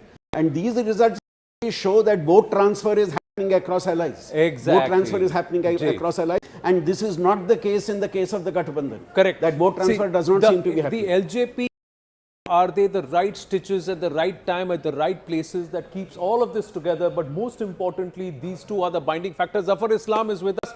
Zafar Islam ji, namaste. Ek hai to safe hai. This is the alliance mantra. Sorry, come again, please. I said, ek hai to safe hai. I'm sitting in bench. Bihar mein NDA ek hai to safe hai. Absolutely. All the political pundits who have been speculating about BJP and JDU and RJD, they have been proven wrong, because we as a unit, NDA as a unit, have performed very well. And it is very evident from the fact that whether it's a JDU, whether it's a BJP, whether it's a LJP, every partner of these 5 Pandavas, the coalition partners, they've all performed well, worked together, they were united on the ground, they were working together. There was absolutely no disagreement on anything when we went on the ground. So, and the result is evident from the fact that when you work as a unit for the benefit of the people and welfare of the people, then they have shown this kind of result purely because they have a lot of respect, regards and adulation for the Honorable Prime Minister, for Honorable Minister Nitish Kumar ji. Right. What was the important factor? You've been on ground. So let me ask you, what was the single most important factor on ground that you believe has returned a mandate that is pointing towards at least 185 seats right now? It's oscillating between 189 and 191. I'm just saying 185 plus. Say, Anand, the confidence of people have been reposed. They have reposed confidence in the leadership of the Honorable Prime Minister and Nitish Kumar ji, and fear of Jungle Raj.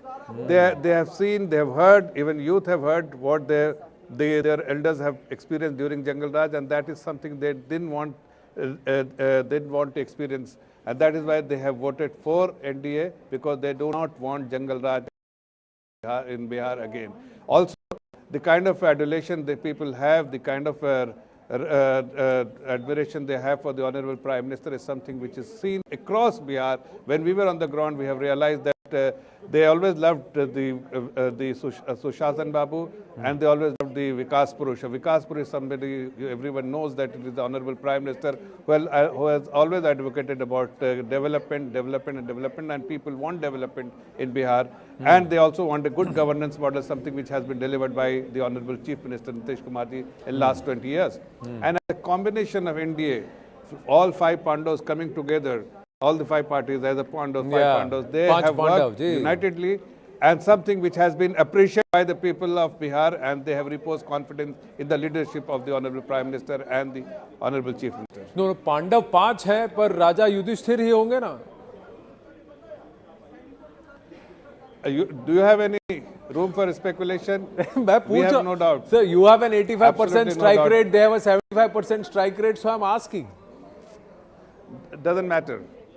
It doesn't matter. We worked as a unit, and that's something which has already been expressed by none other than the Honorable Home Minister, that there is absolutely no vacancy for Chief Minister as well as Prime Minister in the country. Okay. So there is absolutely no headroom for speculation as far as the Chief Minister's seat is concerned. अच्छा देखिए कई बार lot of times you know more than what the numbers actually are reflecting. So let me ask you, what do you think will be the final count? See, our estimate was definitely 160 plus. The way it is definitely, the current number suggests it is better than what we had anticipated or expected. If it goes beyond then since there is a momentum, if it goes beyond 200, we will not be surprised. But we definitely see that the Mahagathbandhan will be lower than 50 numbers. It's something which we had spoken in the morning after seeing the trend, and now it is looking a reality. Yeah, right now, even as you said, the Mahagathbandhan has just now slipped to 49. So it is lower than 50 even as we speak. It will be lower.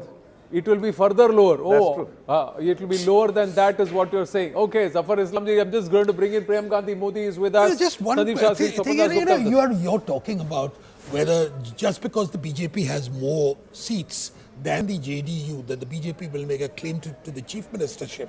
I think it's got to be realized that in the Lok Sabha election, the understanding between the two is that in the Lok Sabha elections, the BJP always gets a larger chunk of the seats to be contested than the JDU. And that's the arrangement, and I don't think that's going to be... I asked it. I mean, it's a nice question. Because it was 50-50. You know, on a day when the results are a foregone conclusion, I think it's good. And you've been talking about the ghosts of 2015. This is the real haunting of 2015. I don't think that either of these parties is in any rush to create a problem where it doesn't exist at the moment. No, they don't create a problem. No, I think it is also settled that, center mein Modi, state mein Nitish Babu. And my thing was that, is there somebody going to say कि भाई CM हमारा होना चाहिए because हमारा strike rate better? There will always be people. So better to, once the dust is settled, better to get a reconfirmation. That's why, and मेरा तो धर्म है, मुझे पूछना पड़ेगा. I asked the question. Prem Gandhi Modi. But this is like, stirring a pot that doesn't exist, for the BJP right now, right? Because, I mean, we have to understand the realities of the NDA government at the center as well, and how sensitive they are. So, and they fought the election on Mr. Nitish's fair and square that he becomes a... At the current stage, I don't think there would be any displacement of Nitish Kumar. There won't be. 1 year down the line, you don't know what will happen. But as of down the line, even Nitish Babu does not know what will happen. But Zafar Islam, the question to you again, SIR. Oh, Zafar Islam is left. We'll try and go ask this question. This entire SIR issue has helped the BJP. It doesn't help the BJP. This is an absurd. I mean, it's a very irresponsible statement. You see, do you clean up the electoral rolls or not? That's the larger question. Do you delete the names of dead voters to ensure that they don't vote after they are dead?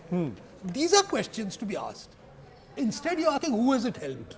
Of course, it will help. Today, it's I helped the think BJP. the cleanup Tomorrow of it the will help voter- someone else. I'm just saying In that- Bengal, it might help someone else. Anand, 2 points on that. You have had a higher voter turnout here. Yeah. This is a clear indication that the voter of Bihar, she has asserted her right and supported democracy. Right. The SIR is a different issue. I don't think it is linked to turnout, support and all that. There are two different sets of issues which we need to focus on. Right. No, I'm saying it's just a straightforward statement. The SIR has helped the BJP or the NDA. Now that's what the Congress will come out and say. But was vote chori really an issue in this election? That's the sub part that I could get to. Haji. That's what I'm coming to. That the SIR issue, what the opposition did with it, is what helped the NDA. That they made it their major primary issue for this election. Clearly, the people revolted against it. People came out and said, "No, we support the the election commission." Today, earlier in the day, Mr. Khera also said that this is people versus the EC. So it's ridiculous, right? Like people are coming out and saying this is a non-issue. How much more do you want? You want to be wiped out? The biggest statement that there is confidence reposed in the election commission is that what you just now said, that it's the highest ever voter turnout. Look at the kind of voter turnout that's happened. More people have come out to vote after the electoral rolls are revised in absolute numbers also. That itself shows that the election commission gets a big thumbs up. And we must state it on record. This is an incident-free election. No report. No repolls. No repolls, largely incident-free elections, and the first time that Bihar election has happened in 2 phases. So if somebody that we need to doff hat to is the election commission, without doubt, for the way they have conducted these elections and the way it's been done. And look at the entire counting process. Whichever way the mandate has swung, there is no issue in terms of the way the work of the election commission is happening and the work there. So for those who are calling this as a bogey, it's a little unfortunate. Agree, disagree, Sandeepji? No. The whole sanctity of this electoral process is very clearly vindicated by the turnout and the absence of any malpractice or any challenge in terms of having a recount or that has not happened in this election at all. Right. And that vindicates the democratic process and the success of a free and a fair election. Compare that to what used to happen in Bihar at one time. Yeah, I'm just bringing this number back, viewers. This is the Mahila factor, 106 seats overall. Look at the split. It's almost an even split of the Mahila factors, and the 106 seats where the women voters are more, or their factor was more, 10% more voting than the men folk. So this is what it is, 46 and 43. So if you were to see the spread, the RJD got nothing. The LJP has 12 seats. Has 2. So the NDA has quite literally run away with this mandate. If you were to look at the overall breakup, only 15 seats out of 124 have gone to the Mahagathbandhan. Now, is this a trick that they missed? Is this something that they undermined? What is, I'm sorry, what is the methodology of this? Women voters. So we have taken the state. These are exit polls. Are these exit polls? No, these are the real numbers today. No, but how have you got these? As we know, we have just plotted the seats where historically in the past, women voters outnumbered. So if I look at the 2020 assembly election, look at the 2020 assembly they outnumbered. Yeah. So more women voters. More women voters came out to vote. It's not a very scientific basis, but yes, I think it shows a trend. No, not just the trend. See, look at 2020 out of 124 seats, same 124, the split was 76-42. And now if you were to come back to the current year, the 2025, look at the number. 2025, the same factor is 106-15. So clearly the women dominant seats, or where more women voted in the past, right now the share bulk has moved away. So that's what's happened. So clearly there is something that the opposition seems to have missed the trick. So when we started off at 6 a.m., one of the things we discussed is which way the Mahila votes are going to go. And one of the things that we also discussed is across, even the Yadav community and the Muslim women, Muslim community see women switching over voting for the NDA. These numbers show that they have. Right. So, I mean, that kind of just validates. Well, Tariq Anwarji is joining us. Tariq Anwarji, namaste. Thank you for your time. Your thoughts on the Bihar result? Bihar के रुझान जिस तरफ जा रहे हैं, नमस्ते, मैं आनंद बोल रहा हूँ. आपको मेरी आवाज़ आ रही है तारिक जी? तो वो हम सब के लिए चिंता का विषय है, रुझान जो बता रहे हैं जी. और अगर वही नतीजे में तब्दील हो जाते हैं तो और ज़्यादा चिंता का विषय है. और हम लोग चुनाव के फाइनल परिणाम आ जाने के बाद, रिजल्ट आ जाने के बाद हम लोग उसका अध्ययन करेंगे, उसका सर्वे करेंगे कि what is the reason behind this. But you're a seasoned politician yourself, so I just wanted to understand from you what on the face of it do you think has opened up such a big gap between the opposition and the incumbent? देखिए, दो कारण हमको मुख्य रूप से लगता है जी. एक तो जो महिलाओं को जो हमने एनडीए ने और नीतीश कुमार जी ने, उनकी सरकार ने 10-10 हज़ार रुपया का जो उनके खाते में डाला, उसका इफेक्ट भी हो सकता है. वो भी कारण है क्योंकि हमारे यहाँ बहुत गरीबी है, बिहार के अंदर बहुत बेरोजगारी है. उस हालत में 10-10 हज़ार रुपया सबके खाते में ड्यूरिंग इलेक्शन कैंपेन लोगों को दिया गया, तो उसका असर भी हो सकता है. महिलाएं इसीलिए टर्न आउट उनका बहुत ज़्यादा आया जी. उसकी वजह वन ऑफ द रीज़न वही था. दूसरा ये है कि पोलराइजेशन भी करने की कोशिश की गई वोट को हिंदू मुसलमान के नाम पर. हाँ, वो कहा गया कि वो बाहर से जो लोग आ गए हैं, बांग्लादेश से लोग आ गए हैं, रोहिंग्या से लोग आ गए हैं और इनको निकालना है, इनको बाहर करना है. तो एक तरह से वो भी पोलराइजेशन किया गया, एक धार्मिक उन्माद पैदा करने की कोशिश की गई. तो लेकिन आपने सबसे पहला फैक्टर जो कहा, Devesh Thakur ji is also with us, Amit Malviya is also with us. नमस्ते Devesh Thakur ji, your thoughts on the lead so far. It seems like a runaway victory and such a strong showing by the JDU. Well, I am not surprised. We are not surprised. Just the day before, I had given an interview to a channel where I had said कि I am ready to lay a bet with you to the person who had come for the channel. I said I am ready to lay a bet with you right now in front of the camera that we will not be less than 150. We might go up till 175. जी. This was day before. This was day before. So we were expecting this. We were expecting this. Maybe 10% higher than what we expected. We have got. There's no doubt about that. 10-20%. Right. But we were expecting this landslide victory. There's no doubt about it. It's a 77% strike rate of the JDU. Out of the 101 seats, you're leading in 77 right now. The BJP has an 84-85% strike rate out of the 101 seats. Do you think that this entire cohesiveness within the alliance, the Pandav working together, has actually returned rich dividend? It has definitely.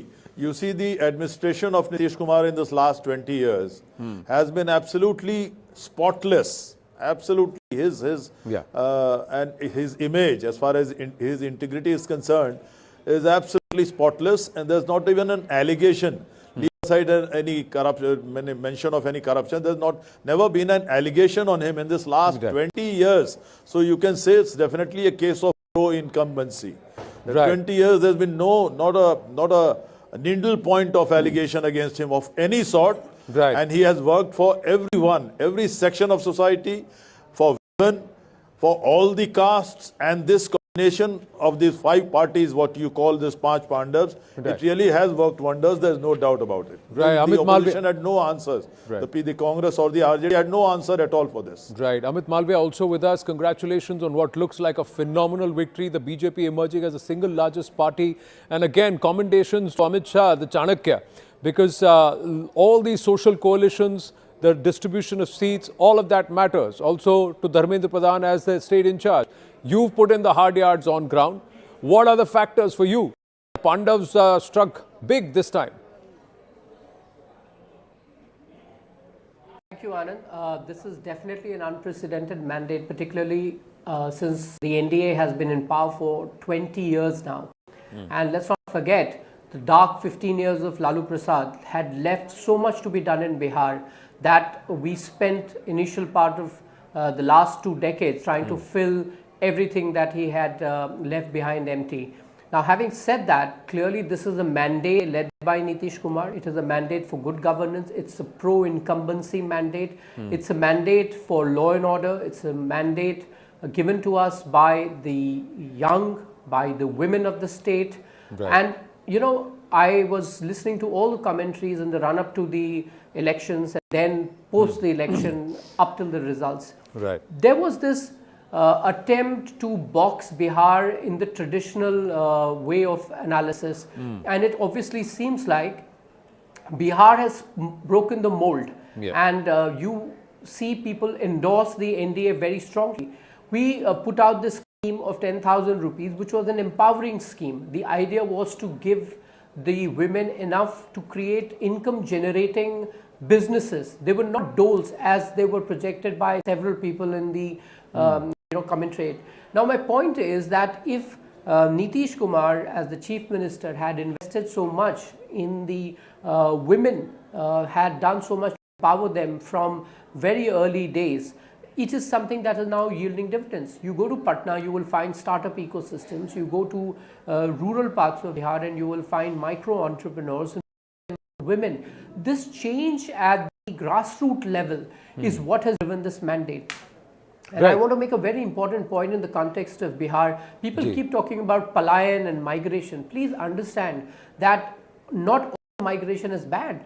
People from Bihar are holding prominent positions across the country. You go to Mumbai, you go to cities like Delhi, they control half the cities. The infrastructure, logistics works on the enterprising Biharis. Right. So, you know, this tendency to infantilize the people of Bihar, to preach to them, I think this is exactly what the Biharis have rejected, and rejected so resoundingly. Right. They have rejected the kind of caste-based entrenched politics that Lalu Prasad had come to represent, the violent politics that his party had come to represent. It's a complete rejection of Tejasvi Yadav for the second time in a row when he's been projected as chief minister. So if he takes a cue from Rahul Gandhi, he will continue to stay on in Bihar. But if he had any sense, he will step aside and make way for somebody else in the RJD to take up the mantle. But I'm sure that's not going to happen because it's a family enterprise, and Tejasvi Yadav will continue to sort of, drive the RJD the way he likes, perhaps to the ground. Right. Tariq Anwarji is also with us. Amit Malviya, please stay with us. So he had one point to make. And Tariq Anwarji, would you want to weigh in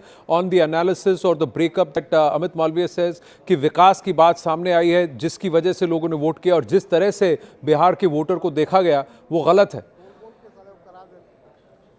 All right, we try and go to him in a bit, go back to, but he also said that divisive politics, this entire Hindu-Muslim binary also had a factor, although he admitted that the Mahila vote made a difference, the trust of the Mahila. But many would look at it like the 10,000 noon ka hak chukana padega, paisa diya hai to vote dena padega. Is that a fair analogy, Amit Malviya?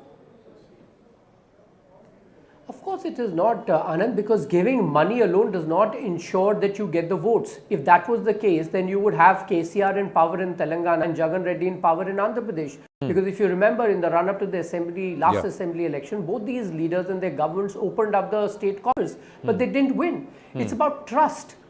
It's about the trust that the people have in the leadership, and that is what Nitish Kumar has cultivated as the chief minister. That is what the NDA has come to be synonymous with. I mean, do you really think Mamata Banerjee, by giving 1,000 rupees to the women of Bengal, can hope to get their vote in 2026 when you had a Sandesh Khali, you had an RG car, you had the riots in Malda and Murshidabad? Of course, it's not going to happen. So clearly putting money in the hands of people is not the surest way to win elections. And again, I want to make this distinction. This 10,000 rupees is not a dole. The chief minister was very clear. We want to give people the resources to build their own income generating businesses. And you look at what's happened as a consequence. Women have bought goats, they have sort of got into micro dairy, they have put up stalls, food, eateries, they have started what you call parchun ki dukan. So a lot of these economic activities have been unleashed in Bihar at the micro level. Now, if people do not want to see it, people go and look at traditional caste-based arithmetic. I mean, the kind of analysis that went on in the media that a particular community will vote a certain way. I mean, how does projecting Insaf party chief as the deputy chief minister would get you the Malla votes when in the dark Lalu Prasad era the Mallas really suffered at the hands of the RJD regime. Now, you cannot erase history. You cannot erase people's living memory. You came up with the argument that the youth are going to vote for the Mahagathbandhan. I mean, do you really think any youth in his right mind would be inspired by Tejasvi Yadav? He can't speak to save his life. Well, and you think he's promised 2.5 crore government jobs to every household? I mean, people are laughing at him in Bihar. I mean, you think Biharis are so naive? People who control vast parts of the bureaucracy, the media, I mean, private sector, you think they are so naive that they will be taken in by the kind of rhetoric that Tejasvi Yadav was dishing out to them? Well, but I mean, let's not take the electorate for granted. They're far more smarter than the politicians think they are. He was also amid a lot of the polls one of the most popular candidates for the CM or ahead of Nitish Kumar in some of the dipsticks. But Tariq Anwar ji, can you hear me? Tariq साहब, आपको मेरी आवाज आ रही है? Yes, yes. Yeah, Amit Malviya making a few observations saying that the opposition ka campaign thoda bikhra hua tha, they had the wrong narrative and they didn't enjoy the confidence of the voter. How would you want to respond? देखिए ऐसा है कि after final outcome, we will sit and we will analyze everything. हम लोग बैठ के सारी चीज़ को देखेंगे कहाँ पर कमी रह गई, कौन सी जगह पर हमें क्या करना था. कहीं ना कहीं तो रहा, अगर रिजल्ट इतना ख़राब हुआ है तो यकीनन कहीं हमारी कमी रही है, उसको दूर करने की कोशिश की जाएगा, उसका विश्लेषण किया जाएगा, उसको हर तरह से उसको ये वोट चोरी तारिक साहब क्या ये बूमरैंग हो गया? वोट चोरी SIR क्योंकि ज्यादा वोटर आके वोट करके गए हैं और वोट चोरी का जो हमने लगाया वो तो हमने कहा था कि जैसे बिहार के अंदर जिस तरह से SIR हुआ था और जिस ढंग से हुआ था उसका हम लोगों ने मुखालफत की थी और 65 लाख वोट वहाँ काटे गए. तो 65 लाख वोट काटे गए, वो किसके काटे गए हैं, वो किसके सिंपैथाइजर थे, किसके साथ थे, वो सब देखना पड़ेगा. वो थोड़ा पेचीदा मामला है. How would you want to respond to this? ये SIR वाला मामला 65 lakh vote. The Congress has been saying this since morning. Manikam Tagore, Pankera, now Tariq Anwar. Amit Malviya. Anand, in the months that the SIR process was on, the Congress party did not file even a single objection. And if 65 lakh voters were initially removed and then subsequently the number was approximately about 40 lakhs, why hasn't any one of them gotten up and objected to it? These were dead, migrated, shifted voters and perhaps those who were illegal infiltrators who did not return back their forms, their names were struck. I want to ask the Congress party, घुसपैठियों के vote पर सरकार बनाना चाहते हैं? इस देश का मुख्यमंत्री कौन होगा, प्रधानमंत्री कौन होगा, घुसपैठिए तय करेंगे? Will the infiltrators decide who will govern this country or the state? That is exactly what the Congress is arguing for. और अगर घुसपैठिए मुसलमान हैं तो हम क्या करें? किसी भी धर्म के होंगे, अगर अवैध तरीके से देश पर आए हैं तो उनको देश से बाहर निकाला ही जाएगा. आप उनको यहाँ इसलिए लेकर आए क्योंकि आप अपना वोट बैंक बनाना चाहते थे. आपने असम में यही किया, आपने बंगाल में यही किया, आपने झारखंड में यही किया, आप बिहार में भी यही करना चाहते हैं. सीमांचल का जो पूरा क्षेत्र है उसमें बहुत बड़ी संख्या में घुसपैठिए हैं. उन्होंने अब अपने फॉर्म वापस नहीं किए क्योंकि अगर फॉर्म वापस करते तो तुरंत आइडेंटिफाई हो जाते. आइडेंटिफाई अब भी होंगे, सरकारें काम अपना अब भी करेंगी. लेकिन ये कहना कि SIR हुआ इसलिए हम चुनाव नहीं जीते, ये इसी बात को दर्शाता है कि आप घुसपैठियों के वोट से चुनाव जीतना चाहते हैं और वो हिंदुस्तान में नहीं होगा जी. हमारे हिंदुस्तान में तो कतई नहीं होगा. अमित मालविया, एक समय अल्प है आपके साथ, तो मैं आपसे जानना चाहता हूं आज शाम को क्या बीजेपी हेडक्वार्टर्स में is there going to be a celebration? प्रधानमंत्री जी आएंगे और is it going to be low key because of what happened on Monday last? Look, we have to find a fine balance to it. We understand what's happened in Delhi is something that has taken the country by surprise. You have seen the strong actions that have been initiated. The Prime Minister has said in no uncertain terms that the conspirators of the Delhi blast will be hunted down.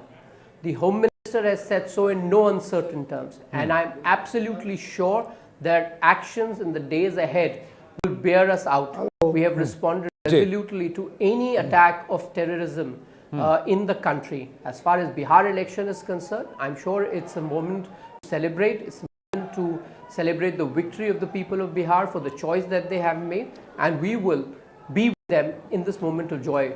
So will there be a celebration at the party headquarters in Delhi in the evening? You will know soon. Okay. Thank you. Thank you very, very much. Tariq Anwar is with us, and we also have, thank you Amit Malviya, Manoj Tiwari of the BJP is with us. Manoj Bhaiya, namaste. Anand बोल रहा हूँ. बहुत बधाई आपको. नमस्ते नमस्ते आनंद जी, नमस्ते, धन्यवाद धन्यवाद. अरे अभी तो बहुत खुश हो गए आप. आपको थैंक यू कर दिया भाई उन्होंने, लगता है. नहीं, खुश होना तो लाजमी है, लेकिन सबसे ज़्यादा खुशी इस बात की है कि शहाबुद्दीन अमर रहे का भाव हार रहा है. छठ माता को ड्रामा कहने वाला भाव हार रहा है. और जो लगातार लोगों के लिए, गरीबों के लिए, समाज के लिए काम कर रहा है, वो एनडीए जीत रहा है. ये बहुत महत्वपूर्ण है. मैं पूरे चुनाव में लगभग 78 जगह मैंने 78 प्रत्याशियों के लिए प्रचार किया, और हर जगह मैंने एक बात जरूर कही कि शहाबुद्दीन जिंदाबाद या जिंदाबाद. तो लोगों ने एक मुश्त हाथ उठा के कहा बिहार जिंदाबाद. और आज जब समीक्षा होगी तब ये बात निश्चित रूप से आनंद भाई आएगी कि अब जंगल राज का परिचय हमें बताने की जरूरत नहीं है. 20 साल बाद भी वो शहाबुद्दीन जिंदाबाद कह के बता रहे हैं. तो आज जो रिजल्ट आ रहा है, मैं देख रहा हूँ आपके चैनल पे जी, वो हमारे लिए अप्रत्याशित नहीं है. हम 175 प्लस की मांग कर रहे थे, लेकिन सबको पता है कि हमारे मन के अंदर एक विश्वास था कि यार हम इतना कुछ कर रहे हैं मोदी जी, नीतीश जी के नेतृत्व में, तो बिहार हमें ना क्यों करेगा. और आज वो दिख रहा है. इसमें बिहार की विजय ज्यादा है. ये बिहार ने कहा है कि नहीं, जो हमारे लिए करेगा काम हम उसी को देंगे इनाम, अच्छा परिणाम. और तो ये जो इनाम मिला है अपने काम का, वो मोदी जी, नीतीश जी को मिल रहा है. पर ये देखिए इतना गजब बैटिंग की है आप लोग. पासवान जी ये 200 टच करने जा रहे हैं, वो 40 तक नहीं पहुंच पा रहे हैं. ये इसकी क्या आपको उम्मीद थी? आपको लगा था कि ये होगा? हमें लास्ट के 7-8 दिनों में लगने लगा था. अच्छा. क्योंकि जो सोशल मीडिया पे हम देख रहे थे, जो यादव कम्युनिटी के लोग भी वो खुल करके मोदी जी के पक्ष की बात, एनडीए के पक्ष की बात कर रहे हैं. यहाँ तक कि राघोपुर के लोग, राघोपुर का जब हम लोग वहाँ पहुँचे तो राघोपुर के लोग कह रहे थे कि नहीं चाहिए हमको तेजस्वी यादव, अब हमें एनडीए के साथ जाना है. क्योंकि आपको याद होगा बख्तियारपुर जाने वाला जो ब्रिज बना है वो राघोपुर में ही है. तो वहां के लोगों ने पहली बार देखा, हाँ राघोपुर में है. अब आप सोच सकते हैं आनंद भाई कि जहां नहर पर पुलिया बनावे खातिर भी इतना मारा मारी होत रहे, अनशन होत रहे, वहां नदी पे इतने बड़े बड़े ब्रिज, ऐसे रिवर लिंक जिसको लोग मरीन ड्राइव बोलने लगे. आप बिहार के कोने कोने से लोग जिन सड़कों पे चल के आ रहे हैं. एक दिन हमारा मधुबन में हेलीकॉप्टर हमने छोड़ दिया, तो वहाँ छोड़ने के बाद हम बाय रोड आए तो हम 1.5 घंटा में पहुँच गए चंपारण से पटना. तो लोगों को इसका एहसास होता रहा, और हमें नहीं एहसास था कि ये इतना ज्यादा इसका प्रभाव जनता पे हो सकता. हम लोग 175 प्लस ही रह जा रहे थे, लेकिन मन में जो विश्वास था तो एक देखिए मनोज जी, आप सांसद तो हैं ही, लेकिन साथ साथ वहाँ पर सुपर हीरो हैं, बहुत अच्छे गायक भी हैं. आपने तो इस चुनाव के लिए बहुत बढ़िया गीत भी कंपोज किया था. जीत की भी खुशी है तो कुछ तो सुनाइए, गुनगुनाइए, आग्रह है. नहीं, हम तो गुनगुना रहे हैं, हम गुनगुनाएंगे. और हमने ये सारे चीज़ों के बीच आनंद भाई एक बिहार का जो प्राइड जगाया है मोदी जी, नीतीश जी ने जी, वो उसको भी हम अनदेखा नहीं कर सकते। हमने उसी का गीत गाया था जी, कि माटी को सोना करने वाली कलाकारी है जी, हाँ हम बिहारी है जी, थोड़े संस्कारी है जी, सबसे ज्यादा IAS PCS विद्यापति की रचना है हम, रेणु की कहानी दे दी, दिनकर की कविता है हम। क्या बात है। दुनिया में जहाँ भी जाते हैं हम मेहनत से छा जाते हैं, डूबते सूरज को अर्घ्य दिला छठ की महिमा बतलाते हैं, अकेले चाणक्य जैसे 100 पे भारी है जी, हाँ हम बिहारी है जी। और एक इम्पोर्टेंट बात आपको गीत में बताऊंगा जी, कि जाति की दीवार टूटी, जाति की दीवार टूटी, क्या बात है। उस बिहार के आभारी है जी, क्या बात हाँ हम बिहारी है जी, थोड़े संस्कारी है जी। जी, और वो एनडीए बिहार का एनडीए विपक्ष पे भारी है जी, ये भी है। से करनी पड़ेगी आनंद भाई। जी जी, पर बात बताइए महिलाएं और ये युवा, ये जो MY फैक्टर है, मुस्लिम यादव से महिला युवा हो गया है, ये आप लोगों ने एक सोचा था इसके बारे में कि ये हो गया है अब, और क्या ये बिहार में ये राजनीति की परिभाषा, इलेक्टोरल डिस्कोर्स की परिभाषा बदल देगा? इसी को मैंने कहा थोड़ी देर पहले कि इस चुनाव की समीक्षा बड़े सूक्ष्म स्तर पे करनी पड़ेगी। काम करके विश्वास जीता जा सकता है, ये एक मैसेज है बिहार का चुनाव। काम करने वालों को जनता जरूर आशीर्वाद देती है, ये रिजल्ट दे रहा है ये बिहार। और ये बिना खाली सोचने से नहीं होता है आनंद भाई, सोचना भी पड़ता है, एग्जीक्यूट भी करना पड़ता है, सरकारी खजाने का सदुपयोग भी करना पड़ता है, और गरीबों के जीवन को, मध्यम वर्गीय लोगों के जीवन में खुशहाली पैदा करनी पड़ती है, और तब ये रिजल्ट। इसलिए मैंने कहा कि जाति की दीवार टूटी जी, उस बिहार के आभारी जी जी। हमने ये भी देखा कई जगह कि मुस्लिम कम्युनिटी भी अब केवल हराने के लिए नहीं निकलता है। हाँ ठीक है यार, जीत रहे हैं तो जीतें, क्योंकि हमको वो अनाज देता है, हमको मकान देता है, हमको इलाज देता है, किसी में भेदभाव नहीं करता। तो बिहार का रिजल्ट बहुत कुछ सोचने को विवश करेगा। ये जनसुराज पार्टी का क्या हुआ? प्रशांत किशोर जी बहुत एड़ी चोटी का जोर लगाया ग्राउंड पर, उनका पार्टी कहीं दिखे नहीं रहा, क्यों, क्या हुआ? देखिए, जनसुराज को तो मैं शुरू से कह रहा था कि आज ये क्या है, मूलतः ये लोग ये पैसे के लिए काम करते थे, दूसरों से पैसे मिलता था, जिसका पैसा मिला उसके पक्ष में प्रचार बना देना, ये उनका। पर जब किसी ने देना बंद कर दिया तो वो सोचे हम जनता से ही पैसा ऐंठेंगे। लच्छेदार बात करना तो उनसे ज्यादा किसी को आता नहीं, क्योंकि यही विद्या उनको आती है। आज मैं तो ढूंढ उसकी जनसुराज के नेता जो प्रशांत किशोर की बात में कितना दम्भ है, कितने पत्रकारों का उन्होंने अनादर किया, कितने लोगों का अनादर किया, कितने लोगों के पैसे बर्बाद करा दिए, और सिर्फ इसलिए कि कोई उनसे अब प्रचार की स्ट्रेटजी नहीं बनवाता है। आज उनको तो मैं चाहता हूं कि आप लोग जरूर लें, और कितना कूद कूद के बोल रहे थे कि 25 से सीट ज्यादा आएगी तो मैं राजनीति छोड़ दूंगा। हालांकि तुम राजनीति में हो ही नहीं तो तुम छोड़ोगे क्या?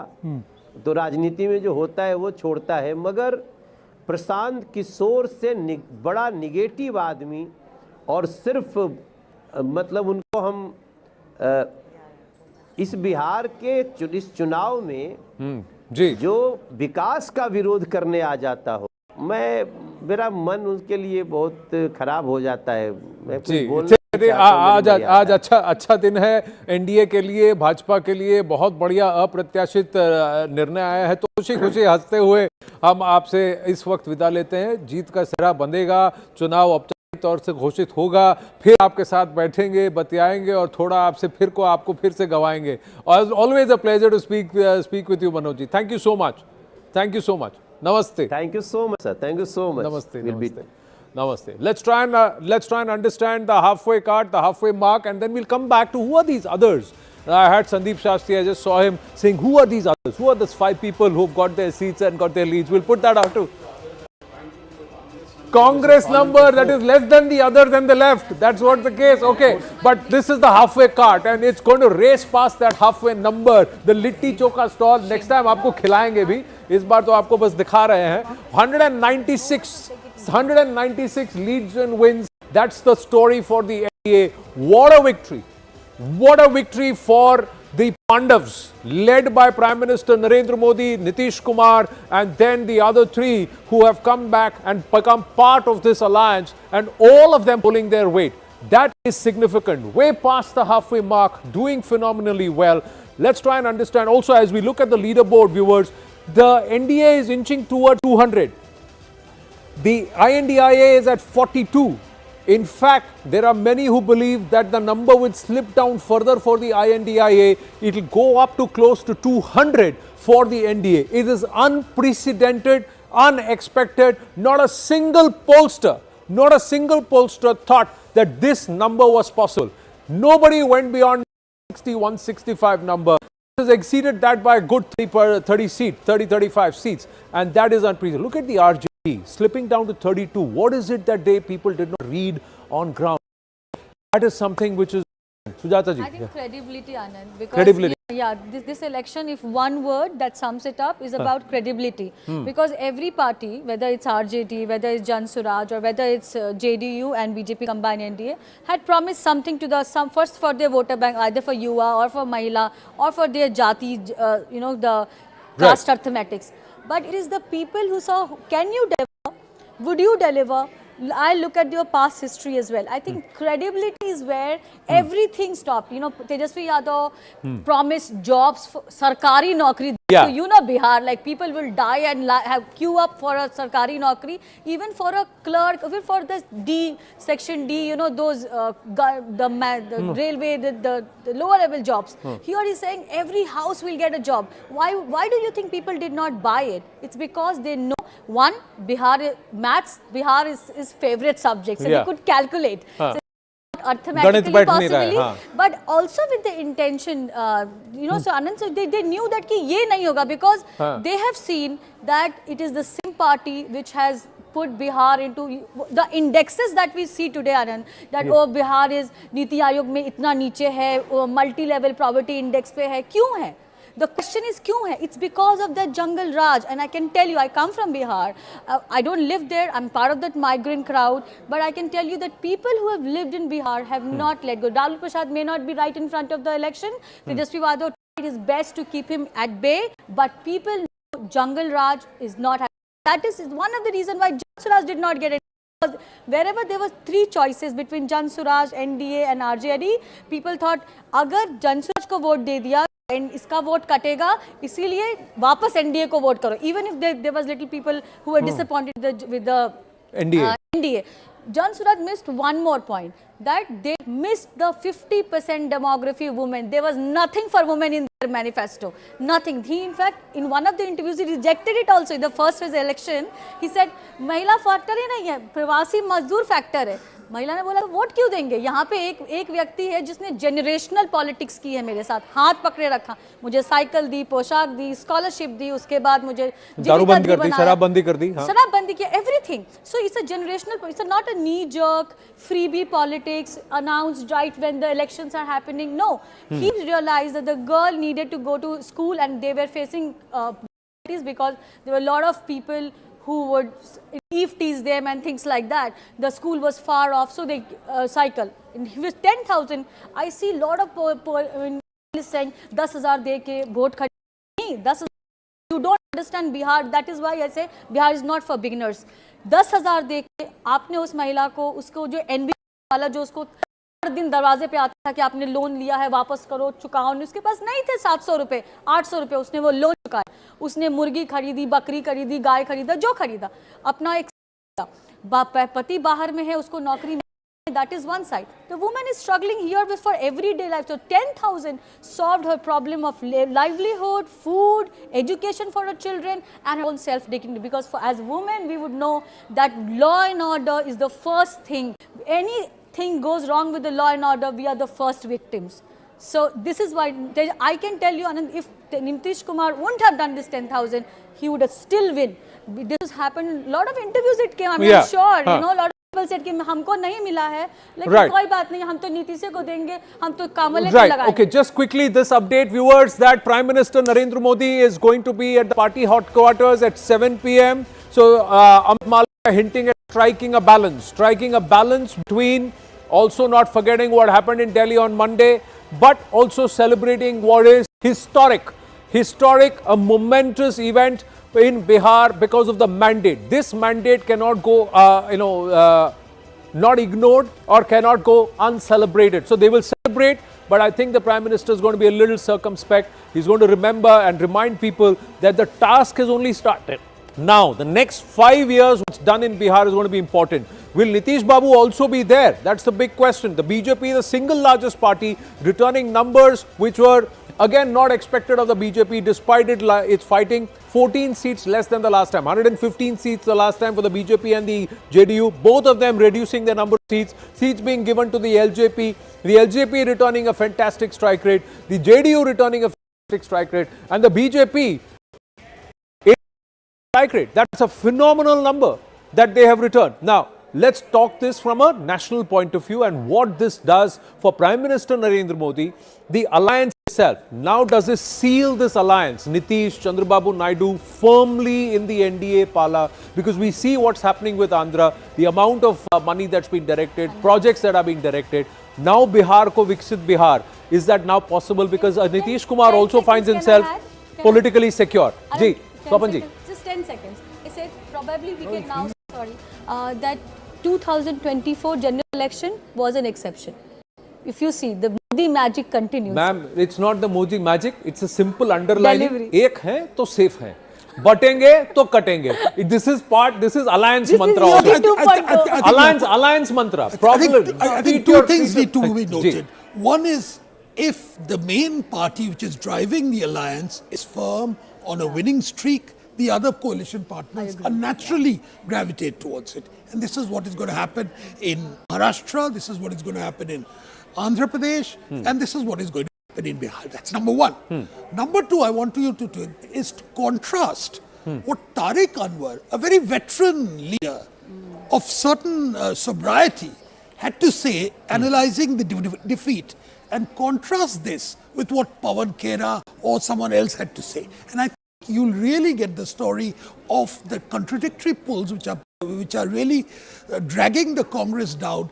And it's a miracle that with this sort of a leadership, the Congress is still a factor in national politics. And I don't think but Swapanji, the BJP wants this sort of a leadership in the Congress because they feel it helps the BJP. Obviously, I mean, it would be the thing. But I'm looking at it from the Congress's point of view. Absolutely. That really, that when it's down to 5 seats in Bihar or 4 maybe, and the CPI ML overtakes.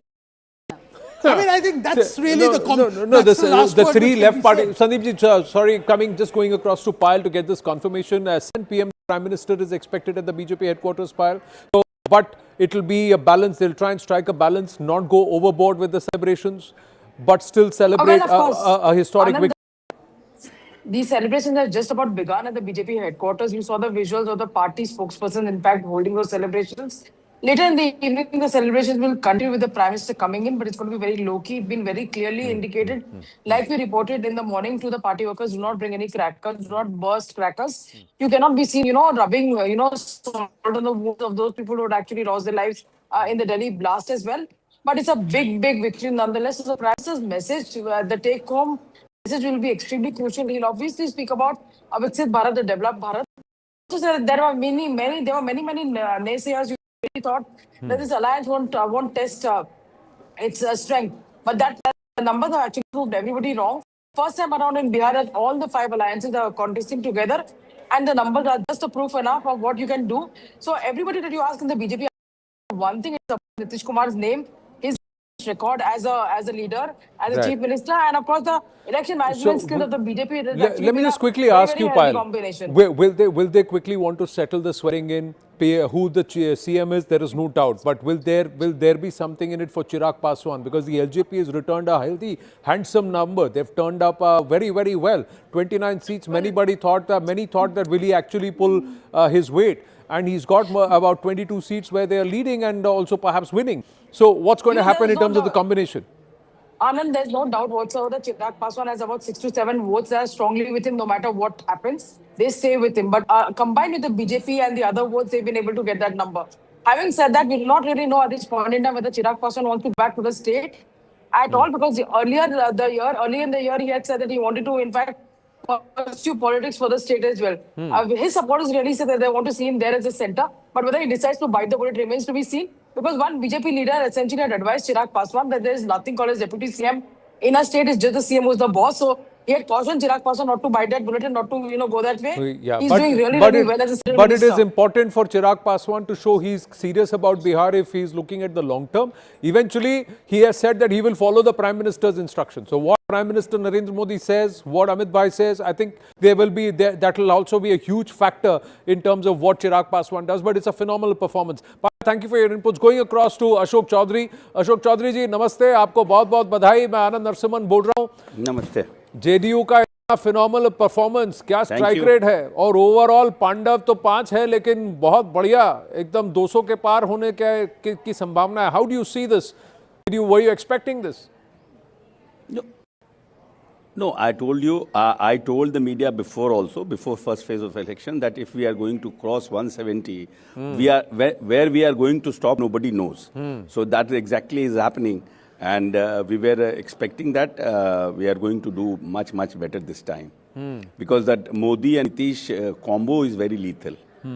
What does this mean for the JDU? Let's understand. At 2020, there were a lot of conversations about the JDU's future. Is Nitish Babu fit enough? There was a lot of talk even in this campaign around the time कि Nitish Babu थक गए हैं, हार गए हैं, विपक्ष बहुत कुछ बोला. But what does this do for the JDU, this mandate? No, this mandate shows that still that विनम्रता, शालीनता और जो विकास है नीतीश कुमार जी का, बिकॉज ये बिहार जो है ये this is the state of Buddha, Mahavir, गुरु गोविंद सिंह. सो ये उदंडता का और एग्रेसिव पॉलिटिक्स का नहीं है ये बिहार. ये तो 20 साल में नीतीश कुमार ने ये काम करने के तरीके और अपनी काम करने की शैली से लोगों के दिलों में ये नीतीश कुमार राज करते हैं. ये तो कोई भी आदमी जो नीतीश कुमार को समझता है, नीतीश कुमार को अंडरस्टैंड करता है, नीतीश कुमार को जो लोग राइट ऑफ करना चाहते थे वो लोग रियलाइज करते हैं कि नीतीश कुमार को आप राइट ऑफ नहीं कर सकते हैं. But also for the JDU in terms of leadership, does this settle the party? The party seemed to be in disarray. And is Nitish Kumar ji going to be the chief minister without any doubts? What happens next? No.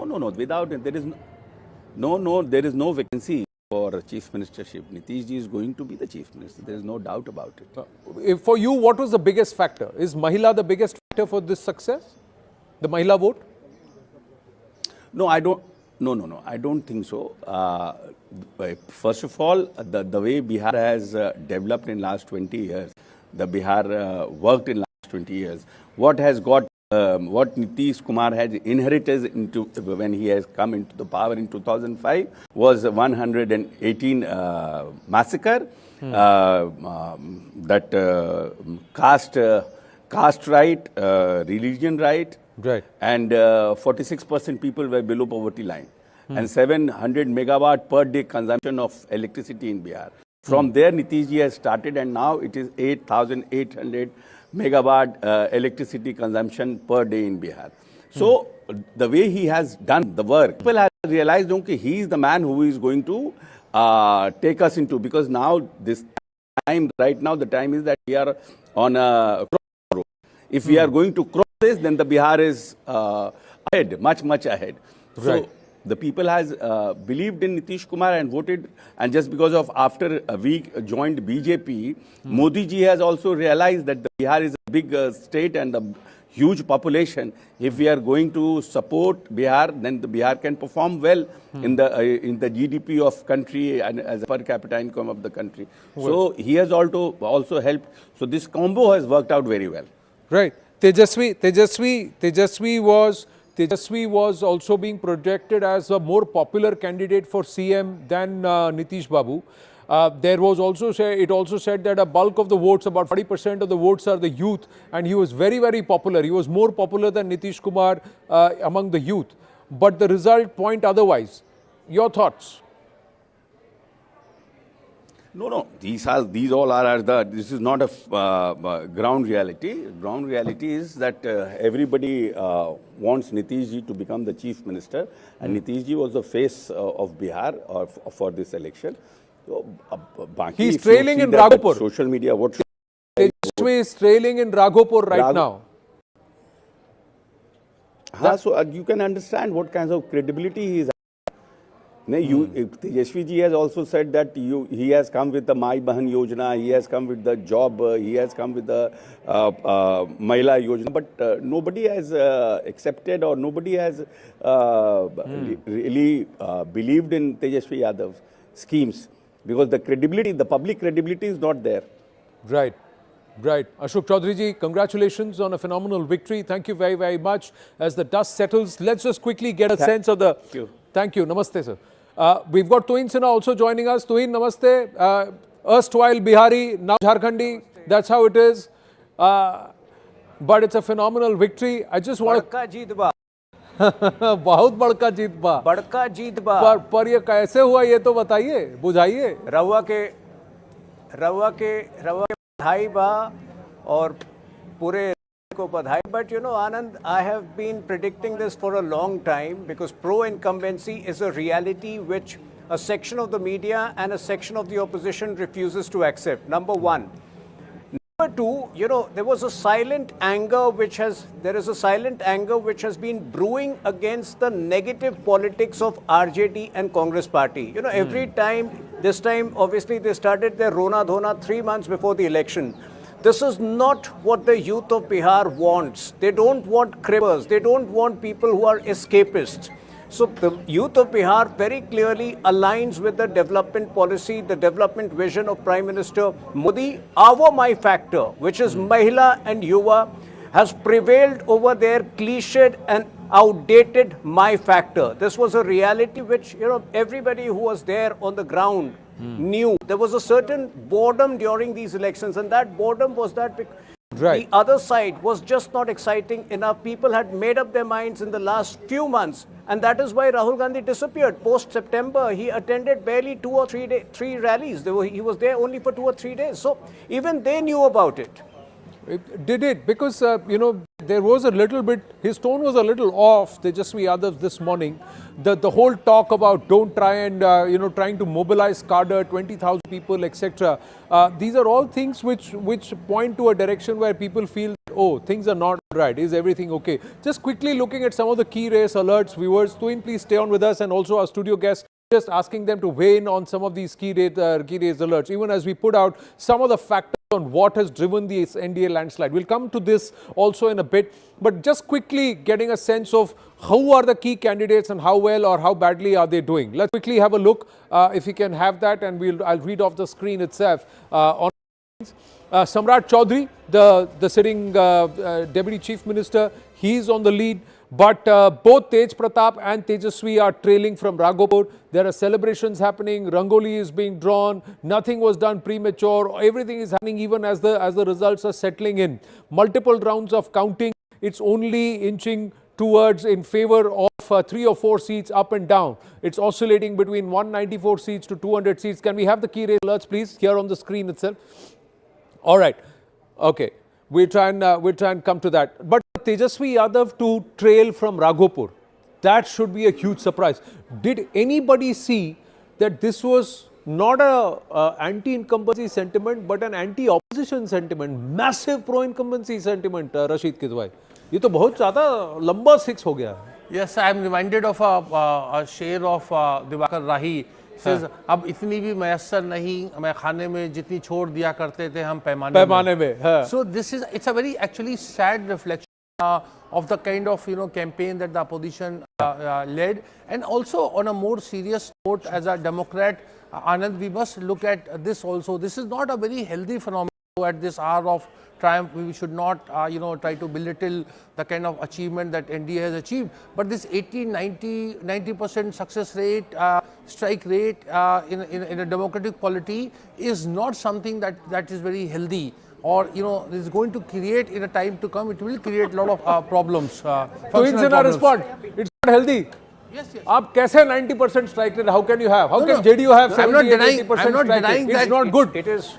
Rashid is saying voters doing a mistake. It is. No, I'm not saying voters. Please don't words in my mouth. It is extremely.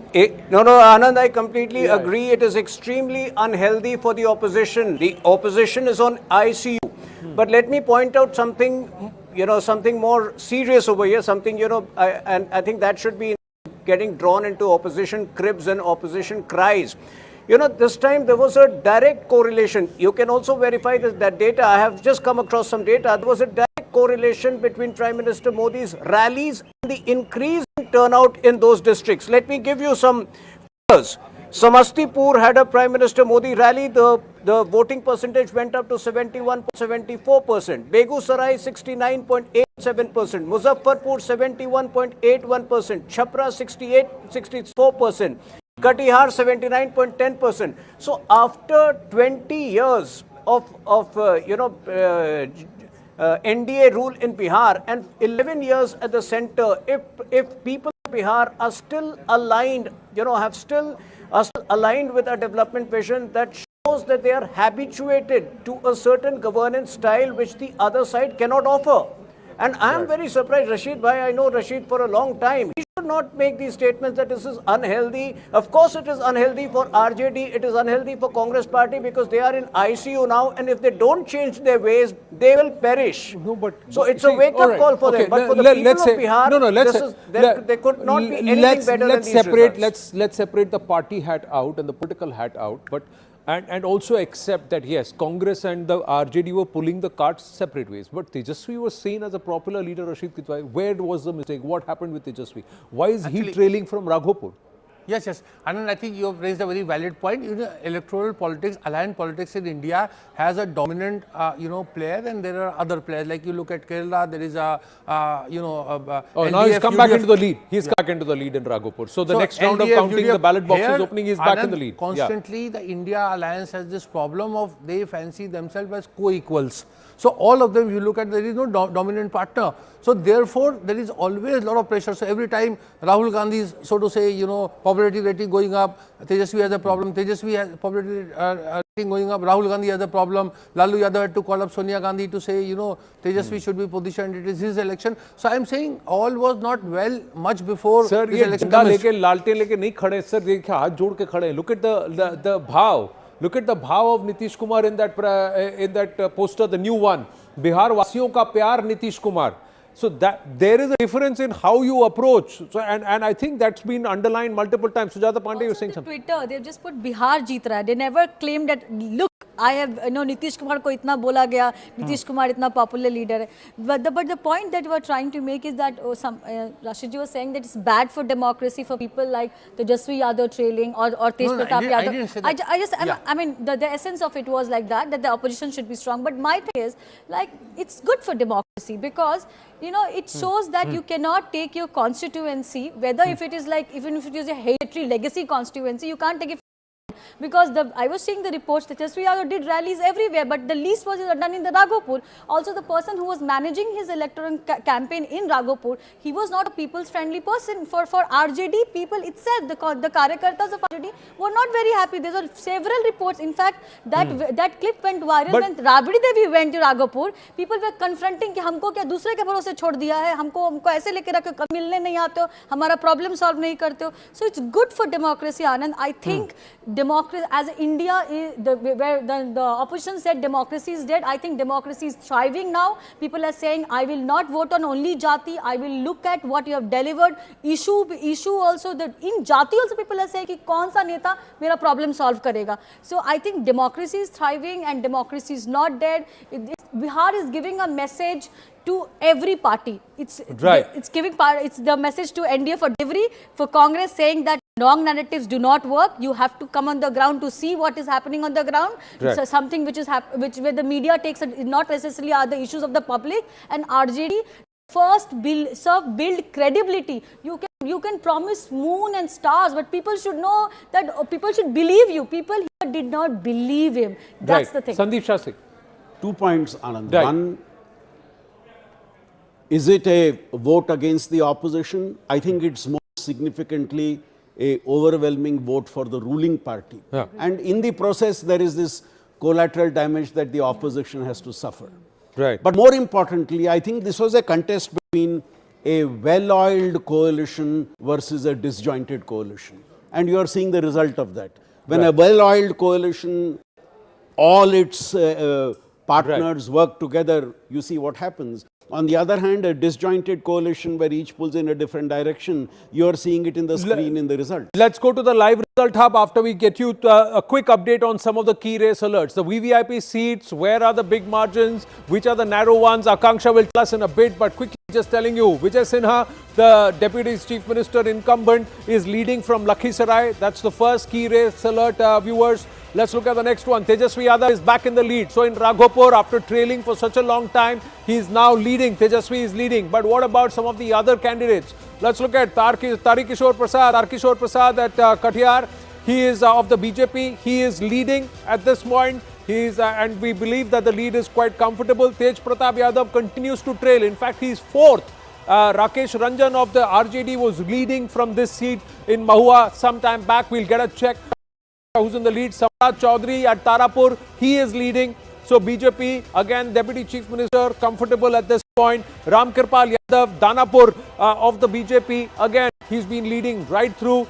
Somewhere we believe that he should have that seat in his bag. Osama, Shahabuddin's son, Osama, he is leading from Raghunathpur at this point. So he continues to lead despite the Shahabuddin question mark. Maithili Thakur from Alinagar continues to lead. Also expected, Mahila and Yuva, both combined together, 25-year-old, first time into politics, and she may just end up being an MLA. Mangal Pandey is also leading from Siwan. Mangal Pandey of the BJP also leading from Siwan. Let's go across to Akanksha. Akanksha, updates. Are there any tight fights, seats that we must watch out for, the VVIPs? What's the update? Absolutely. Raghopur being one over there, as far as Tejasvi Yadav and Satish Kumar of the BJP are concerned, it's a neck and neck, basically just beating each other by 500 votes or so. And to quickly also speak about the affected areas, this is a point we must touch upon.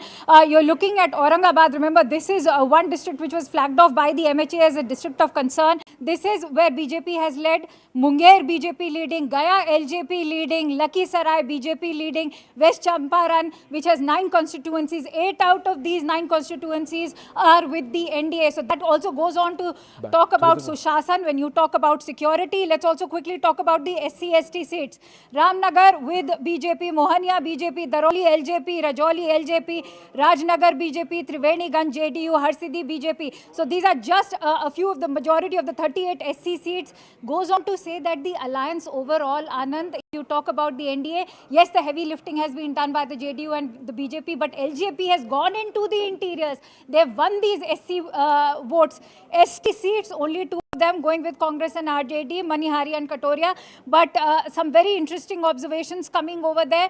At the same time, you were talking about the Kishanganj seat. In fact, seems to be a lead now by the BJP in Simanchal. JDU's Anant Kumar Singh, who is in the jail right now, is winning. So that again is another surprise. So Mokama goes to jail se bahar aayega, sher lord ke aayega. That's what that was the kind of posters that were put. Amitabh Tiwari is with us. Amitabh Babu, none of the pollsters predicted this. गृह मंत्री ने भी 160 ही कहा था। हाँ भाई जब vote पड़ता है ना तो पड़ता ही है। We've seen this in Maharashtra. 165 to 180 was the expectation, even internal surveys as per our sutra. Correct. But 234. Correct. See, women have voted in large numbers. Muslim community has voted in large numbers for JDU. For JDU. Because they want JDU to stay relevant. They don't want Bihar to become UP, and their and the incurrence of a bulldozer Raj in Bihar.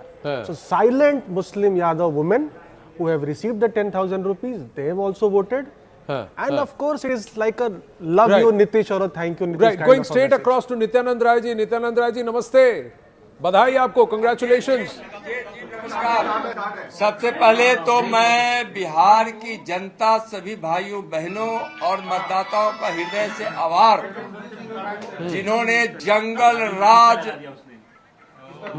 पर भरोसा नहीं जताया, जंगल राज से बिहार को दूर रखने के लिए मतदान किए और बिहार के विकास पर जिन्होंने मतदान किया और माननीय प्रधानमंत्री नरेंद्र मोदी जी के उस सबका साथ, सबका विकास, सबका विश्वास और सबका प्रयास के महामंत्र को बिहार के लोगों ने अपनाया। नीतीश बाबू को भी काफी समर्थन मिला है, बिहार की महिलाओं ने भी बढ़ चढ़ के वोट दिया है। नित्यानंद राय जी, बिल्कुल, बिहार में हमारी माताएं बहनें बढ़ चढ़ कर वोट की है, मतदान की है और यह साबित हुआ है कि बिहार की हमारी बहनें बहुत आगे बढ़ चढ़कर मतदान में भाग लेकर एनडीए को प्रचंड बहुमत दिलाने में बहुत सहयोग की है। उनको हृदय से आभार।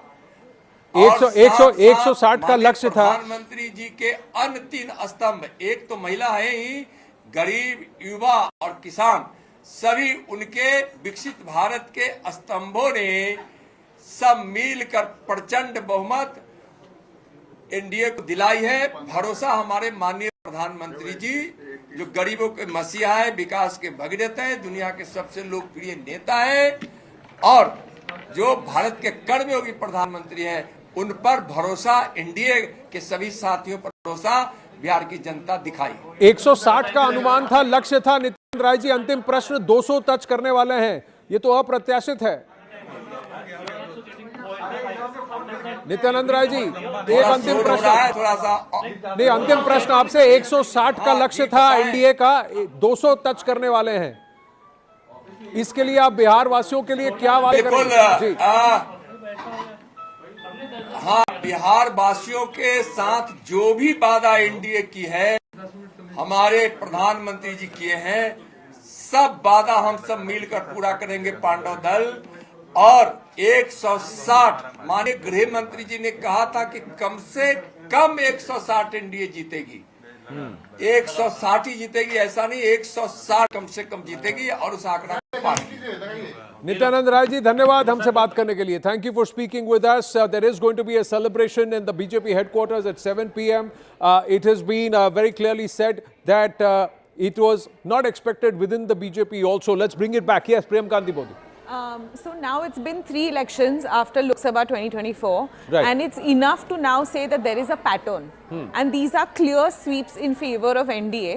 So after you look at this pattern, you realize that there almost seems to be some kind of regret in the way the electorate voted in 2024. I feel like this clean sweep in all the 3 states in the after 2024 show that the people want to give clear mandates to the NDA-led governments, and I think they are not taking chances anymore, which would lead them to this kind of, instability and, I think this is what the electorate, this is how the electorate is responding, and the opposition unfortunately is misconstruing it as an issue with the EC. No, but should it be about Lok Sabha 2024, or is it about trying to see what fits me best? Who's going to deliver what I want? Who can I trust more? Amitabh Tiwari and then Sujata Pandey. Yeah, of course, when people are going out record of development of the incumbent government, that's the foremost in their minds.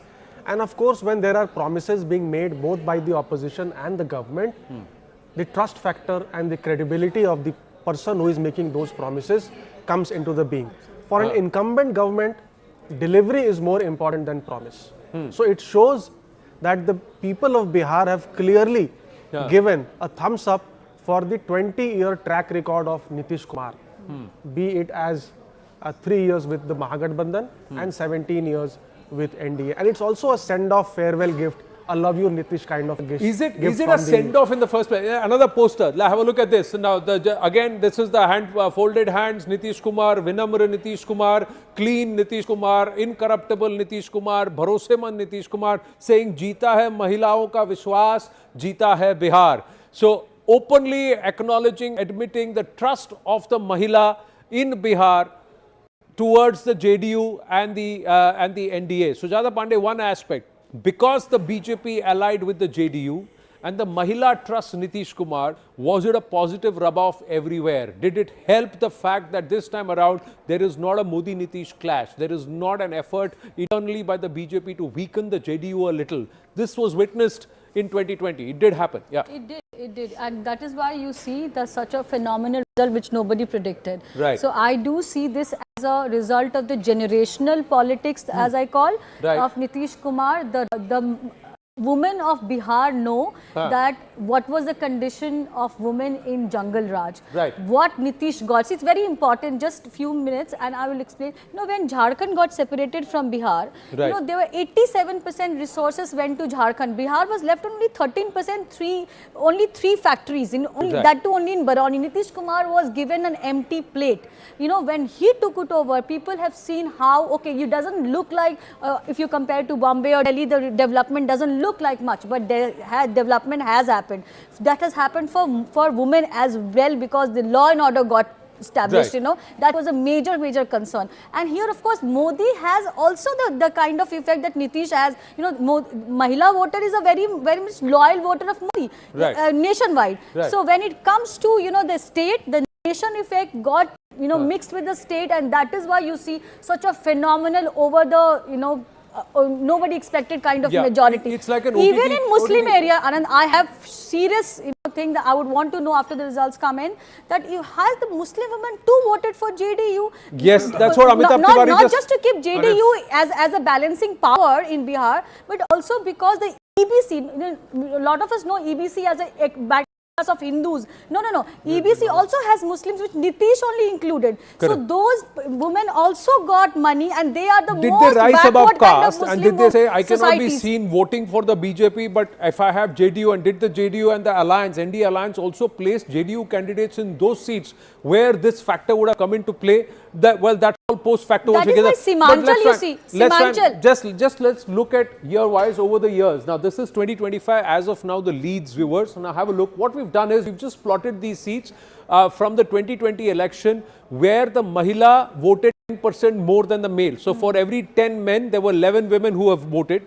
Let's look at the current number. The current number, the NDA, the Mahilas voted out of 124 seats. There are nearly more than half the number of seats which were in play. But look at this.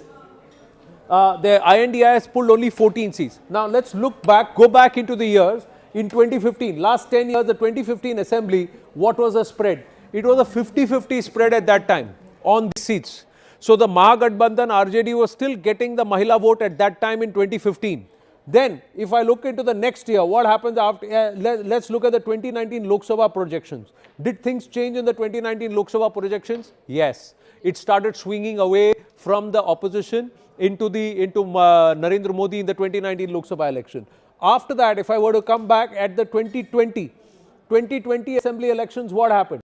76 and 42. So the confidence in Nitish Babu, and despite the fact that there was a tussle which was happening, it was. And in 2015, there was a scenario where Nitish had moved away. Nitish was with RJD. So that number there, and now here. And now, if I were to look at the 2024 Lok Sabha projections, what happened in 2024? It is 82 and 22. So again, the shift was only going back firmly to the NDA, and in Lok Sabha elections, Nitish was back in the NDA fold. And now today's, the latest one, if you were to look at it, look at how they have consolidated on the Mahila factor, especially in these seats. Yeah. Absolutely. See, that's what they've done. So has this escaped the Jansuraj Party, Congress and the RJD, that this is an important factor because they are about 50% of the votes, 50% of the electorate. 50% of the electorate, and the 10,000 rupees was transferred to 1.5 crore women. So 40% of women voting population. 1.5 crore women mean 4.5 crore voters because 3 voters per family. That is 60% of the total vote base of Bihar. So the impact is significant, huge, 60%. In a state where 65% of the households earn less than 10,000 rupees.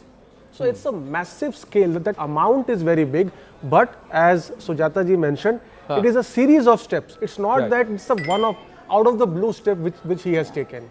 Improved law and order, cycle distribution, improvement in gross enrollment ratio, reservation in panchayat, in police force, tuition, these and now this. So he has created an ecosystem for women, rural women in Bihar who are less educated. How much will free bijli, har ghar nal, how much will that make an impact in terms of social indices? The fact that infant mortality has come down, basic chikitsa levels have improved post-COVID.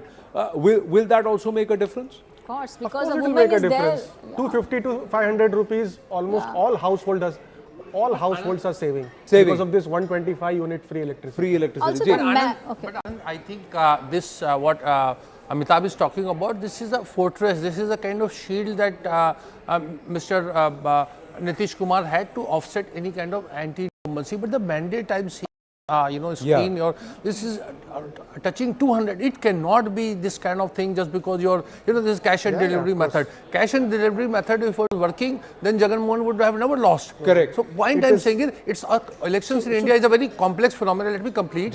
And it is a number of things. So that is where I think this is also first, elections after Operation Sindoor, after the India's tussle with Donald Trump over the tariffs. So perhaps there is Narendra Modi is a big contributing factor, and I look at the strike rate of the BJP around 90% or so. That explains perhaps, much to the discomfort of the opposition, that there is a greater, trust level, and people think that the given circumstances, geopolitical, local, state, national, this is the BJP and NDA that matters. No, sir, please tell me now. In this, I've just plotted the INDIA Gathbandhan. Have a look at the wall. On the wall, look where the Congress is plotting. 4 seats, कोने में 4 seats out of 61, sir. तो ये क्या हम तो डूबेंगे सनम, तुम्हें भी ले डूबेंगे? Is this what they've done to the RJD? But here, sorry, please. No, you go on. I think this narrative would have been very significant had Tejasvi himself had done slightly better. This is very bad. And I keep repeating that Urdu share. You see, this is a complete collapse of the opposition. The voter has not looked with opposition with great deal of interest. Am I right, Amitabh? So now the captain has underperformed also. The captain has significantly underperformed. You see the scale of victory. BJP's tally is more than twice of Mahagathbandhan. JDU's tally is twice of Mahagathbandhan. You see the scale of victory. Just one player has defeated the entire team of Mahagathbandhan. Just one So what is the factor? Is this because when Tejasvi was deputy CM for those 1.5 years, the people of Bihar saw absolute mismanagement? No, did they feel that entire land for job scheme did actually stick? No. Or did they say, I cannot trust this guy because he is Lalua ka beta hai? Is that the thing? See, it's largely about the fear factor amongst the core vote block of the NDA. The return of the alleged Jungle Raj, that works still in the core vote bank. Then you have the Mahila vote bank. And then you have the inability of the Mahagathbandhan to expand base beyond the MY coalition. Right. Now, tell me one thing. 5-6% only vote, but they are the unbreakable glue. That's what the LJP arm is. This kind of a Gathbandhan of some of the EBCs, Paswans, and all of them coming together, the Manjis. These are all small caste groupings. Did they play a critical role in trying to weaken the RJD, along with actually winning seats? 22 out of 29 seats. See, in 2020, the LJP had damaged NDA in 40 seats. Correct. So, what we see as a very close election was actually not a close election. If the LJP was part of NDA, they would have won 165. Let's look at the 2020 numbers. Exactly, and we'll also have the vote shares of the LJP. And just to add JDU. JDU was 43. On 33 seats, LJP damaged JDU. 43 plus 33 is 76.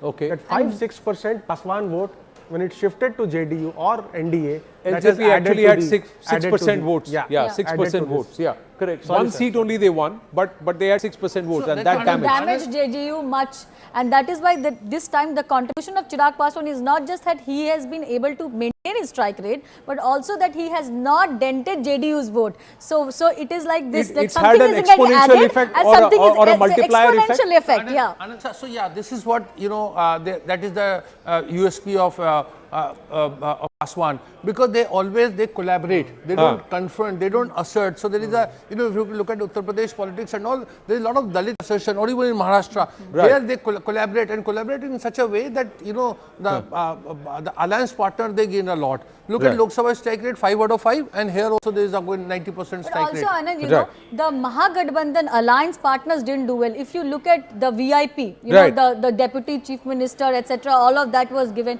But you see, they have not done well. Why? Because I think they over-calculated their impact.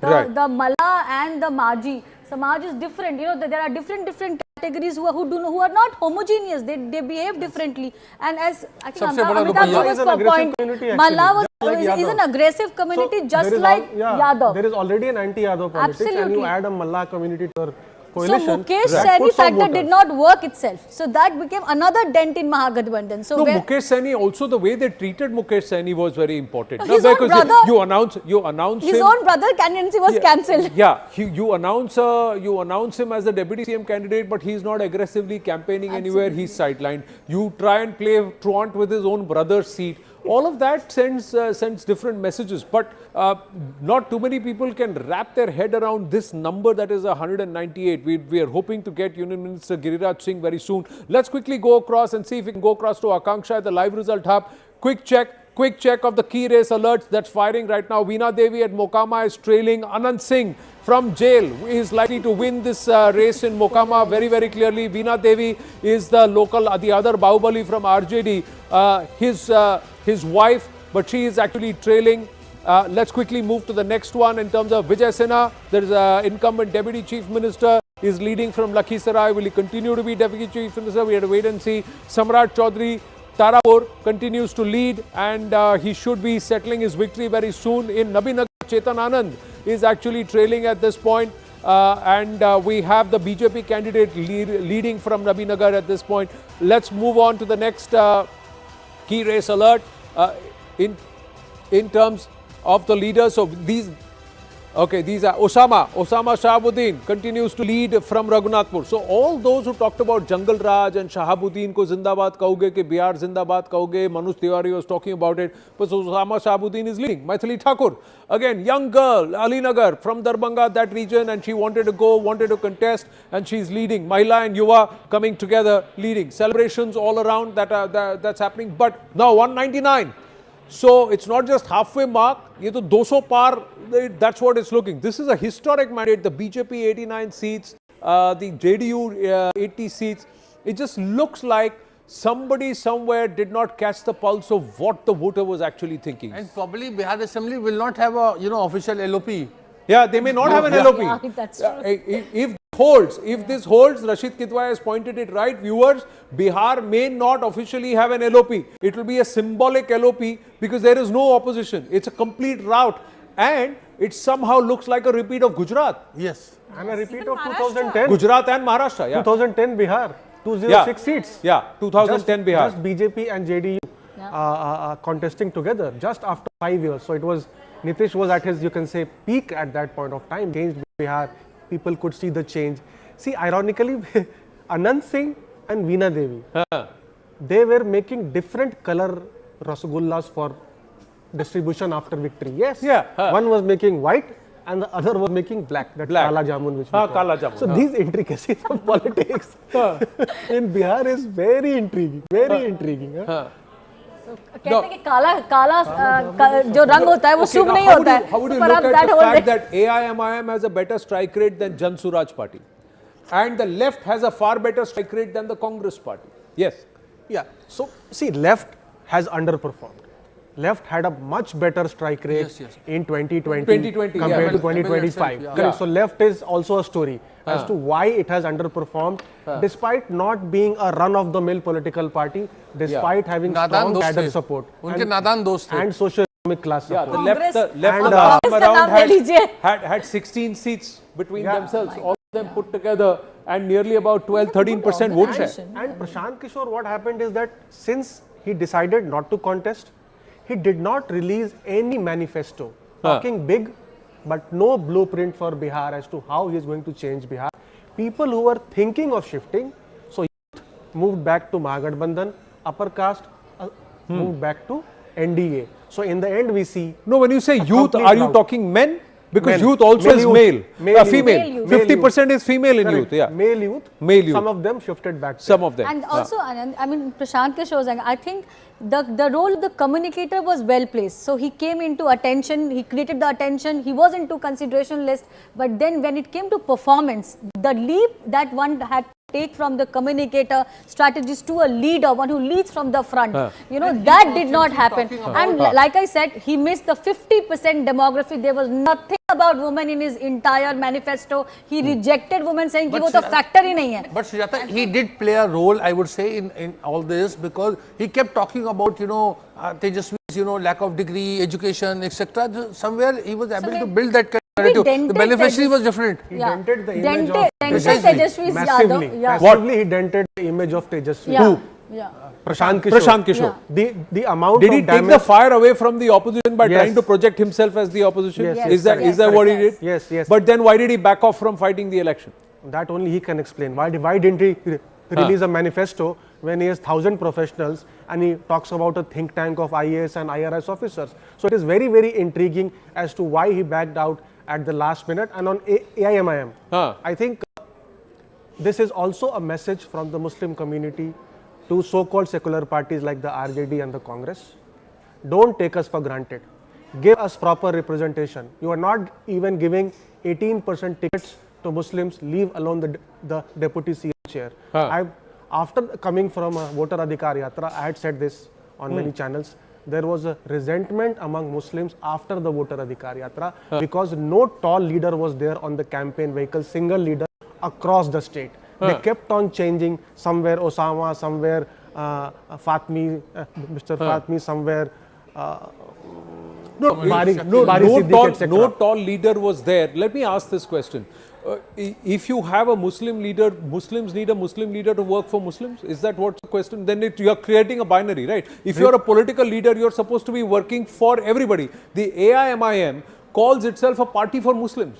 So how are they secular? They are not secular. No, how are they secular? So if people are voting for the AIMIM, they are not secular in their headspace. And if you are saying that I will vote for you only if you give me a Muslim candidate, then how are you secular? I am not saying AIMIM is secular, but in Bihar this time, representation was a key theme. In Bihar Assembly, there are only 8% Muslim MLAs. Population is 18%. Right. So that is a big discussion among the community. The leader was a Muslim.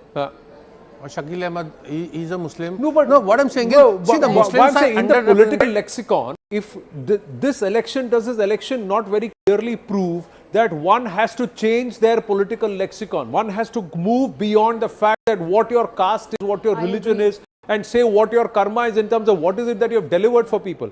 The Mahila who have voted for the JDU and the BJP, they have risen above caste. 50% of the voter base has risen above caste and voted. Right? So why should the remaining 50% describe that is only the men decide what the electoral lexicon or dialogue should be? Caste dynamics is no longer foolproof guarantee that you will win. You have to have a caste arithmetic and alignment, but you also have to have issues and the delivery promise with credibility. The other thing is that in Ladki Bahna, Ladli Bahna, and now this one, the Rozgar Yojana. The Rozgar Yojana, all of this, is this also saying that no government can actually come to power or no party can come to power unless they have a social dole?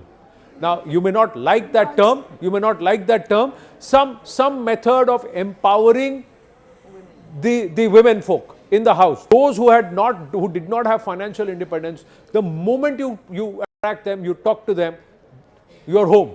So that's the beauty of the democracy, Anand, that if you are literate, not literate, you still have the right to vote. Your vote matters, and your vote is as important as the Prime Minister of this country or the President of this country. So if you cannot ignore 50% of the demography, whichever state you are in, and and you're saying it's dole, I do not consider it dole because the like I said, I corrected myself. No, I'm just saying a social 10,000 empowerment rupees, monetary 10,000 scheme funded by the state to empower those who are not financially So independent. in Mandal, just one second. In the Mandal, what did we do? We just empowered the backward classes, the OBCs and the EBCs. But we forgot that if this country has one Dalit, that is defined by the Prime Minister itself, that the Mahila, Yuva, that's how we define the Jati. And I think it is, no party today can come into power without having this 50% democracy in consideration. But this will not just work as a knee-jerk politics, as a freebie. You will have to show that I am there for you and I am there for a long haul. This is what Nitish Kumar has done.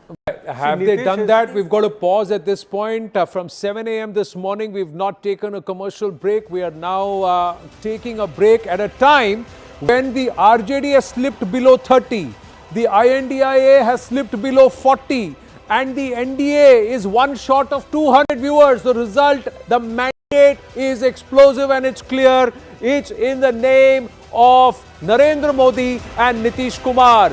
Center mein Modi, state mein Nitish. That's the verdict.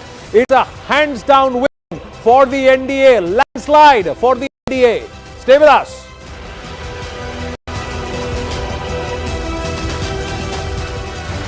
Five, 4, 3, 2, 1. And there you go. It's 8 a.m. Result day live. Result have started buzzing. 150 members are there to give the right result. चलिए हम लोग जीत रहे हैं. बहुत शुभकामनाएं आप लोगों को. BJP, JDU and the RJD are all pulling their weight. ये लड़ाई बीजेपी, कांग्रेस, आरजेडी, डीयू की नहीं रही. अब ये लड़ाई सीधा सीधा ज्ञानेश कुमार गुप्ता और भारत की जनता की लड़ाई. 122, the NDA at the halfway mark. I'm only worried about what Prashant Kishore said once. He doesn't want to be chief minister, but he wouldn't mind being kingmaker. Nitish Kumar मुख्यमंत्री के पद की बागडोर संभालने जा रहे हैं. काफी साफ हो गया है कि किस तरफ हवा चली है. ये है हवा का रुख कई बार पलटा है. The voters, they are rewarding government for basically rewarding and making life better for them. ये हिस्टोरिकल है. 2010 में यही रिजल्ट आया था और बिहार उसके बाद से छलांग लगाया था. 183 NDA sweep of Bihar, the India down to 55. This is News 18 Network.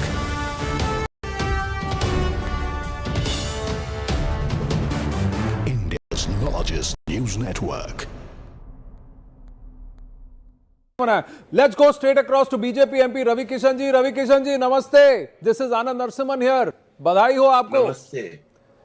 ये आपको मैं अलग कहूं कि कौन कौन है जिनको घमंड है अब भी, जबकि उनका स्कोर कार्ड बहुत झंड दिख रहा है.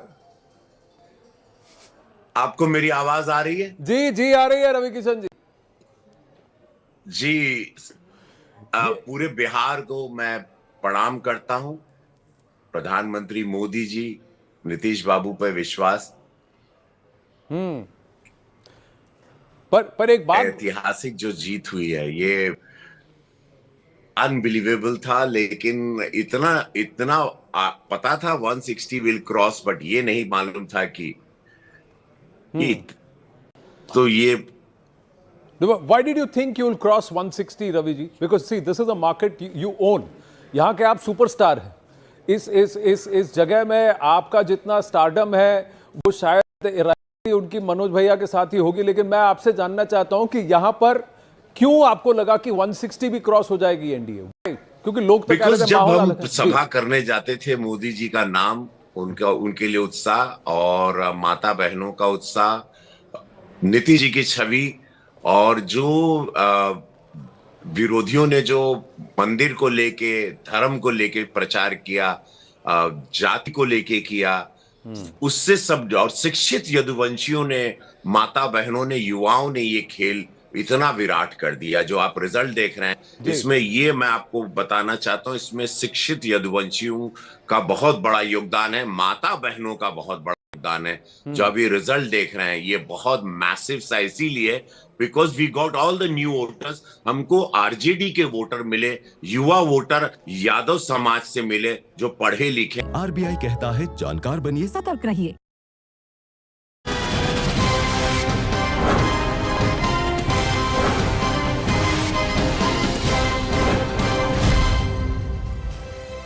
Viewers, at 2 o'clock in the afternoon, the BJP crosses 200. That's the tally at the bottom of your screens. You can see it. 200 is where the NDA is. 201, 3/4 of the seats going to the NDA. The BJP is the largest single party in Bihar. Before this election, if anyone had said that, there would have been looks of incredulity. The BJP's own strike rate in this election is comparable to its strike rate back in 2010. On its own, viewers, on its own, the NDA is today 3/4 of all seats in Bihar. That is the size of this victory, and it's going to have repercussions, ripples across the length and breadth of the country, because Bihar is really the political heart of India in a sense. And therefore, whether it is Bengal or it is Assam, which are of course contiguous in a sense with the geography of Bihar, there are going to be domino effects. The BJP will go on these contests with their tails up, and it's only a matter of 6 months. Elections will be held. Shambhavi Chaudhary, LJP Member of Parliament, is here with us. Madam, thank you very much for speaking to us. Congratulations. The LJP runaway success in this particular election. Your conversion rate is huge. The demand by your leader for the number of seats vindicated. What do you put this stunning performance, first of the LJP and then of the alliance, the NDA alliance, down to? I think we are always very confident of winning, and this is because we had a sense that the people of Bihar are focusing on development. Their focus is on Vikas, as we call it. Bihar's agenda right now is Viksit Bihar and Atmanirbhar Bihar, and they are going to cast their vote for that. So definitely we had expected this kind of victory, and we were very confident of winning. As far as the Lok Janshakti Party is concerned, our party's national president Shri Chirag Paswan ji is his acceptability was pretty visible beyond caste and religion factor. He was getting support from a wide range of voters, and we had experienced this while the Navsankalp Mahasabha was going on.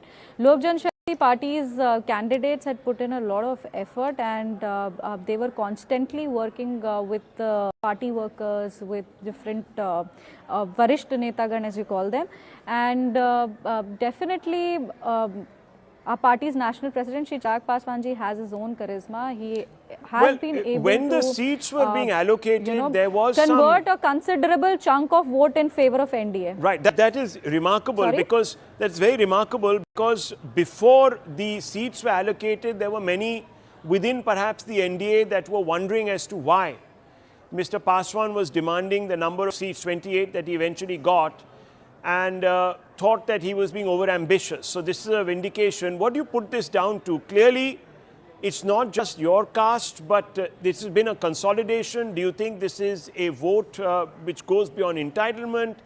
How does this square? No, so definitely when the seats were announced and the number of seats that Lok Janshakti Party was contesting, when the number of seats were announced, there was a negative propaganda that was working against Lok Janshakti Party, that maybe we would not be able to continue with our success rate. But I think we've put a shut to those murmurs by working hard, and the acceptability that our national president has Lok Janshakti Party will emerge as an undoubtable force in Bihar politics. And in the near future, we see a great position for the party and for our national president Chirag Paswan ji. His ideologies, his vision of Bihar first, Bihari first, is something that has seeped through the voters, and definitely the entire vote. Okay, you can't call this as a division of caste.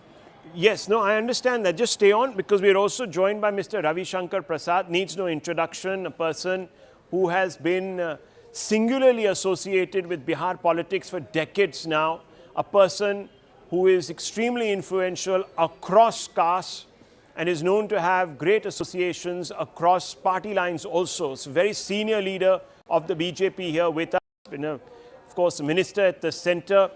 Mr. Ravi Shankar Prasad, congratulations. It's 2 o'clock. The number of seats that the NDA has been able to sort of win is 201. This is unprecedented. It's 2010 once again.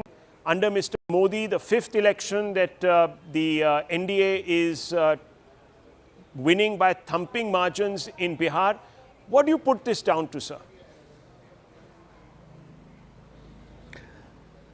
Well, Rahul Shiv Shankar, you have followed the polity of India. Thank you for the kind words. It is a victory of hope. It is a victory of trust. And it is a victory of confidence कि अब बिहार को इसी रास्ते पर चलना है आगे के लिए. And this trust is also in the leadership of the Prime Minister Narendra Modi ji. He has taken a personal guarantee for development of Bihar, the way he visited, the way he launched projects, the way he connected with the people of Bihar. You know, today in Chhath festival, Rahul Shiv Shankar, thousands of Biharis from all over the country drove to their respective villages by car. Yes. Unthinkable to celebrate Chhath. This is a change. There is electricity in all the villages, good connectivity. You may have, if you want to see Patna, go and see the new airport of Patna.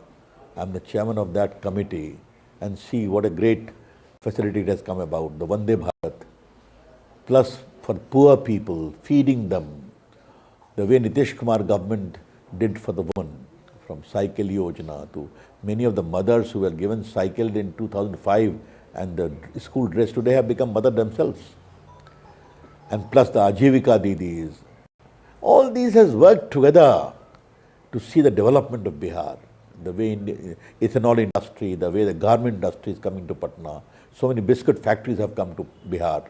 All these changing narrative of Bihar. Even Coca-Cola is setting up 2 facilities in Bihar. So people are seeing all that happen. And they also recall the dangerous days of the Jungle Raj, what used to happen in Lalu Prasad regime. And Mr. Tejasvi Yadav is a version of that. And if the son of Shahabuddin, Osama, can be projected as a savior of Muslims and given tickets in a flamboyant manner, that's a message that there is no change at all. That's how it sees the result. So within even the NDA, the BJP has outperformed all other parties. In fact, it's the single largest party. What do you put this down to? Well, the reply is very straight. Both were contesting the same number of seats. They are close to each other. So therefore, don't segregate it in a very, very big way. Our understanding is very good. We are in coalition for the last more than 30-40 years now, from 1996, except 2 hiccups when he went to RJD and got disenchanted very soon and came back. So this is how it has worked out. And I would assume that this kind of stable coalition polity is also an important lesson which the BJP and JDU and the NDA has established over the years. We don't contest only for the sake of election, but we work with a proper strategy, proper background, proper commitment. Then people come with you. You don't join for the sake of it, for the heck of it. And you don't contest against each other. The way Amit Shah ji settled all the dissidents in the whole system. These all are indications of that. So that bonhomie continues. Nitish Kumar ji is going to be the CM for the next 5 years, one presumes. Is there any vacancy, Rahul? No, I don't see it. Is there any vacancy? No, I don't see it. Number of people, however, have been saying that, oh, you know, the BJP, when it takes a lead over alliance partners, you know what they're saying. And then, of course, there are others who are saying that this is a 10 Hazari election. How would you respond to these people? And you know who I'm talking about. ऐसे लोगों को छोड़ दीजिए ना. आज के दिन मैं इस पर नहीं जाऊंगा. Rahul Shiv Shankar, today is a great day for us. Let the signs of desperation remain desperate. Today is the great result of hope, of confidence, of trust. Let us celebrate that. That's a very nice iteration. Thank you. Well, last question, sir. Last question. What does this mean for the BJP in the next round of elections, Bihar and Assam? Will there be now a knock-on effect? Do you see this continuing, this arc? सबसे पहले बंगाल को handle करेंगे हमारे पड़ोस में. हाँ हाँ. Wonderful. वहाँ बदलाव बहुत जरूरी है. Wonderful. Wonderful. Okay, well, congratulations once again. Congratulations, because this has been a victory. You can't find fault with just about any